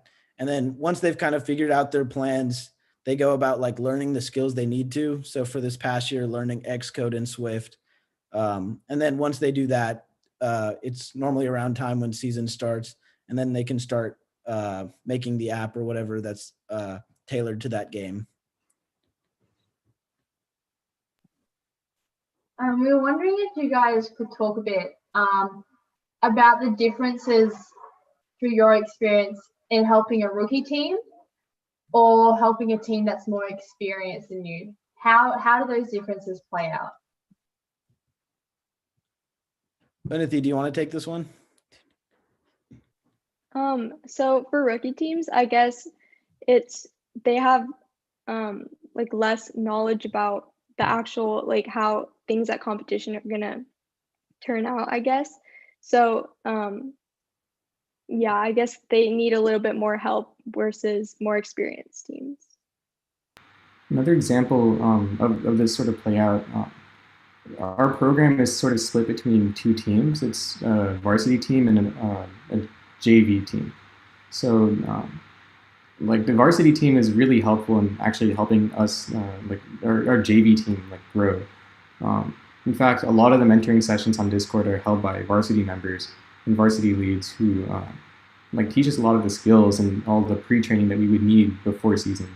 So that's one of the ways that we sort of apply that.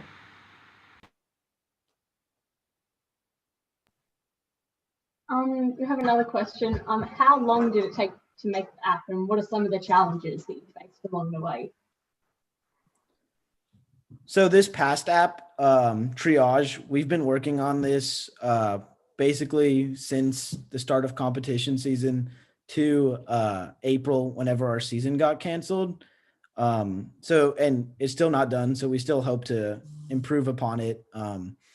As far as the biggest challenges, other than learning Swift, I think the hang calculator was something that we really wanted to do, but it also took a lot of knowledge about like calculus and physics, which we had to spend a lot of time learning. And we also worked with our mentors. So getting that feature on the app was definitely one of the hardest things. So on that topic of the app, what's the next feature that you would add to the program? So the next feature we plan on adding, which we already kind of demoed, is the robot diagnoser. So that, like we mentioned, that's basically going to be a system where you can kind of tell it your symptoms, and then it gives you a list of solutions for you to like look at and see if it can figure out your problems for you. That way you're able to fix your problems faster during competition.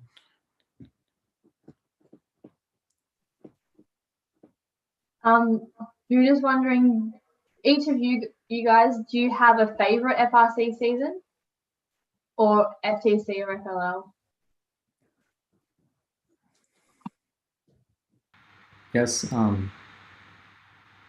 mean, a lot of the seasons are actually one of my favorites. I did primarily FLL, then 1 year of FTC. I think FTC was sort of the the most I learned a ton in FTC. So if I had to say one of my favorite seasons, I think FTC would be one of my favorites. Or last year FTC, Skystone. For me, I think I was on FLL during the Into Orbit season, and I think that was my favorite because I think the missions were just really fun. And then for me, last year was my first year in FRC, so Infinite Recharge was really cool. And then I was also in FTC for 2 years. Our sophomore year, Rover Ruckus was really interesting.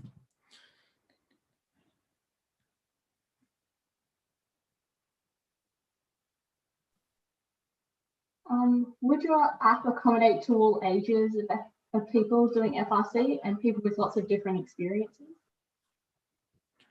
Sorry, could you repeat that? Yeah. Would your app accommodate to all ages of FRC or teams with different amounts of experience and abilities? Yeah. Yeah, so our app is meant to be tailored to anybody in FRC. Our goal is to make it as easy to use as possible. So anybody who just has any idea of how to work an app should be able to go through it and find the resources that they need. So yeah.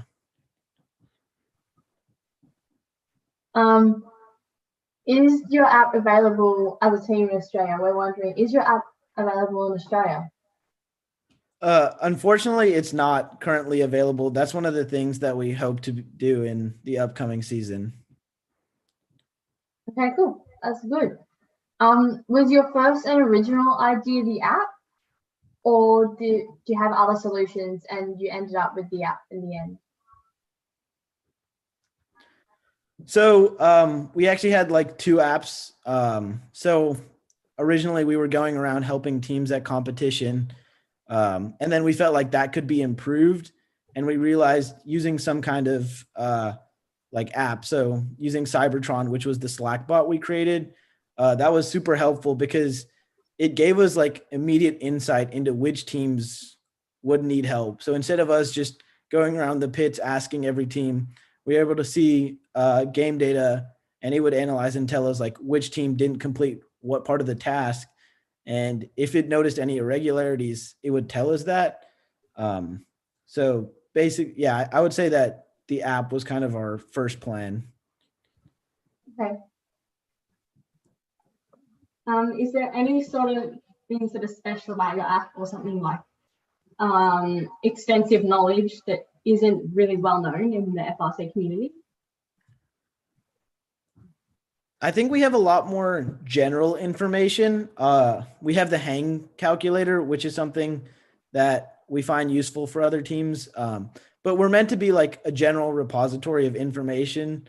So we gather a bunch of sources, some that we make, some that other teams make. And then our goal is just making it so that everybody has access to those resources. So we were wondering, as a different team, what is it like in your team? Are there a different range of ages and abilities? How does your team work? Do you want to take that, Abhi? Yeah.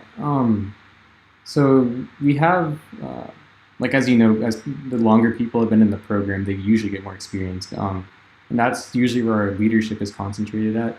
A lot of the newer people will tend to we sort of pay attention to what's going on. We learn from the leads, follow behind them, shadow, and by doing those things, we're able to sort of learn more. As the years progress and as people graduate, more and more people will step up and take the mantles of all of the sub teams in the previous leagues, and that's sort of how our age progression within our team works out. We also have a JV team and a varsity team. A JV team is for like younger underclassmen, and the varsity team is for upperclassmen. Okay, so what has been your biggest difficulty or challenge when approaching a team or trying to help out a team? I think the biggest challenge is just like the time. We have to be quick whenever we're responding to all these teams that have problems because everybody has upcoming matches. So that's one of the problems. And then, as we mentioned, figuring out the priorities. So if there's a lot of teams that need help and we don't have the resources, figuring out how we distribute those properly. That's something that we've had problems with, just trying to make sure that every team gets helped. So what's been the most exciting part of making the app? Like, how do you feel that you've like benefit other people, and like what do you think you've achieved?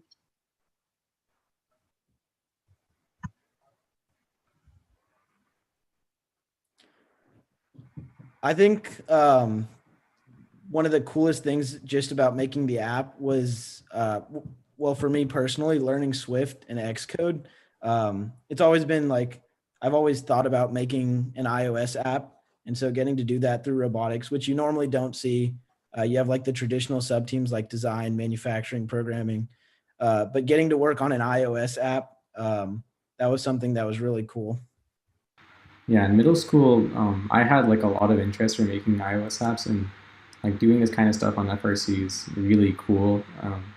Like typically as programmers, you don't get to see the other side of like your job is just to program robots, right? But like with this sort of project, you're able to expand your knowledge and open up new doors for what you can do.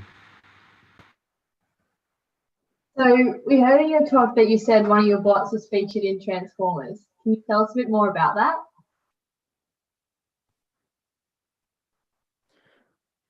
Do you want to take that, Anathi? Yeah, so I don't really know a lot about this, but one of our robots was featured in a Transformers movie. And I think in the movie it was like shooting like game elements. I'm not sure. Drew can expand. It was shooting basketballs, but yeah.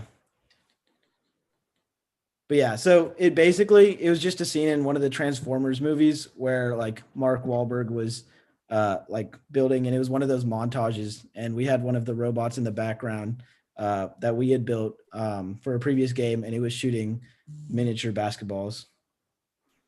That's so exciting. Yeah. Oh, and by the way, I forgot to mention this. So as part of like that movie, they had like the Cade Yeager, I think that's what his name. They had like the symbol for his company or whatever, and they used our logo for that, which was also really cool. Oh wow, that is really cool. That's a really cool legacy to have as well. Yeah, I think we're also featured in the extra scenes at the end of the movie, right? So that was also like amazing to have that opportunity. Yeah, that's really cool. Very, very cool. Back to your app. When do you think you initially saw the need for this app, or what was the catalyst that made you guys think we need to make this a real thing? Do you want to take that, Albie? I couldn't hear you properly. Could you repeat the question? Yeah. When did you initially see the need for the app? So, I mean, normally, like, we were sort of doing this informally. Like, we would just go around, ask people, like, if they had any problems, if they need any help. And, like, we really didn't realize that we were sort of doing this a lot. Or, like, we could actually make this a little bit better. So, like, as we sort of realized that we wanted to formalize this, make this into a process, and actually, like, expand it. And one of the ways that we wanted to do this was by organizing all the information and all the like stuff that we needed to look into. So having an app really like streamlines that process and makes it easier for us to be more effective on the ground. And yeah, I suppose it makes it like accessible as well. Mm-hmm. One of the questions that we thought of is, would you consider advertising your app to get it to a wider range of people and get it in more use? I think, yeah, I think once we sort of get it more on track, I mean, right now it's sort of in development, but I think we would definitely consider something like that. Okay, that's really cool. Where did you get all the skills that you needed to make the app? Because I've personally attempted to learn math, and it is really, really difficult. So what sort of things, how did you sort of approach it and get all the skills? So this is sort of typical with anything, but there are like hundreds and hundreds of courses online that you can sort of look at. Like middle school, I was like sort of looking at Udemy courses. They're like $10, and I mean, you can still get a lot of value out of that. So, I mean, we sort of just found whatever resources we could, tried to learn Swift as well as possible, so that way we could sort of make a really good product out of it. Yeah, to add on to that, we also have like a really good support base in our mentors who have had a lot of experience with this. So we rely heavily on our mentors to kind of guide us and show us kind of what we need to do and how we get there. That's really helpful. Very lucky to have mentors that were able to help you guys with the project that you're working on and have that type of knowledge. So do you guys believe that this app is a success so far? It seems like it's going pretty well. What do you guys think? Yeah, I'd say it's a success. Just any way to help other teams we view as a success. So being able to gather all this information and get it out, that's something that we're super proud of. And then for everybody that's worked on it, we're also super proud of the fact that we got to learn the skills needed to make an app. And so, yeah, I think from all sides, we're proud of the app. Okay. How did you guys get involved in FIRST or FRC, FTC, FL, whatever program you guys initially got into? How did you guys find out about that? So for me, my sister actually did robotics before me. So I just kind of followed into her footsteps, but I kept interested in robotics because it was something that I really was like passionate about and really enjoyed. So yeah, I sort of have a similar story. I mean, when I moved to Texas, like one of the first things that I sort of got introduced to was like FLL robotics, and I had really never seen something like that before. So like seeing the little robots with their like tiny motors, like that was one of the coolest things in the world. Like before that, I had like little to none robotics experience, and I mean, like being able to apply some of the stuff that you learned in school, like that was one of the coolest things. So, I mean, as soon as I came to Austin, I begged my mom and my uncle just to get me on the FLL team. Like that was one of the coolest things that I could do as a kid. So. And then for me, I also did FLL. I think I started in 3rd grade. Just at our elementary school, they were promoting it. And I think my parents got heard about that, and then they signed me up. And yeah, I've been doing robotics since then. That sounds pretty good. You guys, I'm sure, are all very glad that you became immersed in the program.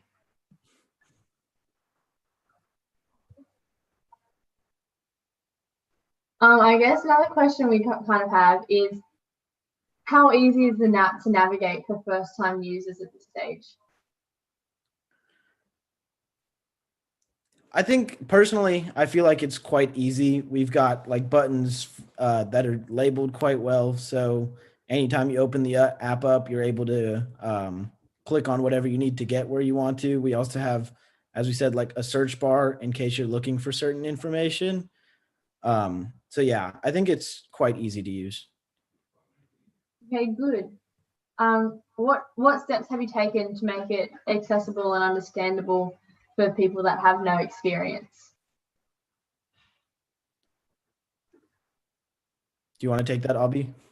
Yeah, I mean, It is pretty intuitive. That's one of the really good things about using iOS and Xcode and all that stuff. Apple does a really good job of making their products like user friendly, and like we don't really have to do much in that regard. But as we develop, we sort of make conscious decisions to make it as accessible and to recognize where we need to fix it. So. You guys talked about how you have the hang calculator, which is really cool and really relevant to this season. Are you thinking of like changing features of the app to adhere to new seasons and like keep this going? Yeah, so we definitely want to adapt to whatever the game is. And obviously for Infinite Recharge, we thought that the hang calculator would be a really good and useful simulation for detecting if you're balanced. We as a team also were kind of worried about figuring out where we needed to line up. So we knew that other teams would also be looking for some kind of resource to help guide them. And then, yeah, we want to expand this to like future games like 2022, 2023, whatever comes out. We want to keep expanding our simulations to give everybody as much knowledge as they can on how to play the game and what kind of strategies you can get from it. Okay. Regarding your team, how long has your team been together, and when was it started? So we've been a team for 13 years since 2017. So yeah, we've been a team for quite a long time. Yeah, I guess there's not that much to it, but yeah. Yeah. And then I guess we can talk about our JV team. So our JV team is the second team based in our high school, and this is their second year officially being a team. Okay, very cool, very cool. One of the other questions we had was, would you build and change this app over time? So, such as like updates? Yeah. Like as a contest go on, we're gonna have to update the information. Like 2023 hang calculators may or may not be relevant. So whatever the needs are and whatever is relevant at the time, we're definitely going to make updates for that kind of stuff. Yeah, very cool.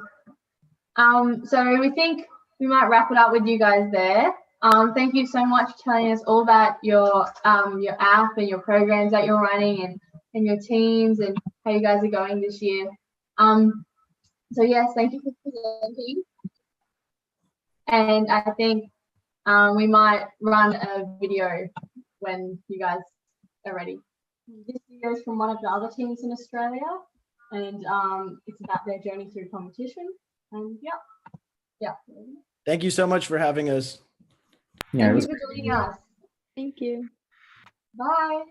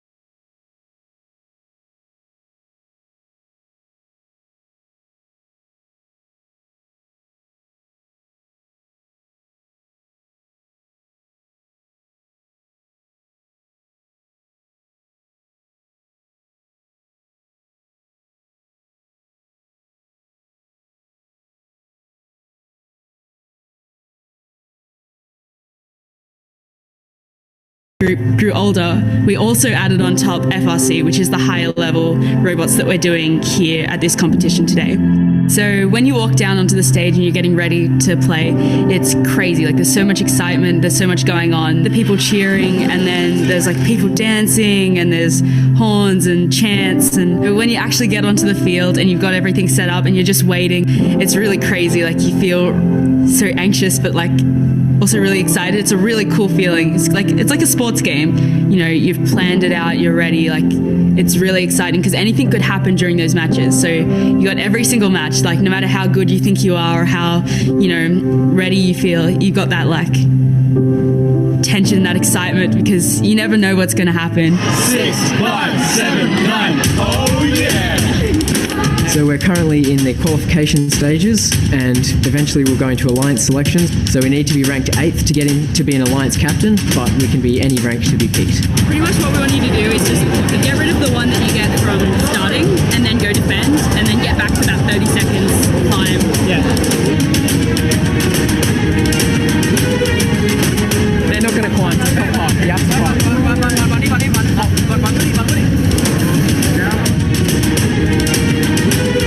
Unlucky. Oh well, what can we do? We must have got heaps of fouls. So we haven't made the top 8 in this competition due to some uncontrollable factors. So now we're trying to shop around for teams that'll take us in for the playoffs. We were just wondering if there's something you want us to do for the next match as well. Last game you guys lost. Yeah, the other team. Yeah, because I think there are two teams over there, right? Oh no, the other team, their radio fell out, and so they were out of their frame perimeter. That's what the referee told us. So basically the way it works is the teams 1 to 8 can pick their 2 teams that they want to play with. And so we're talking to all the top teams to try and make sure that we get picked. So that's talking about what do they want to see from us, what do they want us to try and do to make sure that we are the best robot that we can be for them. So we'll try and make sure that no one else gets it anywhere this time, and we'll defend for half the match. Yeah, and I also say that you guys do the hatch and the balls. Yeah, so we can do hatches, balls, we can do everything but climb kind of thing. So we'll make sure to play heaps of defense for you, and hopefully it pays off. Okay, awesome. We'll definitely have a look, and good luck. Sure, thank you. I think like being in like first has done some really awesome things. There's so many. So we started with, it gives you more context for what you're doing in school. So like when you're sitting in a class and you're learning maths and you're like, oh, this is so boring. Whereas like when you actually have something to apply it to, something that's cool and something that you really enjoy, it makes you actually want to learn more, and it makes you more engaged in your classwork. So I think that's been something really cool for our students, is it gives you like, you know, a goal and something to actually put into practice. And then also it's learning real like tech stuff. It's, you know, we're working with engineers and we're working with like real people who are in the industry, and we're learning so much from them every day. Best robot in Australia. There it is. So like for us, we were so inspired by all of the people who we would meet at the competitions. And now we go back and we volunteer at multiple competitions, and like we do everything. So we're refereeing, we're judging, we're emceeing, we're, you know, leading all the dances and playing with all the little kids and getting them inspired about the like FIRST and robotics and all this stuff. It's really, really cool. So irrelevant of whether we win or lose, it's still been a great season. We've learned so much, we've met so many people, and the FIRST robotics experience is just totally worth it, no matter whether you make it to Houston or not. Team 7433, there's a lot of cells on the spreadsheet. There are a lot of cells. What are they telling you? They're telling me that we're going to be complete chaos.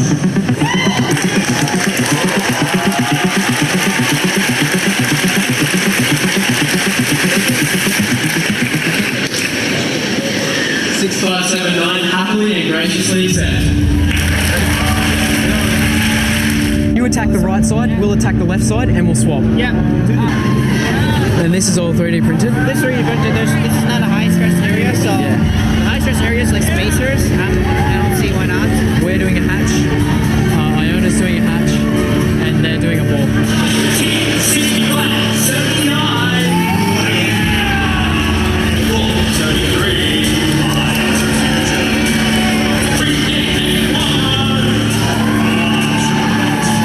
Yeah, we're good. All right, let's go. We got this.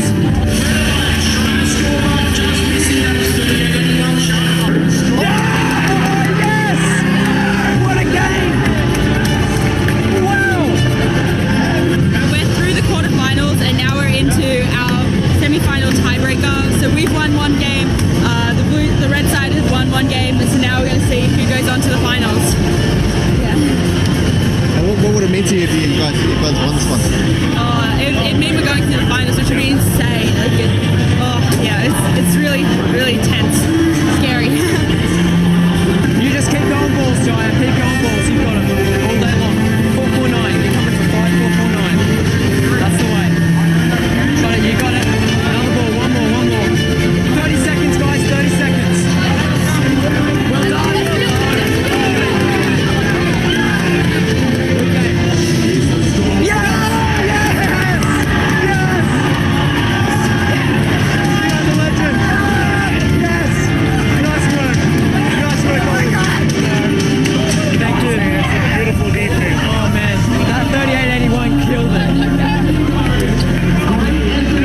So we've been playing really well these last few matches. We're going into the finals really positive. We've got a really strong strategy, amazing defense bot, and 2 that are really good at scoring points. We're just going to hold on, see what we can do. Finals, here we go. It's good. I know, it's crazy. Okay, good luck. Love it. Okay. So we're going hatches, they're going balls, and they are going defense. Let's go. You guys have got this. Let's do it. 6, 3, and 6. Yep. That's the way, Jaya. That's the way. Go balls. Go balls in there. Go balls. That's it, Jaya. Well done.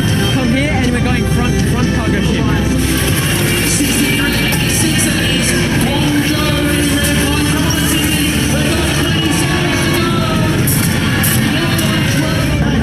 That's it, defense. Come back. Go. Now. Ball. You're winning. You're doing good. Drop it. No.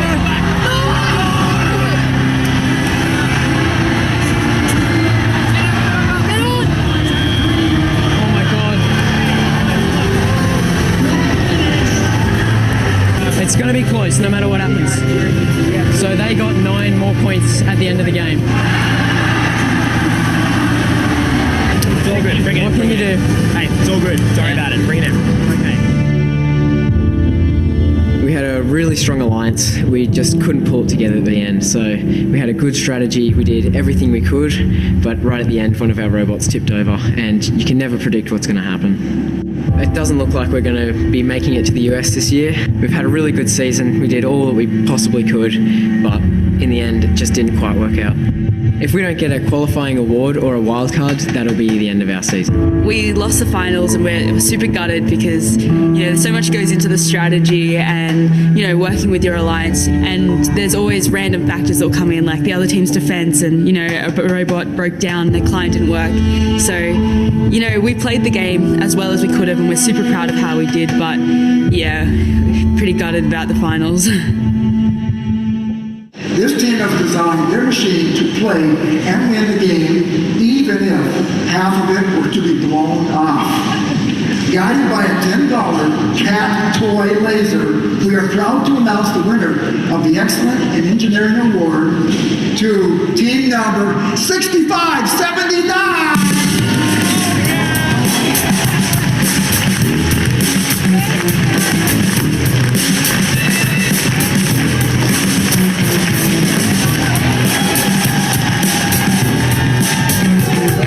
We can't believe it. We've just won the wild card and we're going through to the US. All of our hard work has finally paid off over the 6-week build season and the last week competition.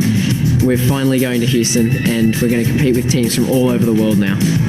I'm so stoked. I'm really, really excited to go to Houston with our whole team and participate there in front of all of the world's best FRC teams. It's going to be so crazy. I'm really excited.